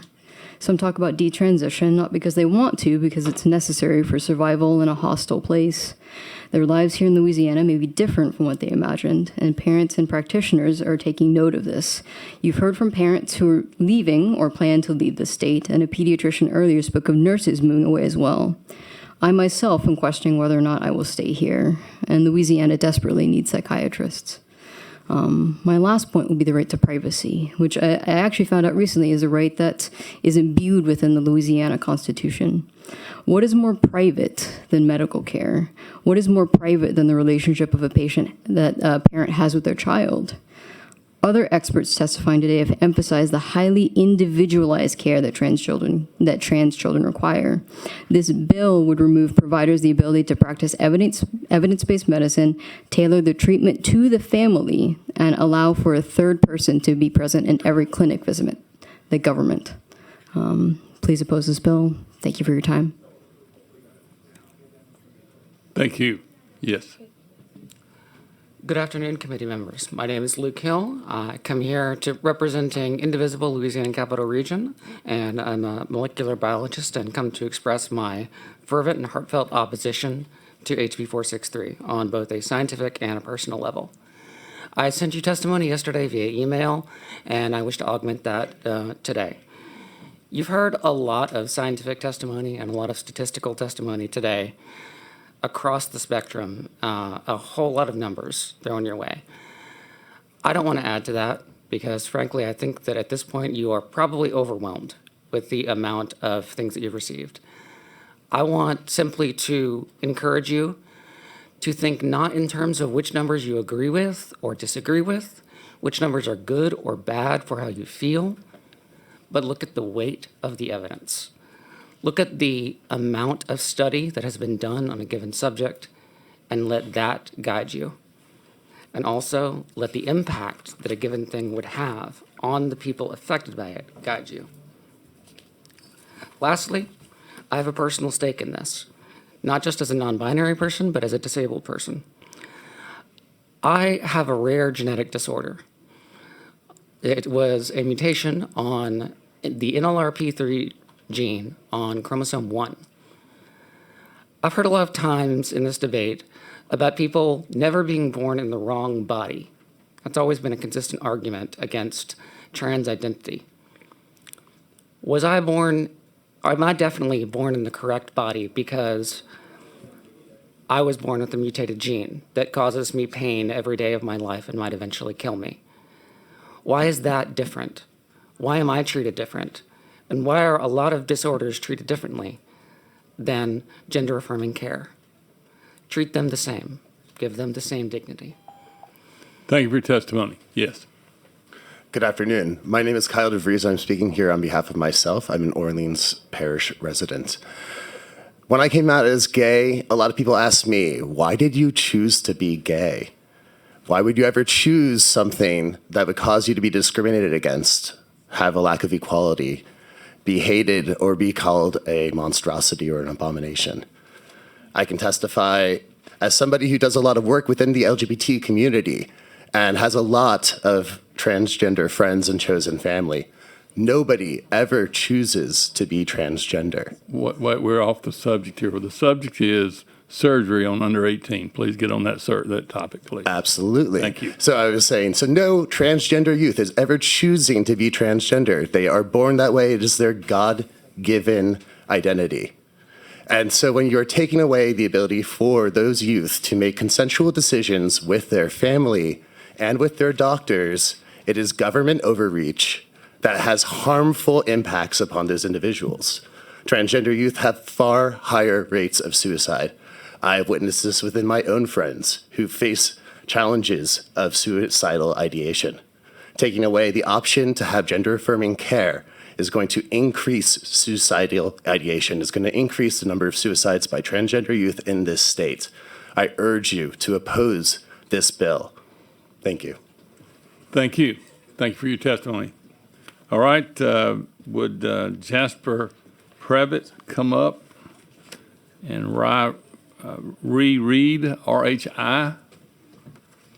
And David Abraham, please come up.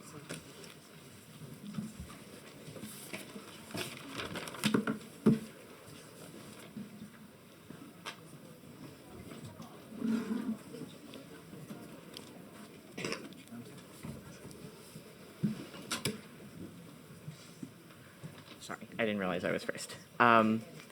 Hi, I'm David Eden Abraham, he, they. I'm a member of Real Name Campaign New Orleans, and I'd like to thank God for giving me the strength to sit here and defend my own dignity and right to exist in the state I was born in and have lived my entire life. I'm a lifelong resident of the River Parishes. I'm a college-educated, working, autistic trans man created in the image of God, and I have experienced gender dysphoria since puberty around age 11, and regrettably, I did not seek obtaining a testosterone prescription till I was 26. I cannot help but think that this bill is the result of undue influence of evangelical extremism. This legislation was written by fundamentalist Christian organizations and circulated in multiple states. And during this session, I have listened to legislators reference Christian values of the founding fathers in defense of bills that promote unnecessary culture wars like this. I would like to cite Thomas Jefferson's Virginia Statute for Religious Freedom, one of the most important documents in early U.S. history, which was the driving force behind the religious clause of the First Amendment. It ended a 10-year struggle for separation of church and state in our nation in 1791. This country has always been fighting for freedom from religion, specifically Christianity, since its beginning. After hearing all the testimony here, If you cannot defend this legislation in its entirety without roping God into it, your legislation does not stand up. And I also like to bring up when I've heard grooming, the word grooming up here often. For 6 years, I was a volunteer state certified advocate for sexual assault survivors. Most of my clients were children, and after many years of serving Louisiana's children, it's incredibly disgusting and disheartening to be referred to as a groomer. That's it. All right, thank you.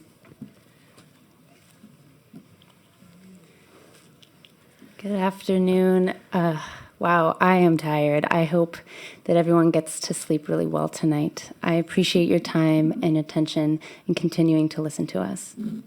Hi, my name's Rai. I'm a healthcare provider and an educator. I went into healthcare to serve everyone, and I mean it. I hope that you're never my patient, but if you will be one day, it would be my honor to be your clinician. I want to apologize on behalf of all healthcare providers to Chloe and Prisha, who were grossly mistreated. I can tell a lot of people here are hurting on both sides, and I wish we could be having this conversation with some hot tea and follow it with hugs. Thank you to the representatives who are taking the time and trying to understand the nuances of a trans experience, which is not your own. I really do appreciate it. There's never shame in learning. When teaching future providers about gender diversity within healthcare, the most important point that I include in my lectures is that fear often disguises itself as hate, oppression, and removal of rights, and that we often fear what we don't understand. I hope that more than anything today you've seen that trans people are normal. I would like to invite you also to get to know me and my friends. We are trans and we are brilliant. To see firsthand our abundance of love, patience, compassion, and devotion for caring for each other. And if I were to come into contact with a trans youth, to listen to them and to be there with them as they make their own journey. There is archaeological evidence of trans people across millennia, languages, cultures, and religion, as far back as Mesopotamia, in India, in ancient Europe, everywhere. We are ancient and brilliant, figuring out how to survive and to continually survive despite how deeply we are misunderstood and therefore hated. I think we can all agree to invest in the health of our children, both financially and emotionally, rather than criminalizing providers on the front lines who are working with these kids. Please stop HB 463. Thank you. My name is Dr. Jasper Jacques Privat. I'm a licensed clinical psychologist, an Orleans Parish resident, and I am proud to be born and raised in Lafayette, Louisiana. I speak today from a place of academic expertise as well as lived experience. I have served on the American Psychological Association's executive board for the psychology of sexual orientation and gender diversity. I co-direct a research grant focused on transgender health funded by Tulane University, and I teach future psychologists at the APA-accredited clinical psychology doctorate program at Xavier University in New Orleans. And I do this work as a trans and non-binary person. As you can imagine, especially today, doing this work can be heavy. My mama always knows exactly what I need to hear. She is an administrative assistant for the schools, long retired, recently turned 90, and an excellent artist.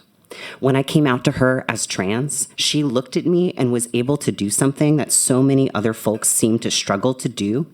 She gave herself permission to not need to fully understand in order to keep loving me. She approached me coming out as an opportunity to love me more deeply, more fully, more unconditionally. I implore you to take my mama's lead and recognize that while HB 463 claims to care about Louisiana youth and families, it is in direct opposition to the abundance of research conducted by healthcare professionals like myself in Louisiana and other states regarding the needs of youth and families, especially those at risk of marginalization. As you know, as has been said, major professional medical associations, including the APA, have spoken out regarding the dangerous and potentially long-term medical and mental health impacts of bills like HB 463 that restrict and stigmatize access to healthcare for such a vulnerable population. The science on this is truly not up for debate, actually, just to name that. I'd like to close by asking you, if you carry hate or discomfort for trans people, to reflect on how the way you feel about your own loved ones and the various people in your life is how you feel about trans people. Thank you. Thanks for the testimony. I need Ren Fondren, Dr. Ren Fondren, come up, please. Steph Lee and Ashley Schilling, I think. I hope that's correct. I'm sorry? I said that's correct. I got the hot seat. Over here, would you introduce yourself? Sure. My name is Steph Lee. I hold a doctorate of nursing practice, and I'm a licensed family nurse practitioner in the state of Louisiana. I practice primary care and gender-affirming care for patients 18 and older and have provided gender-affirming care in some capacity across 3 states in over 12 years. I'm also a transgender adult, and I was once a transgender adolescent. I'm here today to speak in support of child and adolescent gender-affirming care and in the defense of transgender young people who have been so tragically targeted and attacked under the guise of their protection. Chair, you keep talking about, let's get back to the bill. So let's get back to the bill.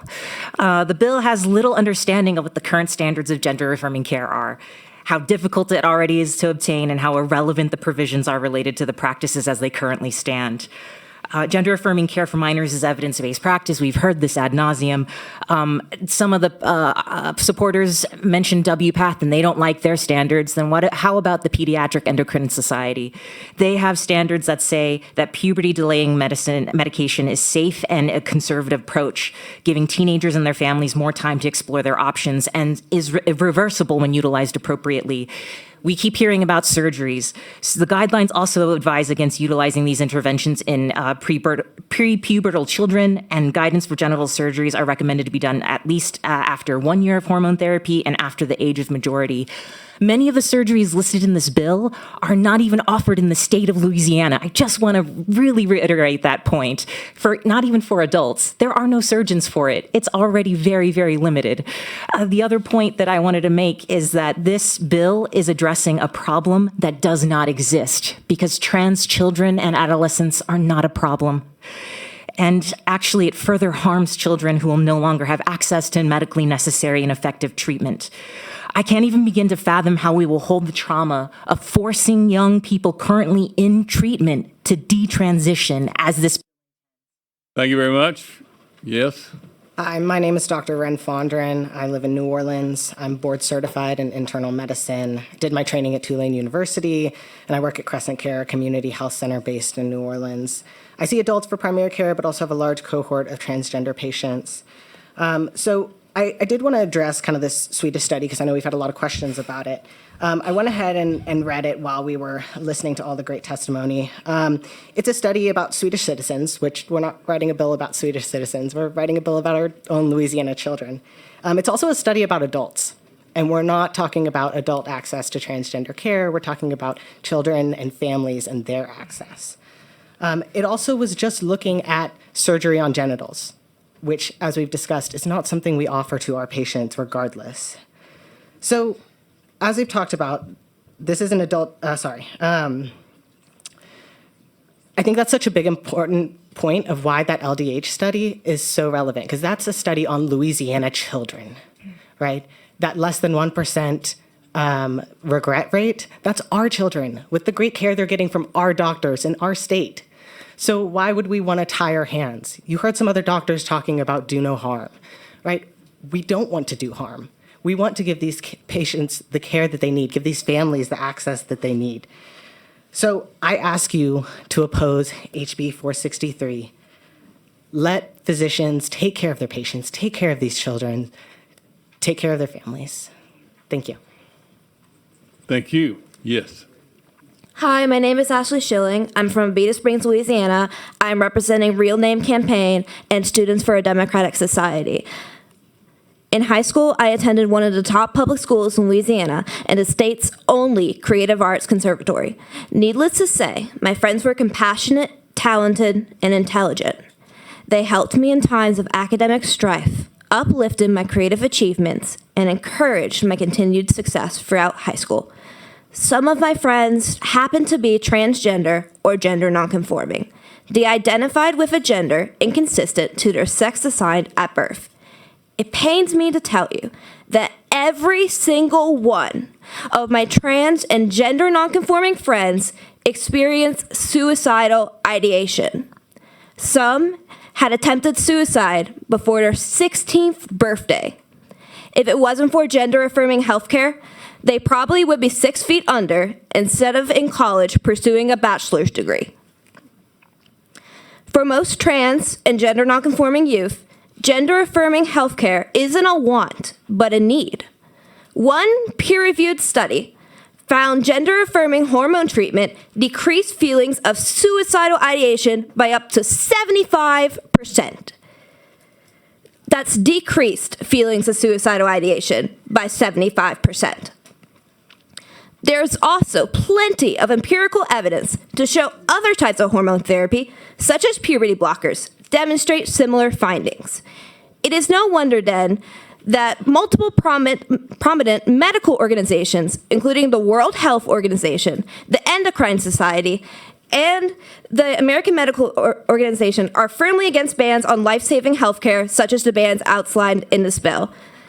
I come to you today not just an ally of the transgender community, but as an advocate for suicide prevention. Passage of this bill would inevitably lead to increased rates of youth suicide. Families will be torn about by grief, parents will bury their children, and entire communities will be devastated. As someone who has lost a relative to suicide, I can unequivocally say the grief is never ending. There is no such thing as a full recovery.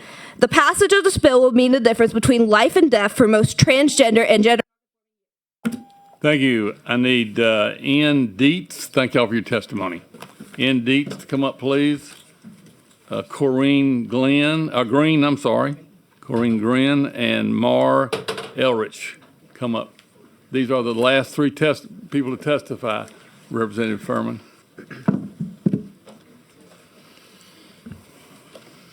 If you'd start, please. Hi there, my name is Corinne Green. I live in New Orleans, and I'm here representing Equality Federation, which is a national organization that supports state-based LGBTQ rights organizations.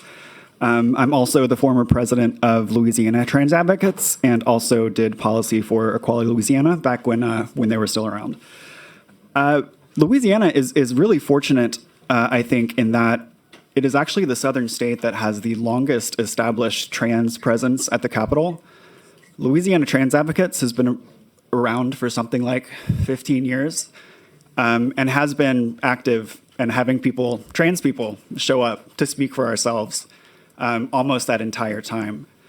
And so it is bizarre to me that many of you have been in committee hearings with us, or with me, or with Dylan Wagasback, who our version of flying in high-powered national lobbyist is Dylan Wagasback flew back home to try to be here today, but he's not feeling well.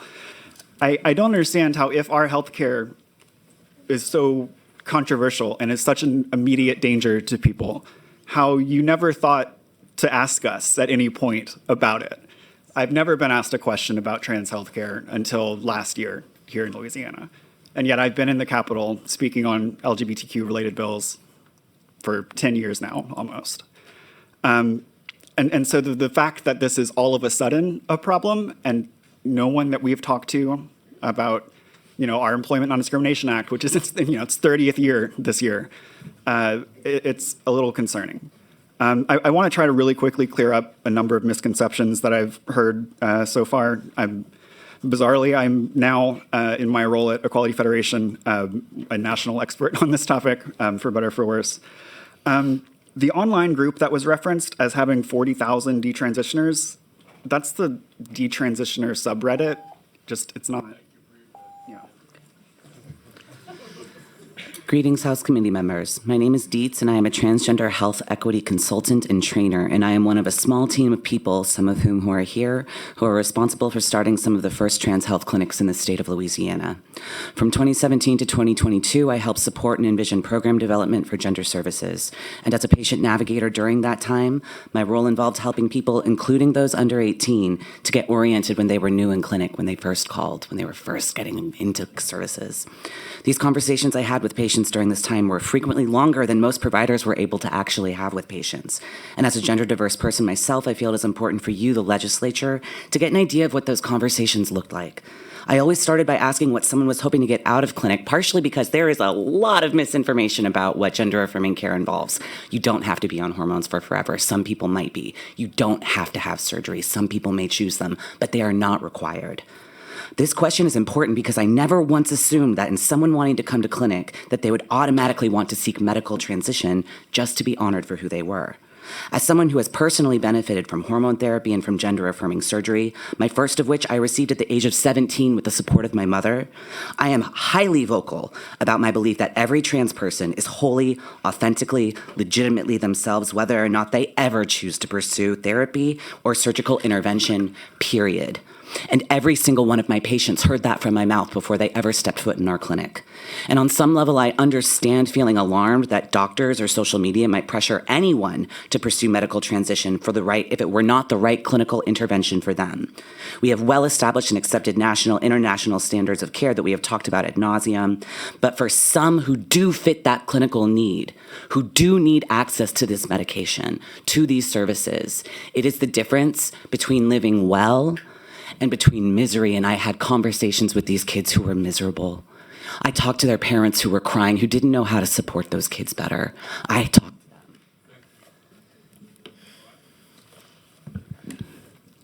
Next, please. Hello, House members. My name is Mar Ehrlich. I use they and them pronouns.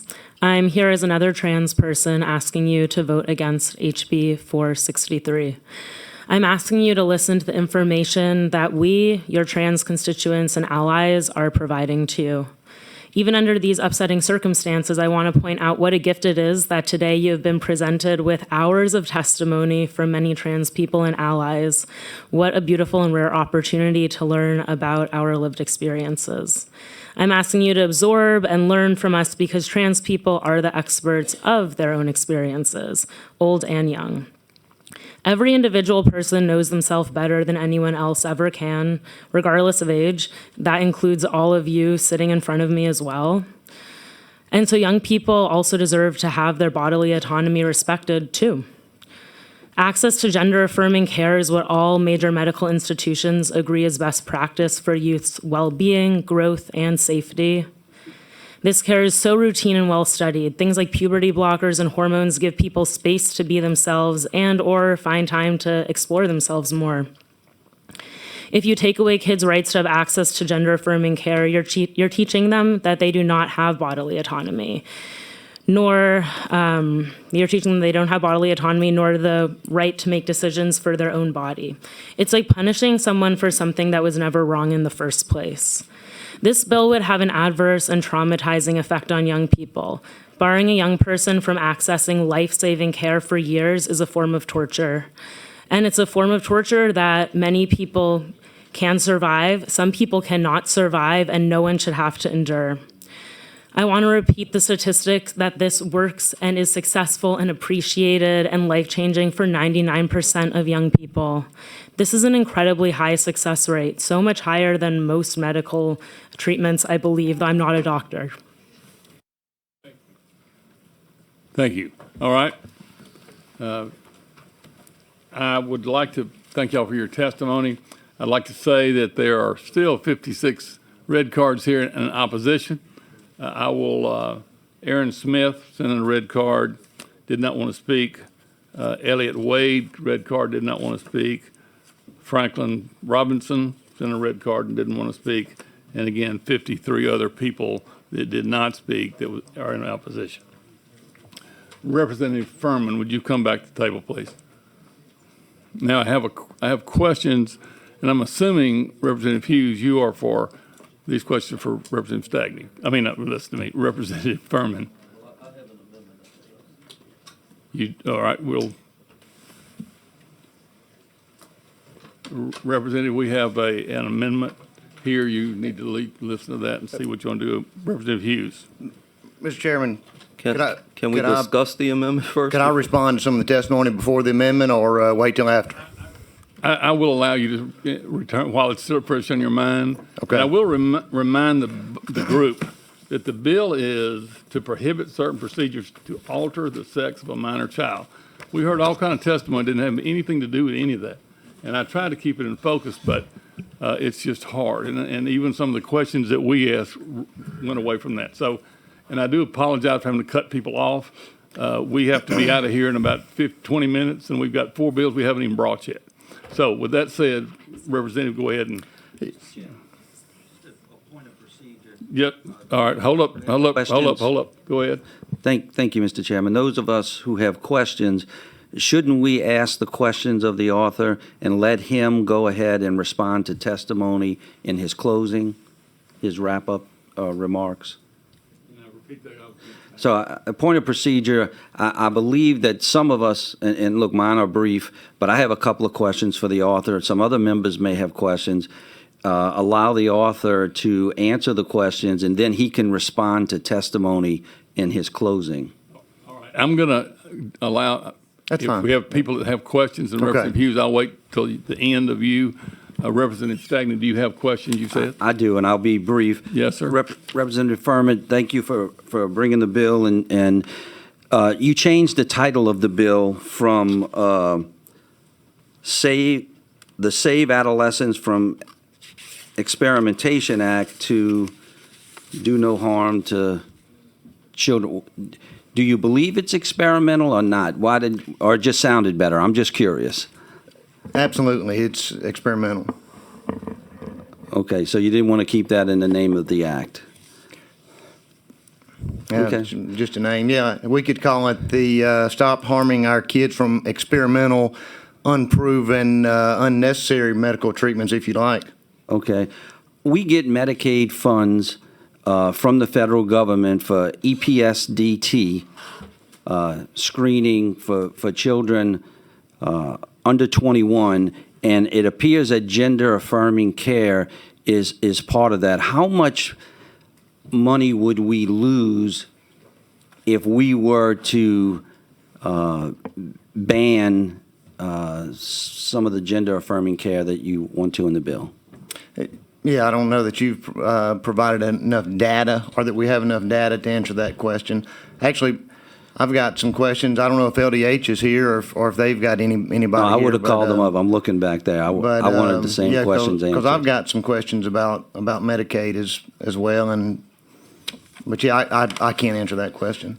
If there's a way between here and the floor to try to, get a number, if that's You if want it's to even, know how much if money we're going to be penalized by it's the going federal to government. cost us to stop these procedures? No, all the other procedures that they won't pay for because it is part of their care that is recommended, and they're the ones providing the money. Let me ask you this. On page 2 of your substitute bill, it says a healthcare professional shall not knowingly engage in any act that attempts to alter a minor's appearance or to validate a minor's perception of his sex if the minor's perception is inconsistent with his sex, including but not limited to. So, in an example, 2 young ladies are in need of a breast reduction. Under this bill, it appears that if the young lady identifies as a female, they're scot-free. But if the young lady identifies as something else, it appears that everybody's criminalized. The doctor. Yeah. Rep. Stagney, I guess I need some clarification on your question. So, my bill defines biological sex. And so identity is not a part of this bill. If she does not identify as a female, you're saying that procedures, not limited to just the ones that are in here, cannot be performed on the female if she identifies differently. That's your words, not mine. No, I do not see identity in this bill. So if if you'd like for me to clarify it for you, is that what you're asking? Well, I want you to answer that example. I have a hard time reconciling that the procedure would be illegal. Yeah, if you can speak to me in terms of biological sex, I'll answer your question. If the female is biologically female and feels like she's a female and identifies as a female. Okay. Are we talking about a biological female? A biological female. Okay. Okay. Actually, they're both biological females. Okay? But one of them does not identify that way. If the minor's perception is inconsistent with his sex or her sex. So if it's inconsistent under this bill. Under this bill, if a biological female wants to undergo procedures to have the appearance of a male, this bill would make that illegal. No, I'm talking about a breast reduction, Rep. Furman. Okay. Because so you do not limit. This would not. I don't think you're understanding it correctly, Rep. Stagney. But this bill. I'm understanding what I'm reading. This bill would not prevent a biological female from having breast reduction surgery. No. Here's the point I'm going to make: is that you have an open-ended, not limited to. And I think between here and the floor, you should confine what procedures you're talking about. Because normal procedures, because people are identifying differently than their biological sex, they're the ones who aren't going to get the surgeries. And by the way, you criminalize the health practitioners, take away their license for 2 years under this bill. I think the bill needs a lot of work, and I'm certain, the one guarantee I'm certain of is, there's going to be litigation around this bill. It has in every other state, and really, I don't know, it appears that most of the federal courts have enjoined states from even doing this because of the Affordable Care Act and the Equal Protection Clause. I think there's been one who affirmed the state's ban, but everybody else did not. Anyway, that's all I had. I appreciate you answering my questions. I appreciate your comments. Thank you. Rep. Miller? Rep. Furman, without complicating this, I'm going to mention, kind of going off of what Rep. Stagney said, but I would like you just to address this between here and the floor. I probably should have asked the doctor. I guess I'm curious, what do your legislation do as far as ambiguous genitalia, like the rare condition if kids are born that way? Are you familiar with that? I don't expect you to. Okay. Yeah, there are exceptions for those conditions. Okay, so in your bill, there's exceptions if that occurs? Yes. Okay, I didn't see it, and I was just curious to make sure that we had that covered. Absolutely. Okay, thank you. All right, Representative Hughes? Thank you, Mr. Chairman. I didn't know if this was the appropriate time, but I would like to briefly discuss my amendment and take that up if this is the appropriate time. All right, let's let him talk about his bill and then. We can take up the amendment. Okay, That's fine. all right. Representative Hughes, go ahead. Thank you, Mr. Chairman. And again, I appreciate the very respectful debate. I respect my friend, the bill author, immensely, and I respect everyone on this committee. And I know we're all just trying to do the right thing based upon how we view this issue. Chairman, members, I've heard extensive testimony around standard of care. And I think we all know I've spent the better part of my career fighting for children. And so I've also spent the better part of my career empowering parents to make decisions that's in the best interest of their children. So what my amendment seeks to do, it seeks to do a couple things. If you look at the bottom of the amendment, in essence, before any minor would go through this therapy, it would require a minimum of 2 years of professional counseling from a mental health professional licensed in the state. And you must also have expressed written consent from the parent or legal guardian. Also on page 2, starting on line 13, with subsection 3, all of the references to surgery, so subsection 3, 4, 5, and 6, I would ban, this amendment would seek to ban surgery unless you're 18 years or over. Members, at the end of the day, I'm just trying to add some sense of balance, respect the standard of care, ensure that parents are at the table. And the heart of my amendment is really to, I said I fought for kids throughout the better part of my career. Trans youth are some of the most vulnerable kids in this world. And so I'm really trying to do my part to keep them alive because they're dying at alarming rates due to suicide. So that is the crux of the amendment. All right, we have entered an amendment to Representative Furman's bill. Representative Furman, are you willing to add this? No, I would be in opposition to the amendment and would be happy to speak on that. I'm gonna have Mia read it in first. Okay. Mia? Mr. Chair and members of the committee, the amendment set before the committee is identified as 2184. The set has been distributed and is available online. There are a total of 9 amendments within the set that read as follows. Amendment 1 makes adjustment to the title language. Amendments 2 through 8 are technical in nature. Amendment 9 provides exceptions for certain prescriptions and the administration of certain hormones with parental consent and a minimum of 2 years of counseling from a licensed professional. The amendment also requires a minor to reach the age of 18 years for certain surgical procedures relative to gender reassignment. And that will conclude the extent of the amendment set. All right, thank you, Mia. All right, Representative Furman. Yeah, thank you, Mr. Chairman. No, I would not be in agreement with that amendment. And, members, what we've seen here this morning, this afternoon, is that the gender industry can only survive by promoting this idea that if we don't pump vulnerable kids full of massive doses of powerful drugs, they're going to commit suicide. That's what we've heard. They have said that to convince you and me, just like they convinced the parents. We've heard that time after time.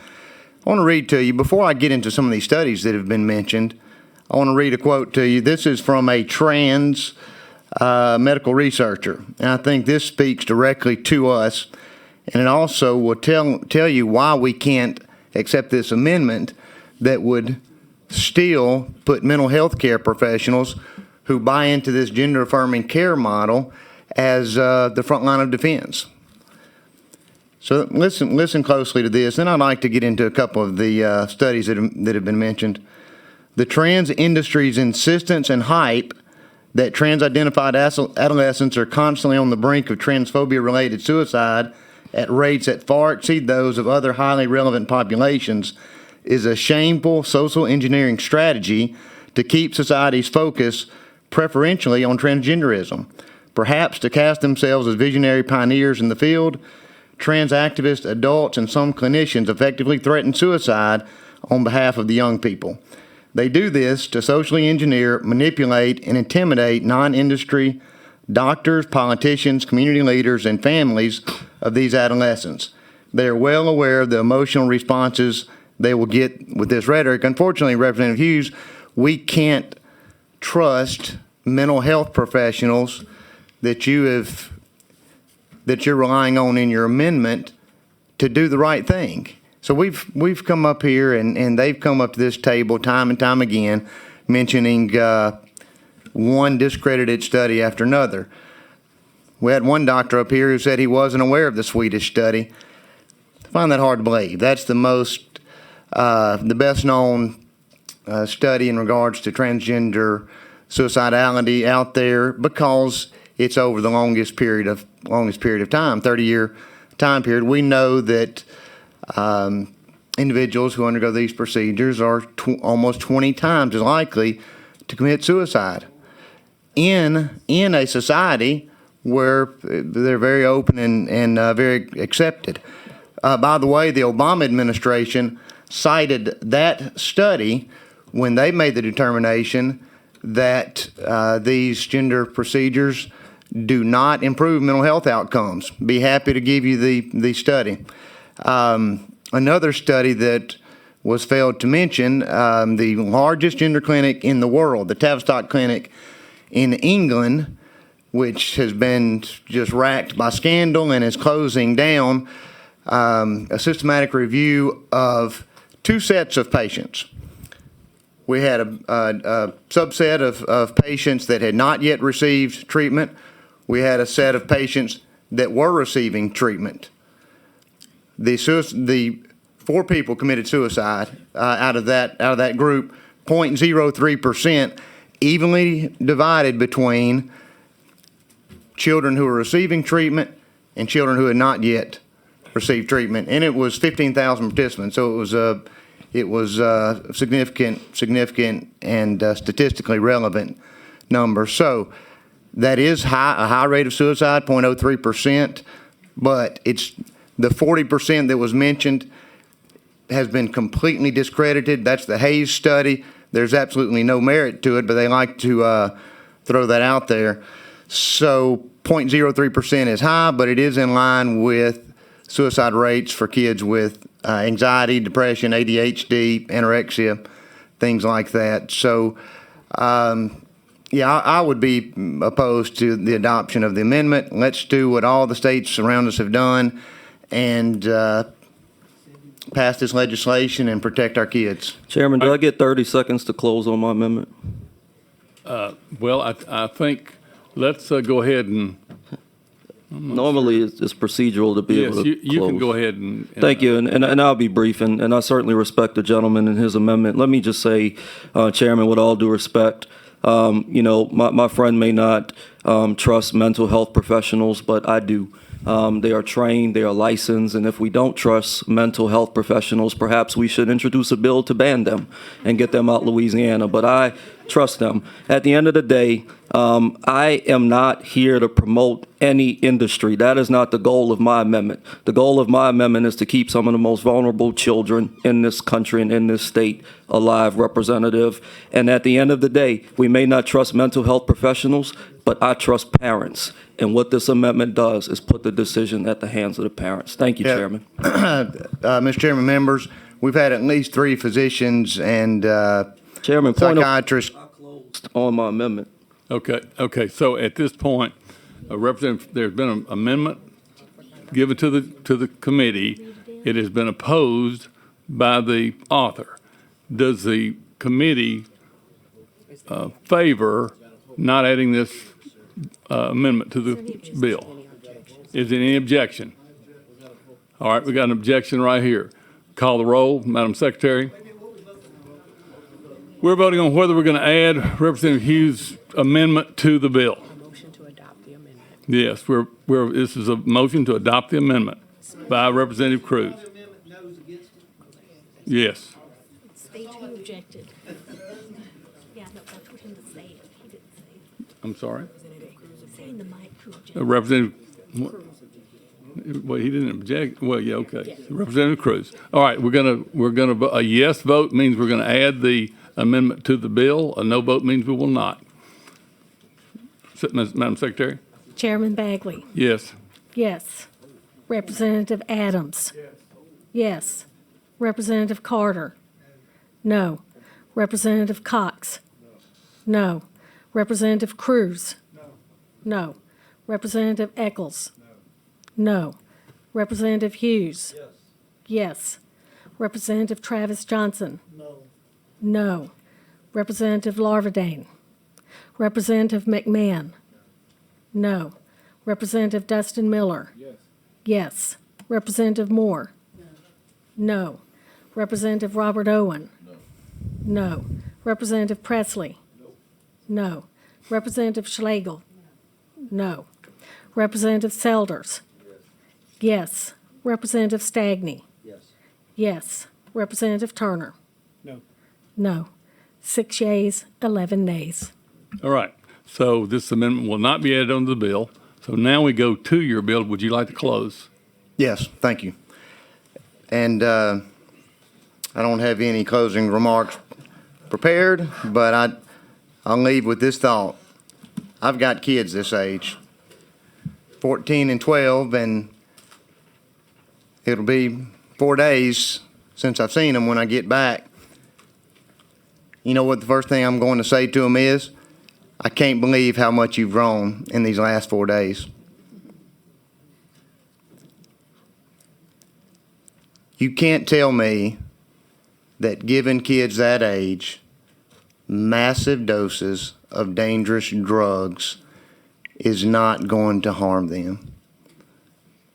You don't have to be a PhD or an MD or anything else to understand that. You've got to be a parent or a grandparent or somebody with a little common sense.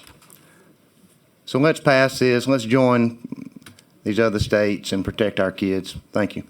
All right. Representative Furman has moved House. Right. All right. Representative Cruz moves this forward. we have a substitute bill. We've moved, Representative Cruz has moved forward. Correct, Representative Cruz? I'm moving the substitute bill forward. We had a second, although we didn't need it. Is there any objection? You were objecting? All right, we have an objection to the substitute motion, which will mean we'll vote. Let him state his substitute motion. He wants to offer. All right, Representative Hughes. I move to respectfully involuntarily defer this bill. All right, we have a motion and an objection to voluntarily defer this move. We have an objection. Secretary, would you call the roll? Now, let me be sure you understand. Yes means you want to involuntarily defer. A no means we continue. Representative Secretary. Chairman Bagley. No. I think that's No. correct. Representative Adams. No. No. Representative Carter. No. Representative Cox. No. Representative Cruz. No. Representative Eccles. No. Representative Hughes. Yes. Representative Travis Johnson. No. Representative Larvadain. Representative McMahon. No. Representative Dustin Miller. No. Representative Moore. No. Representative Robert Owen. No. Representative Presley. No. Representative Schlegel. No. Representative Selders. Yes. Representative Stagney. Yes. Representative Turner. No. 3 yeas, 14 nays. All right, we will continue again. Now, we had a motion by Representative Cruz to adopt. Representative, let me get through here. We had a motion by Representative Hughes to adopt the substitute bill. By substitute, Representative Cruz. We have an objection by Representative Cruz. Representative Hughes has objected. So we've been here a long time, guys. So we're going to have a vote now. Madam Secretary, will you call the roll? If you vote yes for the objection, am I right? Straighten me. Yes, you're reporting it by substitute. It passed. Yes to report. Yes to report, no to follow the objection. So go, and this is on a substitute bill. Call the roll, please. Chairman Bagley. Yes. Yes. Representative Adams. Yes. Representative Carter. Yes. Representative Cox. Yes. Representative Cruz. Yes. Representative Eccles. Yes. Representative Hughes. No. Representative Travis Johnson. Yes. Representative Larvadain. Representative McMahon. Yes. Representative Dustin Miller. Yes. Representative Moore. Yes. Representative Robert Owen. Yes. Representative Presley. Yes. Representative Schlegel. Yes. Representative Selders. No. Representative Stagney. No. Representative Turner. Yes. 14 yeses, 3 noes. All right, we will report House Bill 463 substitute is favorable to the House. Thank you, Mr. Chairman. Thank you, members. Madam Secretary, I'm sorry, Mr. Taylor, would you please read in House Bill 599?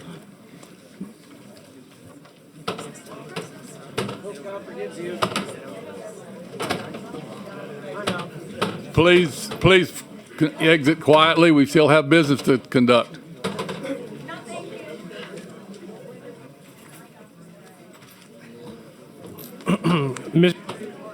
Go ahead. I'm sorry. Mr. Chairman and members, I have House Bill 599 by Representative Dustin Miller.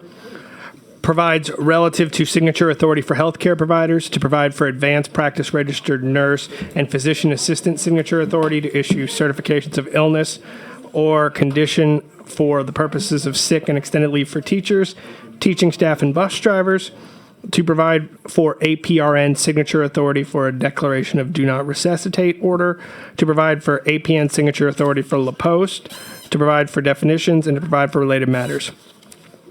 Thank you, Mr. Chairman, there is a set of... It's a substitute bill. There is a substitute bill. I'm sorry. All right, we have a substitute bill. Do you need to read that in, Taylor? Yes. Oh, we're going to, Representative Miller wants to put a substitute bill in. I would like to introduce the substitute bill. Yes, so go ahead, Taylor, would you read the substitute bill? Mr. Chairman and members, Representative Miller wishes to offer a substitute bill to his instrument, House Bill 599. The substitute bill provides relative to signature authority for certain healthcare professionals, to provide for sick leave procedures for teachers, school bus operators, and teaching staff, to provide for definitions, and to provide for related matters. The substitute bill makes the following changes to HB 599.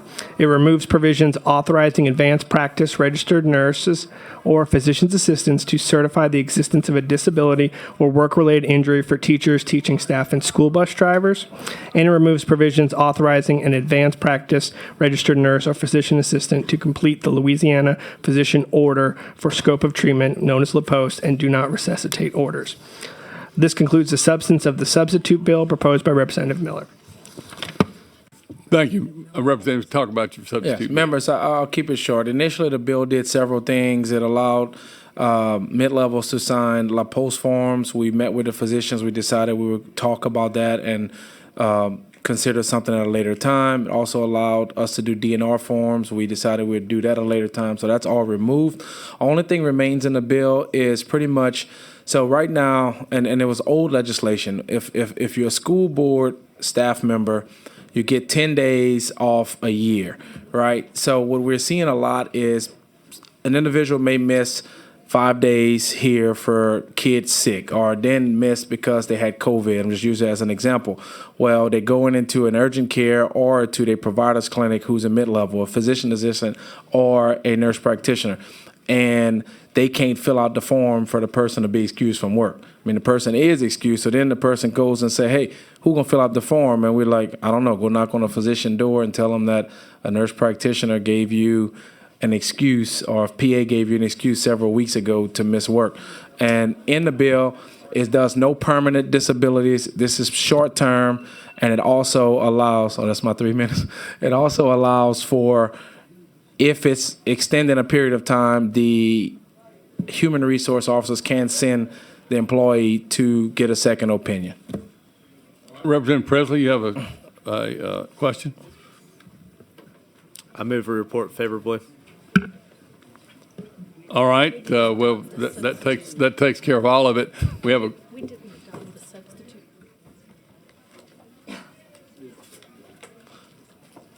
Representative Presley move to adopt the substitute bill. Is there any objection to that? Seeing no objection, that moves forward. Thank you, now. ma'am. You've got it. All right, without the substitute, now we vote to, I appreciate your favorable passage, members. Right. Representative Presley moved to report the bill favorably. Is there any objection? Seeing none, go Thank ahead. you. All right. You also. That's all I have. Okay. All right, the speaker has called us into action. When we get through with our business up there, we have to come back here. We've got several more bills to do. We are in standing adjourned. Recess. A recess, I'm sorry. And returning on adjournment. Returning, we're going to adjournment. Thank you.